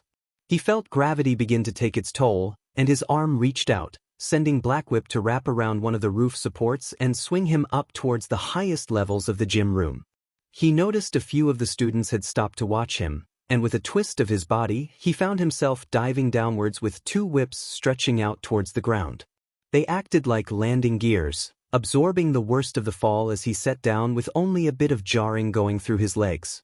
He smiled excitedly, flexing the tendrils as they seemed to coo in his mind, finally appeased as their new master let them do what they did best. Izuku gulped, taking a bite from his lunch as his class quietly ate around him. It had been a day since they'd seen the results of the USJ attack, and All Might's foundational heroics class had been more subdued after things had settled in. Getting back into their costumes had been emotionally taxing, and Izuku noticed that neither Ochako nor Setsuna had arrived until the last dregs of the class arrived. It hadn't really hit them, right up until they had to get into those colorful outfits, and they were transported back to the USJ. As they began their first proper sparring drills, not a single joke was cracked by the usual jokers, and it seemed as if the more timid among them were less than spirited in their fighting. All Might had looked to Izuku for assistance, giving the class an example of a basic fight between the two powerhouses, but it hadn't worked in the slightest. Even Yui and Setsuna hadn't so much as made a comment as Izuku was pinned to the ground. And now, as they sat in the cafeteria, they were feeling the sting of inadequacy after All Might dismissed them from the class early. Kendo had tried to rally them all in the corridor, but her words fell on dispassionate ears, and now they were just quiet. Izuku really hated seeing his class like this, but what could he do? The USJ had been an eye-opener, and after they'd seen what had happened to Ochako, the reality of what had happened had settled in. They'd been attacked in their first year by villains who could overpower a former top 10 pro. It was a miracle they'd escaped with only a few bumps and scars. Their lives had been on the line. Amazingly, it seemed as if Ochako was the only one unaffected by the malaise, and her feeble attempts at jokes with Mina and Pony were as desperate as he felt. And so, as Izuku picked at his lunch despondently, he wondered what would happen in the coming few days. He had to continue to practice with Black Whip and study and prepare for the sports festival, but, alright, I've had enough. Why are y'all so dim and gloomy? Ochako's angry yell made them all jump, and Izuku had to suppress a snort of laughter as Itsuka's chicken salad flew from her fork into Yui's hair. Pony reached up towards Ochako nervously, but the girl turned to her with a fired-up look in her eyes, though it came across much more hostile thanks to her new visage. Way I see it, you've gotten yourselves in a knot over some 2-bit villains who got their buttes handed to 'em. Tellin' me you're foldin' already? Itsuka set down her fork and stood up, a warning look in her eye. Uraraka, seriously, you know why we're feeling down and it's nothing to be ashamed of. It didn't seem that Ochako was willing to back down at that as she smacked her hands on the table, unwittingly attracting the attention of those sitting around them. Danya, sure. But seems like you're all given up. What's the point of being hero students if this all it takes? Izuku could see a few looks being shared among the rest of the class, and he could tell that Ochako wasn't making any friends with the majority of them. Her sentiment wasn't wrong, per se, but it was much too aggressive for most of them in their current state. Itsuka began walking around the table, approaching Ochako. Look, how about we talk about this outside and dash? He could tell Ochako was about to tell her exactly how she felt about that idea, and before his mind could catch up, a pair of Black Whip's tendrils separated the two. He stood up as the class looked at him in shock, and with as diplomatic a voice as possible, he beseeched the two. Please bring down the volume, we're disturbing everyone else. Itsuka blinked at him in surprise as Ochako huffed, crossing her arms petulantly. Sighing, he retracted the tendrils and began imploringly. Ochako, I know what you're feeling, but this isn't the time or place. I think we all just need a bit to reset, yeah? It was the first time he'd actively challenged another member of their class, and it was Ochako of all people. His breath caught in his throat as she turned her glare on him, but after a second, her expression softened and she muttered unhappily. But you know what I mean, right, Zuku? He nodded sympathetically, replying as he spoke up to address the rest of the class in turn. I know, I don't like everyone feeling sad either, but we just need to give everyone time, right? Not much we can do. She huffed before another voice spoke up, and they turned to see Setsuna standing up with a smile, rubbing her mouth with her sleeve. It seemed as if she'd decided on the proactive approach too. What do you mean? I reckon we could do plenty, all of us. She stuck a hand into her hip and said with an excited grin. How about we all get together after school? Haven't been to the gym as a big group in ages, have we? I say we all take our time, but we do it together. Opinions seemed to be split, and Izuku worried that Setsuna's standing in the class had fallen too before he heard a voice behind him say with a familiar warmth. That sounds like a wonderful idea, Tokage. Shall I book out gym too for us all?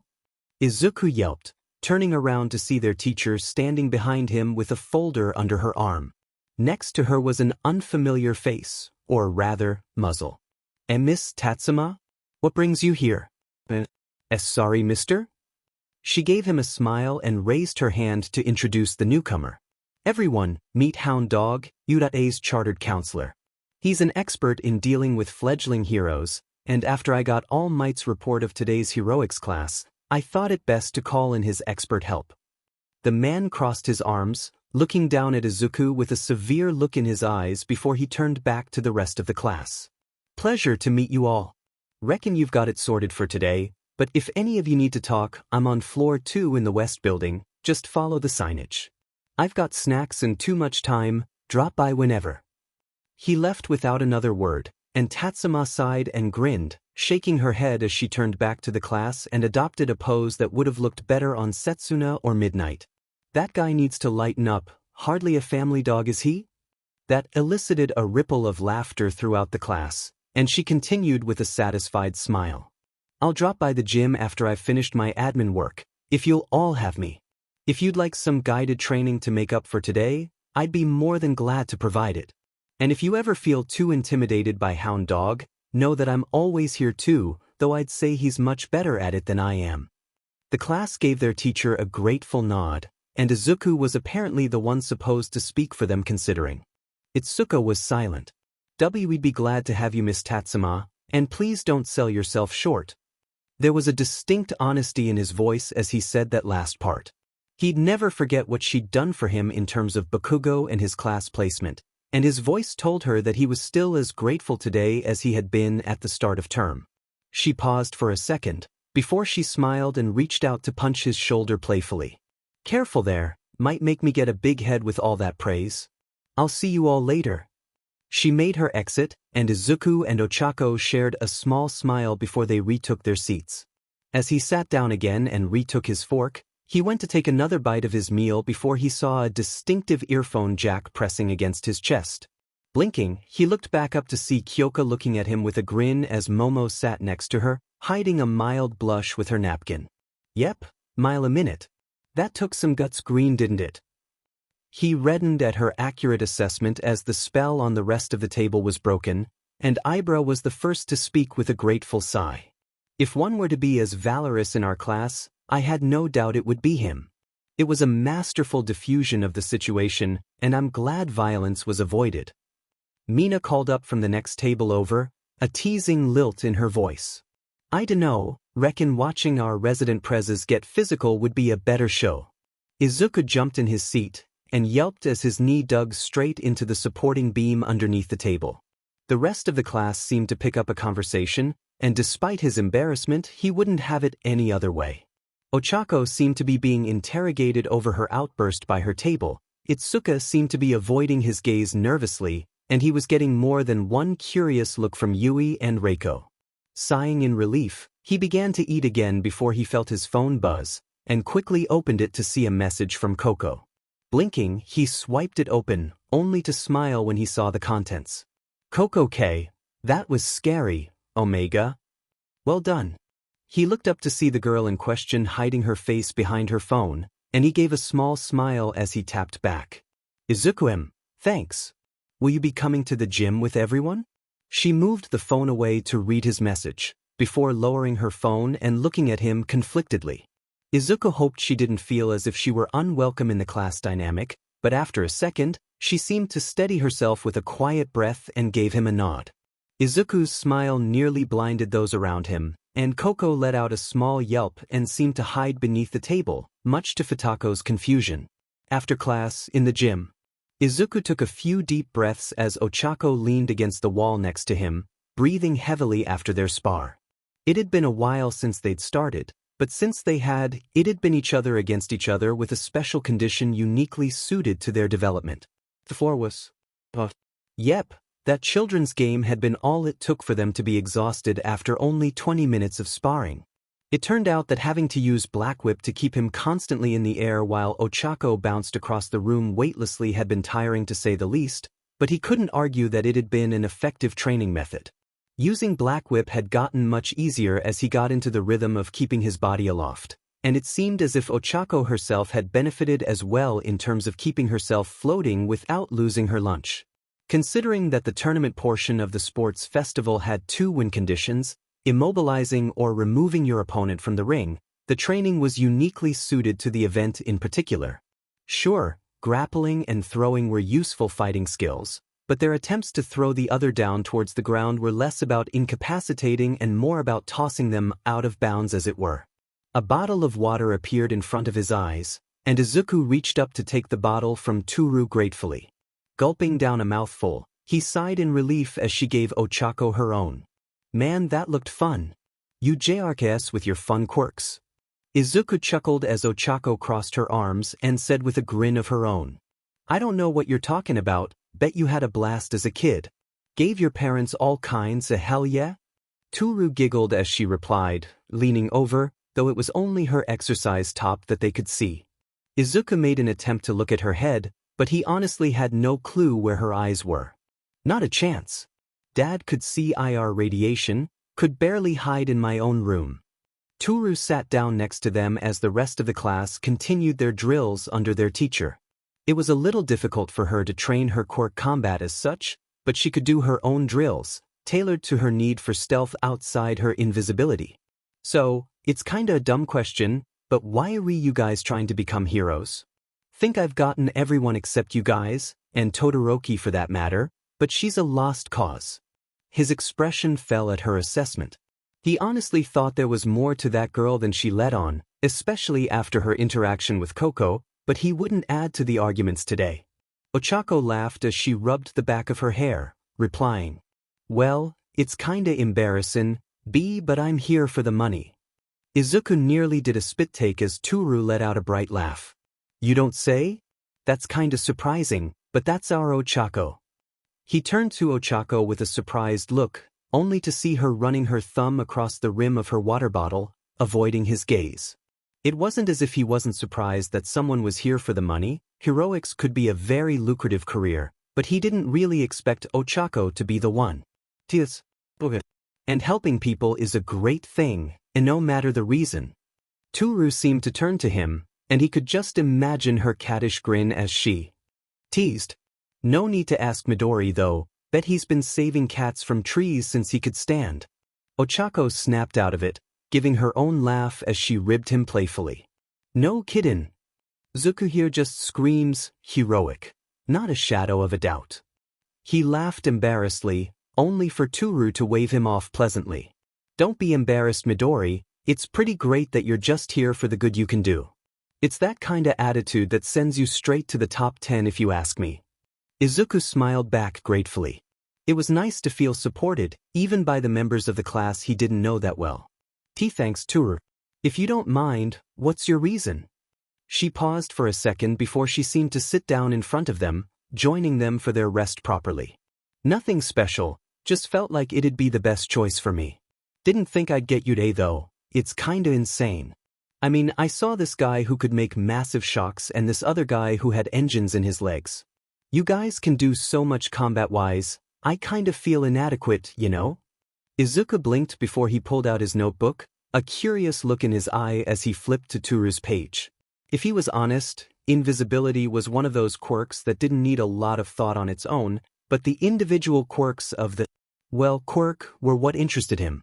I don't know about that, you seem like the perfect breacher in a siege situation. Next to Todoroki and Kinoko that is. Heroics is a team sport, nobody's inadequate. It was at that point that another voice spoke up amusedly, and they all turned to see Hana grinning down at them with her usual wide smile. Yep, top 10 material. Seriously, Midori, you're grade A hero material through and through, ain't cha? Guess that's why you're VP. Izuku shrugged non-committally, unwilling to comment on the assessment. He was just a kid doing his best with a gift from the number 1 hero. He didn't doubt that any one of them could have taken his position and thrived. Thanks. She took her own seat, unstopping her sports bottle as she continued. Seriously, like, comparing you to the guys in 1Y is kinda crazy. I reckon they've got like 3 chill people out of the lot. There was this little purple guy who was watching Midori like a goddamn assassin. He yelped nervously as Ochako let out a curious, ooh, while Toru nodded encouragingly, her gossip mode already in full swing. Is our Midori already making a bunch of enemies? What a scoop. Any clue why? Hana giggled and responded with a saucy grin, leaning forward with her chin resting in her palm. 2. You gotta know why. One guy, 19 babes, in a class during their teenage years? He's livin' the dream. Ochako's blush was dwarfed by Izuku's as the social implications of what was going on hit him like a truck, and he groaned in anguish as he hid his face in his knees. Toru laughed brightly as Ochako patted his shoulder sympathetically. He's not like that. Though, I can totally see what you're talking about. He's not really that girly. Suddenly he found himself caught by a pair of piercing stares, and Izuku looked up nervously to see them beginning to mutter thoughtfully. Clear skin, soft features, and I bet with a little foundation we could soften those cheekbones up even more. Hana nodded in turn, continuing with mounting excitement. And if we make the clothes nice and baggy, then his muscles won't get in the way. Izuku felt a nervous sweat on his neck as Ochako asked curiously, oblivious to his mounting dread. Girls, what are you talking about? Hana's face broke out into another grin, but it only filled Izuku with dread. Say Midoriya-chan, wanna try a make-off act? A pair of fingers grabbed her ear, and they all looked up to see Tatsuma smiling down at her with a dangerous smile. I don't recall you finishing your drills, Zero. Think you'd better start from the beginning. Let's see another kilometer of tape, shall we? And then you can torment Midoriya. She yelped as she was dragged away by the ear, their teacher letting go as soon as it was obvious she was threatened enough. They all had to admit, they'd not be squandering one of All Might's heroics lessons in the future. Their homeroom teacher was twice the taskmaster, and half the smiles, when it comes to heroics training than the jovial giant. Despite that, she turned to them and put her hands on her hips, a warning look in her eyes. You three have another 5 minutes, but that doesn't mean you can let the others slack off with you, you hear? Izuku nodded apologetically before Ochako spoke up curiously, not that afraid of their teacher's demeanor. Say miss, you're kinda intense about trainin', ain't ya? She blinked in surprise at the summary before she snorted and crossed her arms, replying with a grin full of vicious pride that looked very suited to her dragoness persona. The sports festival isn't just you guys proving yourselves. Us teachers can get pretty DMN competitive when it comes to how well we're teaching you lot, so I expect you all to give it your all too, understood? The three nodded, and she took her leave to go and instruct Pony and Eiko as the former rammed the ladder. Izuku sighed as he leaned back, enjoying his rest as he closed his eyes peacefully. Yeah, this was better. The day of the sports festival. Izuku opened his eyes, a hard look in his eyes as he stared at the tube lights of the changing room he'd commandeered. It was finally here, the day of the first-year sports festival, and after hours upon hours of training, he finally felt as if he were ready to face the world for the first time. He raised a hand, and a tendril sprung from each of his fingertips, curling in like talons. For the first time, he'd applied his quirk analysis to himself, and finally got a grip on Black Whip in a more true sense than the understanding he'd come to with it. He knew it wanted, he knew how to make that happen. The trust between them was paramount, and he could lose it easily. He'd not even touched his super strength in the past couple weeks, only working on Black Whip and his usual conditioning. It was almost reassuring to know that if One for All decided he wasn't worthy, it wouldn't work for him. He'd never even considered falling to villainy, but it was nice to have a moral compass waiting to reel him back in the worst case. The tendrils coalesced before reaching out to ruffle his hair, and he laughed as he reeled it back in. It almost seemed to be like a caretaker or older brother, always keeping him out of harm's way. That was when he heard a knock at the door, and jumped slightly in his skin before he heard a voice speak out loud in a semi-familiar, cool monotone. Midoriya, we need to talk. Blinking in surprise, he replied aloud. He wasn't expecting any visitors, and never in a million years did he expect her. It's open, Todoroki, come in. The door opened a half-second later, and he watched the small girl walk inside with a dangerous look in her eye. He'd be scared if he wasn't curious as to what had brought her to his changing room, though considering she was already in her tracksuit, it wasn't to avoid changing with the others. She crossed the room before standing right in front of him, her eyes hard as she looked down at him dispassionately. Even though she was standing, he barely had to raise his head to meet her captivating eyes that shined in the fluorescent light. I'm going to defeat you today. Well, that was confident. He didn't really know how to respond to that beyond an inquisitive tilt of the head, and she let out a small puff of cool air before she continued. Just get to the tournament, Midoriya. I don't care how you do it, but I will meet you there, understood? He watched her as she stepped back and began making for the door, before he felt a nudging growl from Black Whip prompt him. Todoroki? I was already planning on doing well, but why do you need me to be there too? She paused as she went to grab the handle, not turning around to address him. You're strong, maybe the strongest since All Might. If I am to prove I am stronger than him, I need to defeat you first. Don't take it personally, you and the others are acceptable as classmates, perhaps even heroes, but don't get in my way. The door opened, and Izuku was left alone once again with his thoughts turning like a tornado. There was something in the way that she'd said, stronger than him. It didn't feel like she was talking about All Might, or even Izuku. But then who? A siren blared, and he shoved the mystery to the back of his mind as Black Whip yipped in his mind excitedly. He stood up, took a deep breath to stable himself, before also making for the door. Walking out into the darkened tunnel, he heard the cheering of the crowd rise in volume. He heard a noise coming from down the tunnel, and smiled when he saw his classmates begin to walk around the corner. Towards him, Itsuko was leading the pack, and raised her hand in greeting with a smile on her face as the rest of his class stood tall and confident behind her. Ready to go?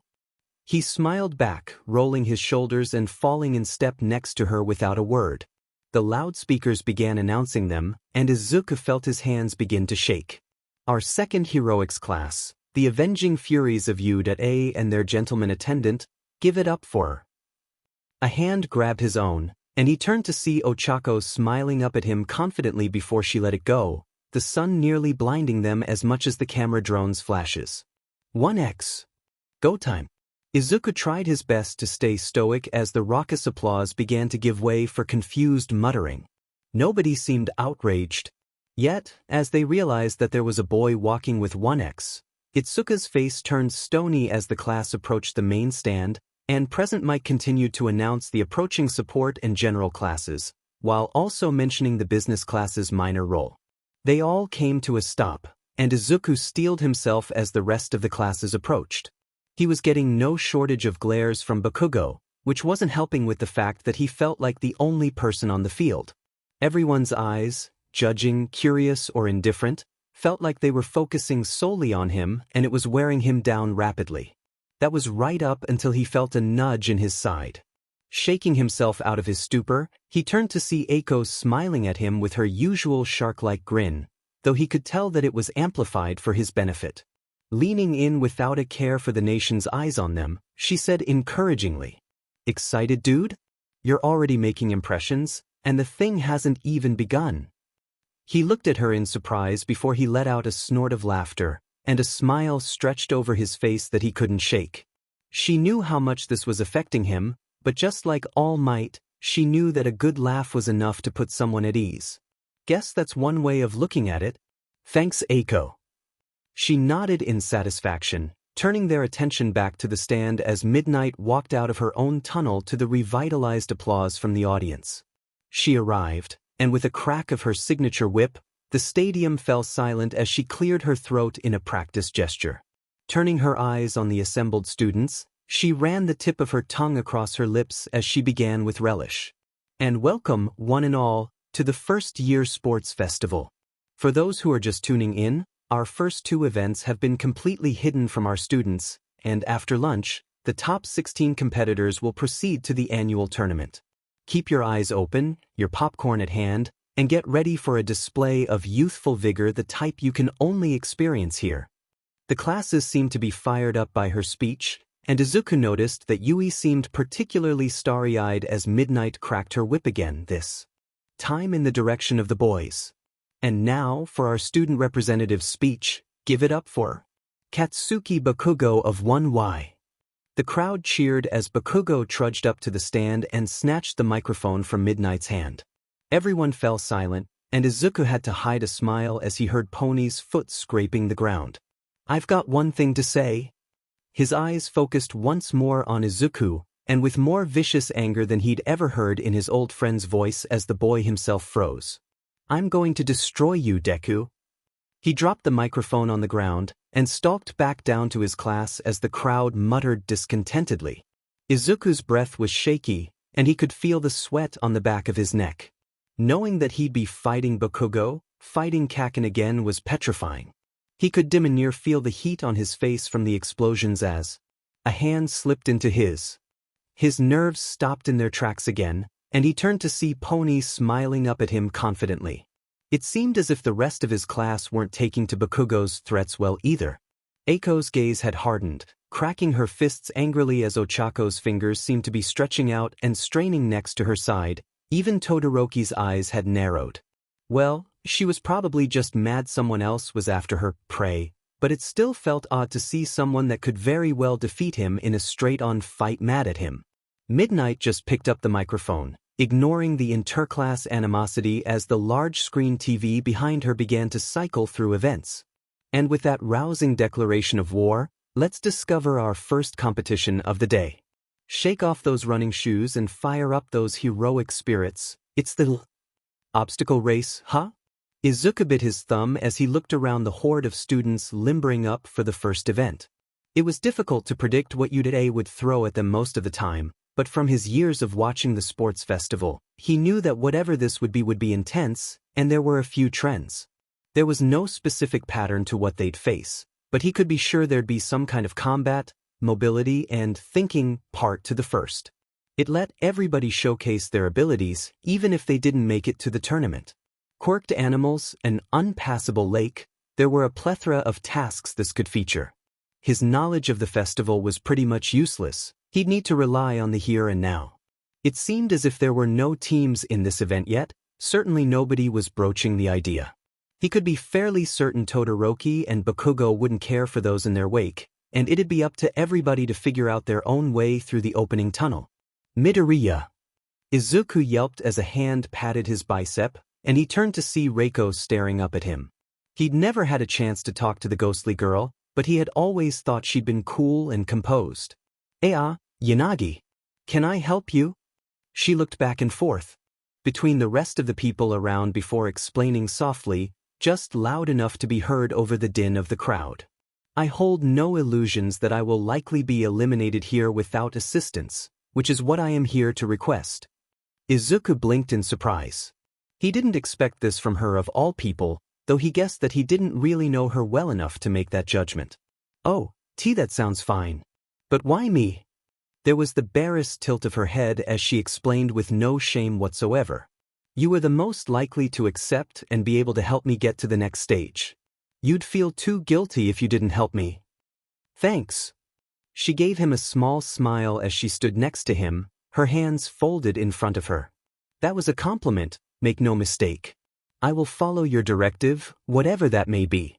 Izuku sighed as Black Whip yipped happily at his acceptance. Team-ups weren't exactly frowned upon, but it wasn't good for anyone who was trying to make the biggest name for themselves individually. His goal was to help as many people as he could, so what good would ignoring Reiko be? Got it? A rhythmic series of beeps began to echo throughout the stadium, and Izuku stepped forward to place himself between Todoroki and his teammate. The beeps reached their climax, the final one taking much longer than the others, but just as it sounded, the shattering roar of a glacier filling the bottom half of the tunnel was nigh deafening, and Izuku and Reiko had to cover their ears as the rest of the students screamed in fear, falling over each other to escape the sudden cold. Looking up at it in awe, Izuku shook the shock out of his system before turning to Reiko and shouting, I got a plan. Her eyes widened as Black Whip lanced out from his arm, wrapped around her abdomen and lifted her up to the top of the glacier. Bakugo had already begun blowing up a path through his side of the tunnel, and the crush of students trying to get through it was hampered by the smoke, shards of ice, and crowding. He was about to latch onto the edge and also get himself up before he saw Koko and Futako looking around for their own answer to the first obstacle. Black Whip growled discontently as his hand remained aimed upwards, about to pull himself up. A minute. He quickly sent them up, and Izuku cursed the pact he'd made with Black Whip as he also sent everyone that didn't look like they wanted to experience the crush up to the top. Black Whip wouldn't be content until he'd filled his heroic quote, it seemed. And in a turn of events, it looks like one excess Izuku Midoriya is helping the competition. This isn't good for his chances, is it, Eraser? A dreary, unimpressed voice began. Highly illogical. I feel sorry for his homeroom teacher. Izuku winced as he sent himself up, having finished his own side obstacle. Latching onto the edge of the glacier, he began to muscle himself up before a hand reached out down towards him, and he looked up to see a boy with a monkey's tail smiling down at him. Repay the favor? He took the hand and let himself be hoisted up. As he crested over, he saw that only Reiko, Yui, Koko and Futako had deigned to stay back with him, and the rest had already made their way through the tunnel. It seemed as if they were still struggling with the slippery ice though. Thanks, I didn't get your name? The monkey tail boy smiled as he turned to begin running. Mashareo Jiro, thanks for the save. Izuku waved him off as his classmates fell in step with him. Koko looked up at him with a shaky smile as Futako asked, So, what's the plan? He shared a look with Reiko, who just smiled and nodded. Izuku smiled back and said with a confident nod, We win. Plus ultra. Even Koko and Yui gave their own, albeit small, cheers as the group began to run through the tunnel. They were already making a good lead on everyone trying to follow Bakugo's passage, but they were still behind those that had taken his help and ran or those with their own way of getting through Todoroki's preemptive strike. They arrived at the end of the tunnel to see that it already featured a slope from people sliding down the sheer edge, and Izuku waited at the top as the four slid down one after the other. Up here he had a vantage point, and what he saw didn't inspire confidence. Bakugo and Todoroki were fighting through what appeared to be a trio of zero-pointer robots, and the others were already beginning to make their way towards them. Gritting his teeth, he slid down and joined the others in their run. They'd need to make up serious time, and Koko's small frame and lack of athleticism were their biggest limiters. Sorry, Koko. Without another thought, Izuku scooped the girl up as they ran. She yelped as he maneuvered her up onto his back. He was blushing hard, but he knew that it would be necessary to pick up the pace. He didn't see it, but Yui was looking at the girl with no small amount of jealousy as the group now began to speed up as they catoned onto his idea. As they passed by the mechanical corpses of the zero-pointers, Izuku shouted over the noise of the horde of students behind and in front of them. Koko, keep an eye on anyone moving up on us. Yanagi, Kodai, use your quirks and get the debris out of our way. Tokoyami, just run close to me, okay? They all voiced their agreement as Yui and Reiko began to shift the rubble from the zero-pointer away from their path. It didn't take long before they were clear, and their group got through quickly, and they were into the next stretch. Izuku readjusted Koko as they cleared the smoke, smiling when he saw that there were only a couple dozen more students ahead of them at most. Tokoyami coughed slightly to clear her lungs from the dust as she asked him curiously, If I may, why form an allegiance with us all? You could blaze a trail ahead with no trouble. He shrugged, making Koko yelp slightly as he laughed apologetically. Well, heroes are supposed to help, right? He didn't really need to struggle to keep pace with Yui and Yanagi, even with Koko on his back. I think showing that we work well as a team has its own merits too. She looked at him curiously, before a smile set into her eyes as she refocused on keeping pace. Eventually they turned a corner, and Izuku's eyes widened as he saw the massive, gaping ravine that split the track. There were tightropes that would bring them across if they had the balance, but he doubted anybody except Mina had the skills for that. His mind raced as they approached the ravine, and eventually he gulped and sent out 3 tendrils towards his running teammates. Black Whip was barking excitedly as it understood his plan, but he was certain he could hear an uproarious laugh underpinning the quirk. Hold on everyone. The 3 looked at him as if he was crazy as Black Whip tightened around their waists, and with a yell to steal his confidence, Izuku jumped down into the ravine. What is he doing? One Excess Midoriya takes a dive into the yawning abyss, with his teammates in tow. Is this the end for Dash?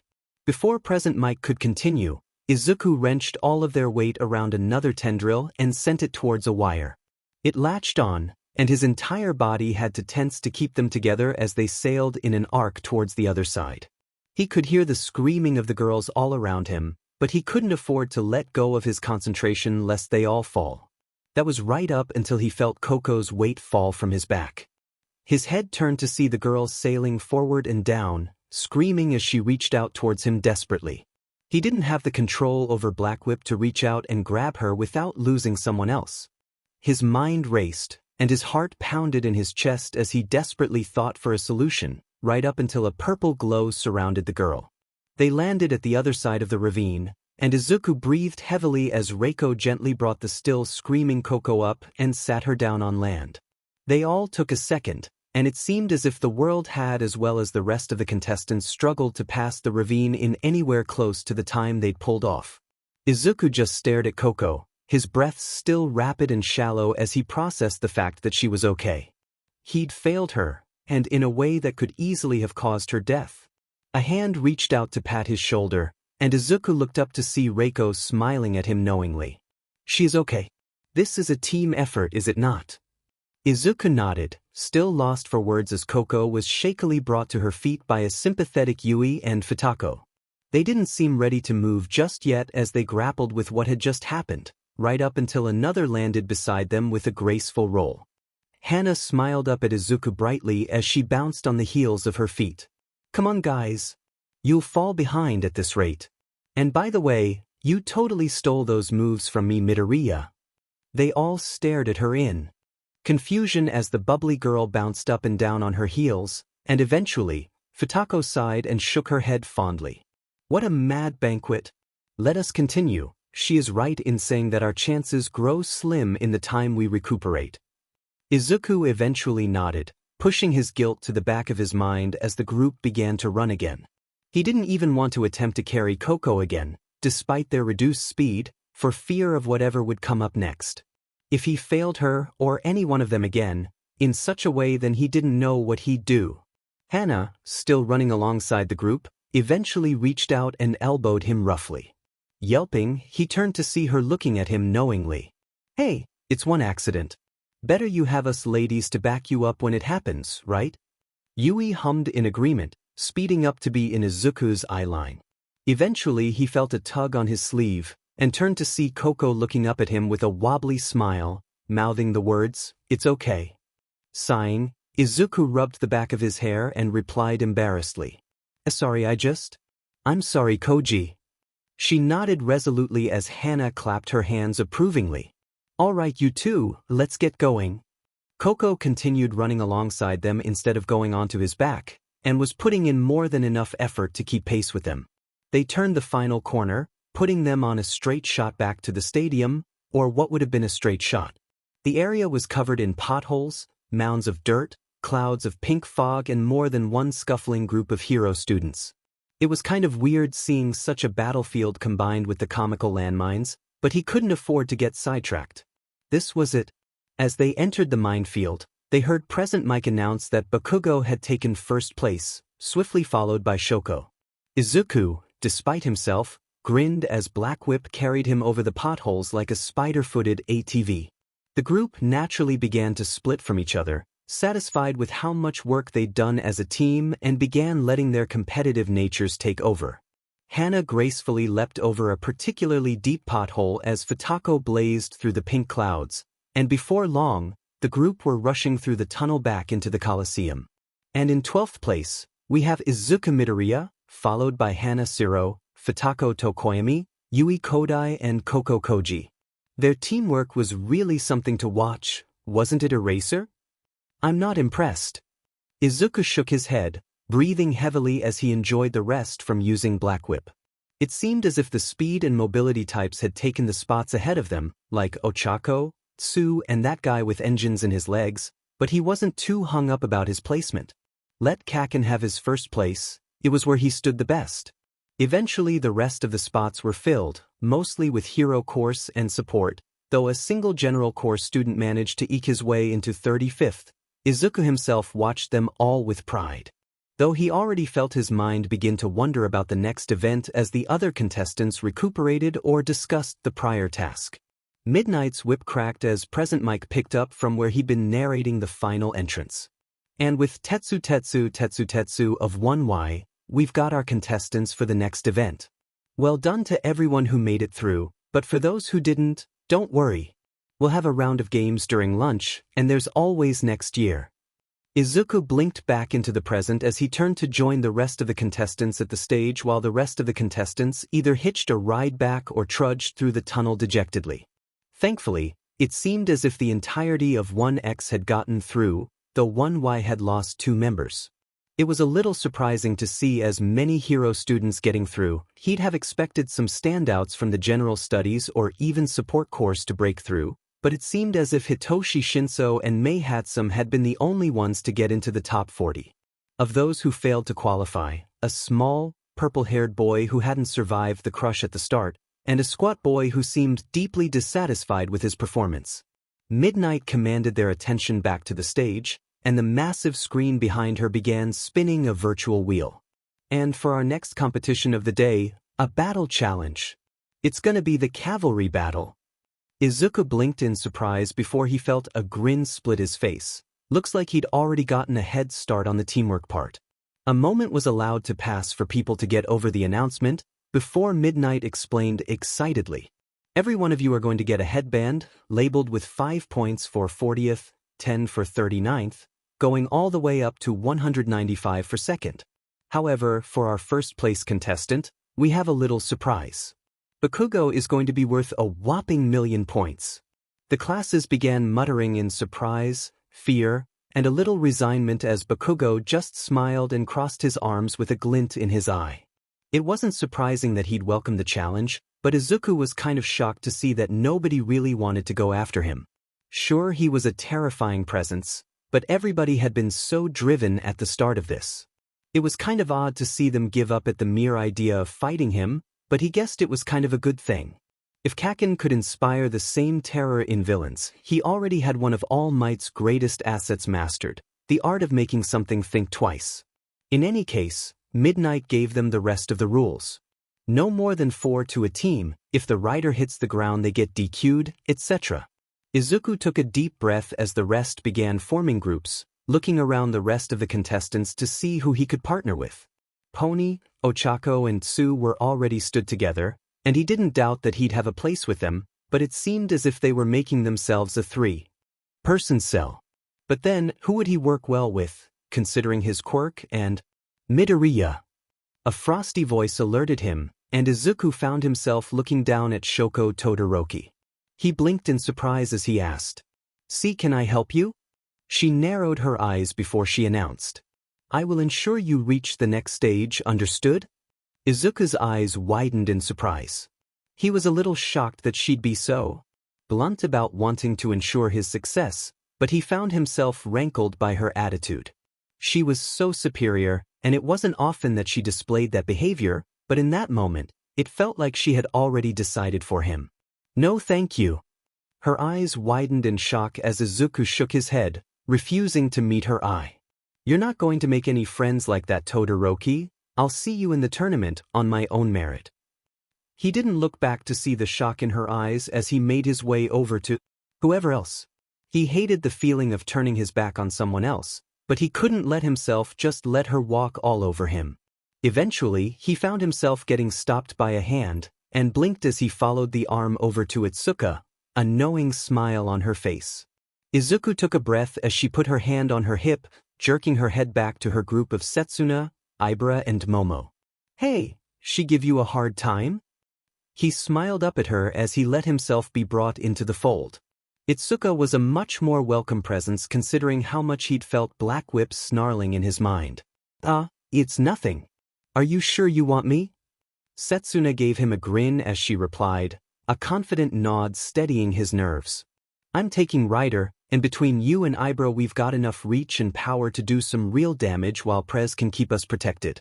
As far as I'm concerned, we've got a clean sweep here." Izuku nodded in agreement. While he would have liked a more diverse set of quirks, he could see how the monopoly on tentacles as it were would be strong. Ibra smiled and nodded to him, a serene smile on her face. "I never got the chance to thank you for your assistance in the race. I look forward to working with you." He blinked in surprise, before remembering when he'd indeed helped her up and onto the glacier in the tunnel.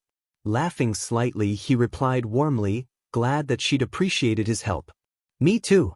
Your quirk is super interesting. As he chatted away with the pleasant girl, he didn't notice the glare he was receiving from Shoko as she let the support girl she'd dismissed as a necessary evil got her equipment sorted. He dared to ignore her? She saw he wanted to fight Bakugo, and fair enough, she wanted to sweep the arrogant whelp aside to make sure that Midoriya's focus was on her and only her. She needed him focused, she needed him driven to fight her at his best. Because when he did, and it was all for naught against her ice alone, her first victory would be sweet. Granted, she didn't hate the boy. He was pleasant, entirely so, but he didn't seem to realize his place. Oh, he'd know his place once she was done with him, but then he'd make a fine sidekick. His grades were impressive, and his dual quirk made him seem a kindred soul. He just needed some training. If she were honest, the entirety of 1X would make for a fine agency under her. They were smart, with strong quirks and bodies and pliable. They'd bow to her soon, and with that, she'd never fall into the trappings of her father's agency. A bunch of goons and fireslingers that relied on their civilian staff for the basics of all heroism, hardly worth the cost of their licenses.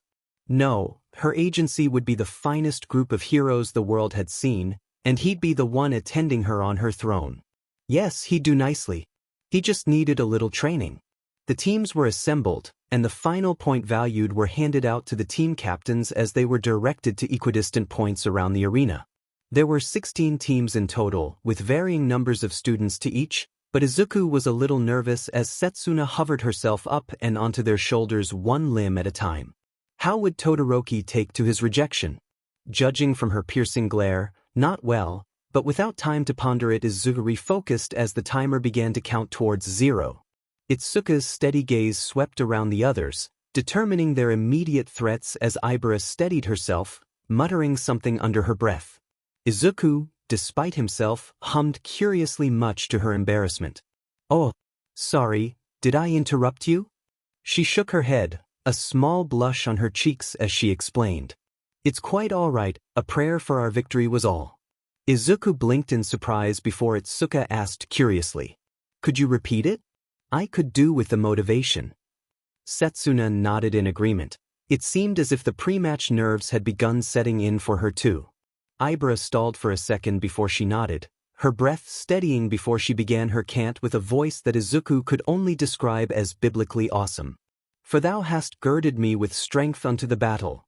Thou hast subdued under me those that rose up against me. The timer reached 0, and their war cry was only matched by the colossal glacier filling half of the arena. The first 20 seconds of the cavalry battle were pandemonium. Quirk fire filled the air as students rushed to evade Shoko's glacier, or were subsumed into the icy blast without a chance to escape. Thankfully, it seemed as if she were more aware than to completely cover people's mouths, but entire teams were knocked out in that one strike. Setsuna directed them away from the main crush, her eyes narrowing on the closest targets, a pair of 1Y boys riding a massive guy with multiple arms. Green Ibra, bring him down. The two nodded resolutely, and their combined tentacles made for a terrifying sight as the giant tried to evade to no avail. Ibra's vines wrapped around his legs into a tight wrap as Izuku's black whip toppled him back. And even the rider's attempts to strike back were set off track by the flurry of black. All in all, it was a perfectly successful first strike, and Setsuna's hand swooped up the headband from Kaibara's head and set it around her neck with a grin. Izuku's eyes narrowed as he felt a cool breeze behind him, and it was only he who turned his head and saw a flurry of ice crystals miss Bakugo's group and sail towards them. Dodge! They yelped as he dragged them to the right, and Setsuna covered the side of her face to protect herself from the icy wind as she shouted. Dimin! Good instincts, Green, let's let those two do their thing. He was much too happy to oblige as Todoroki, wearing what looked like a heated vest of all things as she rode on the back of the support student, continued to trade blows with Bakugo despite his attempts to go after Izuku. Their next targets, it seemed, would be Reiko, Kinoko, Momo and Futako as they approached with a good bit more caution. Setsuna hummed in annoyance as she saw them acknowledge their advance, and the two teams squared off. This is gonna be a difficult one. How are we gonna crack that defense of theirs? Izuku narrowed his eyes as he thought to the strengths of their team. It was true, with Momo, Kinoko and Futako they'd have a nasty defense, and they'd need to be worried about Reiko grabbing their headband during the scuffle. His eyes widened as he heard another flurry of ice behind them, and his eyes were drawn to the side of the arena. Follow my lead, Shiozaki, I've got a plan. Itsuka, use your hands to keep any spores away. Ibara nodded, and following Izuku's lead, created a massive wall of vines and whips that obscured the rest of the arena. They began to encroach on the group, and seemed as if they didn't quite know what to do as the wall pushed them back. Izuku wouldn't lie, he felt a little bad about this tactic, but right now he needed to do his best for his team, Deku. His eyes widened as he turned his head, and it was only with a frantic raising of his arms that he managed to avoid the worst of the blast.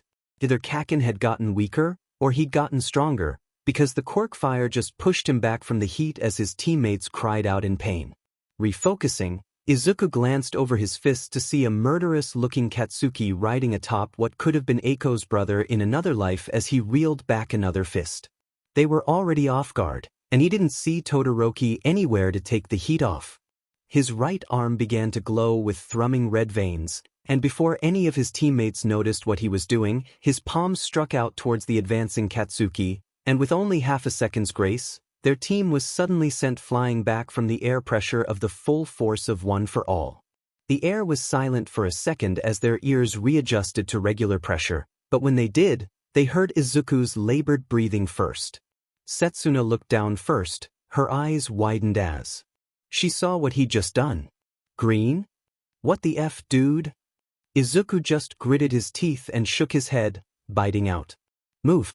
I can't use this arm again if he comes back. As the team began to make their retreat, and Momo's team counted their bittersweet blessings for Katsuki's arrival, present mixed commentary took on a sympathetic note as the drones followed Izuku and his busted arm. And that's the double-edged sword of Izuku Midoriya's insane quirk in action. What do you think, Eraser? He wouldn't have made it past the first day in my class. He's not ready, my stance from the beginning. Izuku had already blocked out the voice of the commentary as his group came to a halt at the periphery of the group. His arm hung limply at the side, but he wasn't too worried about Katsuki returning to get him as it seemed as if Todoroki had decided to amend the situation with more than a little fervor. Katsuki was dragged away from the situation by a wall of ice, and Izuku could only just catch Todoroki's eye before she turned her attention back to Katsuki. Itsuka turned back to him and asked quietly, "Are you gonna be okay?" Ibara's gasp of shock caught both of their attention.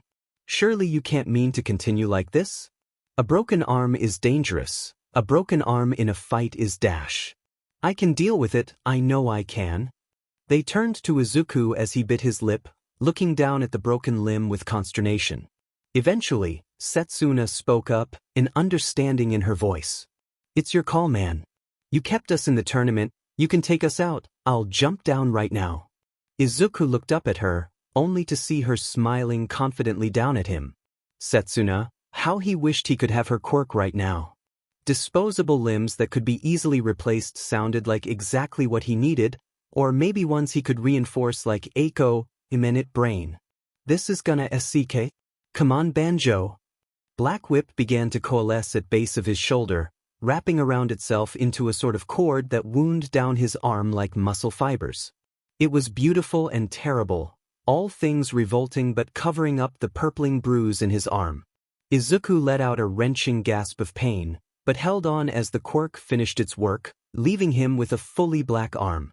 Inside, he knew exactly what he'd been trying to do. Set the bones, reinforce them. Muscles were damaged? Replace them.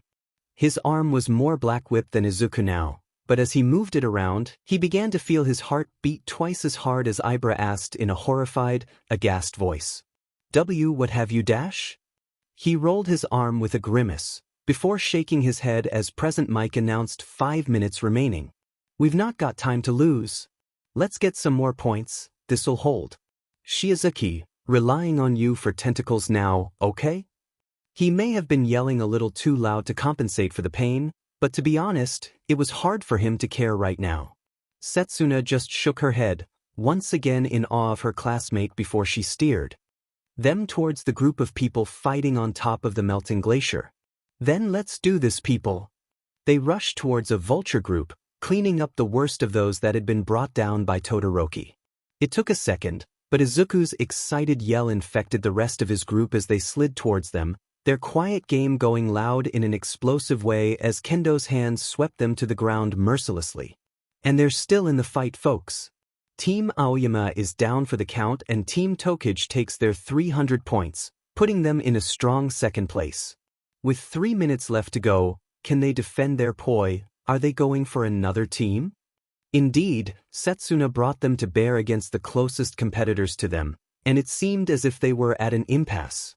Izuku could just about hear the lone eagles cry and tumbleweed as they stared down Pony, Yui and Ochako ridden by Tsuyu.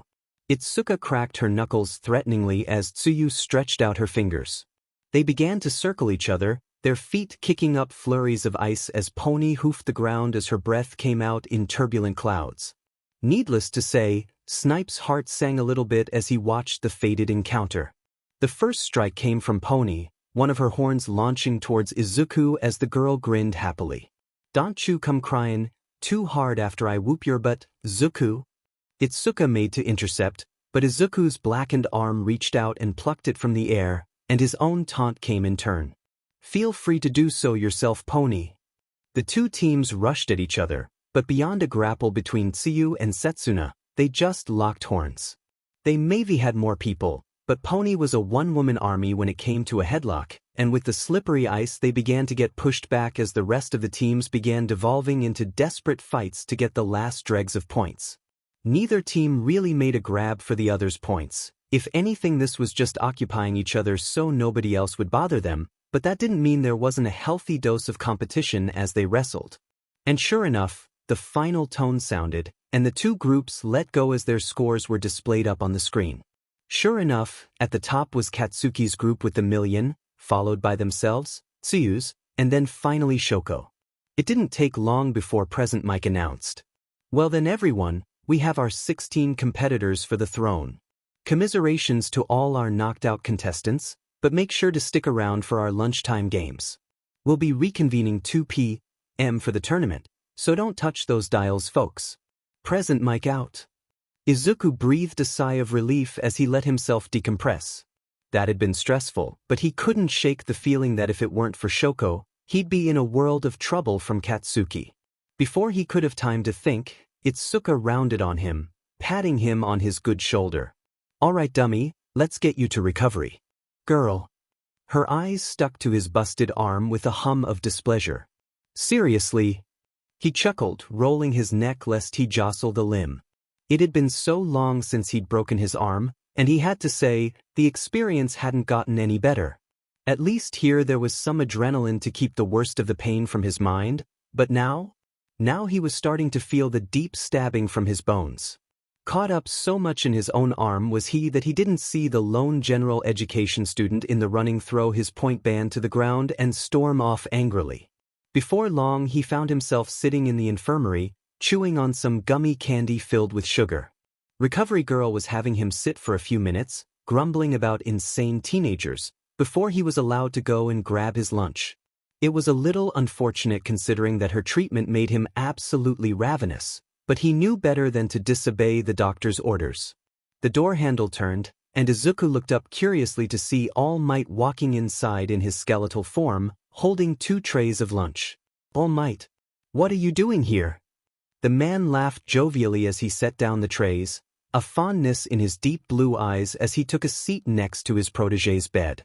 "We didn't get a chance to talk before the festival started, and with you bedridden, I thought some lunch would be appreciated." Izuku smiled at him gratefully as he took his tray, breaking apart the chopsticks as he nodded. "It is, thank you. So, I guess I've made it to the tournament, huh?" All Might reached out and jostled his shoulder with a bright grin. "Not just that, second place is nothing to scoff at. I must say though, I thought you'd been going for first place. And not that that's a problem. I dare say you've outdone yourself considering how new you are to your quirk." He blinked in surprise before shaking his head, a small smile on his face. Why yeah, I guess I wanted to go for it, but I had to think of my teammates. If we'd gone after Kaken, we could have been knocked out right there. The man nodded in understanding, the fondness growing ever more as he took a bite of his food. He'd always known his protege would be the best of them, and his attitude to the tournament only confirmed it further.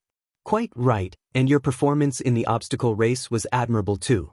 Young Koji would have never gotten a chance to shine, and many others wouldn't have gotten theirs either, had you not helped them through that tunnel. Izuku laughed nervously, rubbing the back of his hair. It was nothing, just what a hero would do, I know. Shaking his head, he took another bite before he hummed in thought. Though, the tournament's going to be tough. Everyone for themselves in one-on-one brackets, doesn't leave much except for combat skill. All Might stayed silent as Izuku mulled over the implications of the final event. He was certain his successor would do incredible, no matter what, but he personally hoped that he'd take the podium if nothing else to show Aizawa what was what. Both he and Kayama had to talk Tatsuma down from going up to the announcer's booth and tearing Aizawa apart. They knew the man didn't like Izuku, but it was starting to go a little far. At least it didn't seem to be getting to the boy at all. They finished their meals in amicable silence before All Might stood up, slapping his knees. Well, I'll head out first, make sure things in place for the tournament. Do your best, I'll be cheering. Izuku waved him off before standing up to get himself ready to go as well. Thankfully the break was pretty long to allow the competitors to fully recuperate in time for the tournament, as well as enjoy a few of the extra games that weren't quite so strenuous. Stepping out of the infirmary after getting Recovery Girl's go-ahead, Izuku made his way over to where he knew his class would be congregating. It was as he turned the corner, trying to get to the cafeteria which was specifically blocked off for students, he found himself face to face with Shoko. He felt his heart leap up into his throat, wondering what she was going to say after what happened before and during the second event. He didn't know if he had it in him to rebuke her again, even if he was supposed to be vice rep. Your arm? Izuku stopped his train of thought as she looked at the appendage, what he could only discern as concern in her expression. Better, thank you. Did you need anything? She hummed in displeasure before nodding, turning on her heel. A minute of your time. Izuku really shouldn't be indulging her demands, but he couldn't help himself. Following her into one of the classrooms unoccupied during the sports festival, he found himself sitting across from her as she stood in front of the teacher's podium, clearing her throat. He was going to let her have the first word in, and it seemed as if she was much calmer now that he'd agreed to speak with her. Apologize for how I acted before the event. My only concern was you advancing. Don't take it as any slight against your abilities. He couldn't help the smile that arose on his face as he nodded. Thanks for the apology and the help during the event. She smiled back, an awkward, wobbly line of a smile, but a smile nonetheless. She composed herself before she continued, her expression turning mildly frosty. I owe you an explanation for why I wish to fight you specifically. Listen well. Izuku leaned forward, and she nodded in satisfaction at his attentiveness. You have heard of Quirk marriages, I assume, being the strongest hero art student in the class? Izuku's eyes widened as he looked at her in a new light. Don't tell me? Shoko nodded, her hair falling over her scar. Yes, my father bought my mother for her quirk and used her as a broodmare. I was the final result of his investment, a perfect fusion of his quirk and an equally powerful ice quirk. You understand my reluctance to use my fire now? Correct. Izuku was still reeling from the reveal, but took a shuddering breath to clear his head. He needed to focus. Yeah, I can see that. Recent ring, he asked worriedly. Todoroki, is everything okay? What does this have to do with me? She gave him a fond look as she explained, reverting to her air of higher status. You're not dissimilar to All Might, despite your extra quirk and control issues. You can see the parallel, no? She pushed off from the podium, approaching him. And should we fight, and you bring your all against nothing but my ice and lose, I'll declare my first victory over that bee. Izuku gaped at her as she stopped in front of him, extending a hand to him. This isn't a rivalry, it's an offer of friendship, Midoriya. You and 1X have unimaginable potential. Think of what we could do if we present ourselves as a united front. My father's agency will be left in the dust. I dare say we'd have most of the class in the top 50 before our first year was out. He was captivated by her eyes, a gentle madness filling those colorful gems. And you, my second, the strongest of my peerage, would be right there next to me. Let us not fall into the rivalry my father has with All Might. No. Let us be as one, a force like the world has never seen, one that will see even All Might as a relic of a bygone age. Her hand came to a halt in front of him, and Izuku took a shuddering breath as he was enveloped by her aura. The sheer want in her voice, the breathless voice with which she spoke, it infected his soul with the same desire. Why shouldn't they? Even he had to admit, the idea of a hero agency with all of 1x sounded amazing. His hand snaked past hers, and with a confused look from her, he grabbed her forearm. He wouldn't get through to her with words, he knew that a dream couldn't die like this. To do. No, Shoko, my classmate. Izuku felt his heart thundering against his chest as he gave her a confident look. If you fight me and win against my all with only your ice, then I'll accept. I'll be the first member of your agency. She nodded, but was stopped as he said confidently. But if I can get you to use your fire, then you have to accept my terms. She tilted her head in confusion, her hair falling to the side. Which are? Izuku said resolutely, his confidence bolstering. You'll train with your fire, against everyone. You can't keep disrespecting us by not giving it your all in training. Her eyes widened before they narrowed again, and her hand gripped his forearm with a fraction of his strength. Very well, I'll hold you to that, but rest assured it shall not come to pass. They shook once and they let go. Shoko hummed in pleasure as she turned to the door and made for it. I find myself excited for our bout, Izuku. Bring your all, it will only be sweeter to rub your loss in Endeavor's face. Izuku rubbed his arm as he responded, his smile not surfacing again as he replied. Shoko, I'll help you. Nodded in satisfaction before leaving, obviously taking his declaration at face value. Meanwhile, Izuku let out a shuddering breath, glad that he had a moment to process what had just happened. Shoko had been the product of a Quirk marriage in modern Japan. It was a crime, a form of child abuse that could see Endeavor stripped of his hero license and probably behind bars.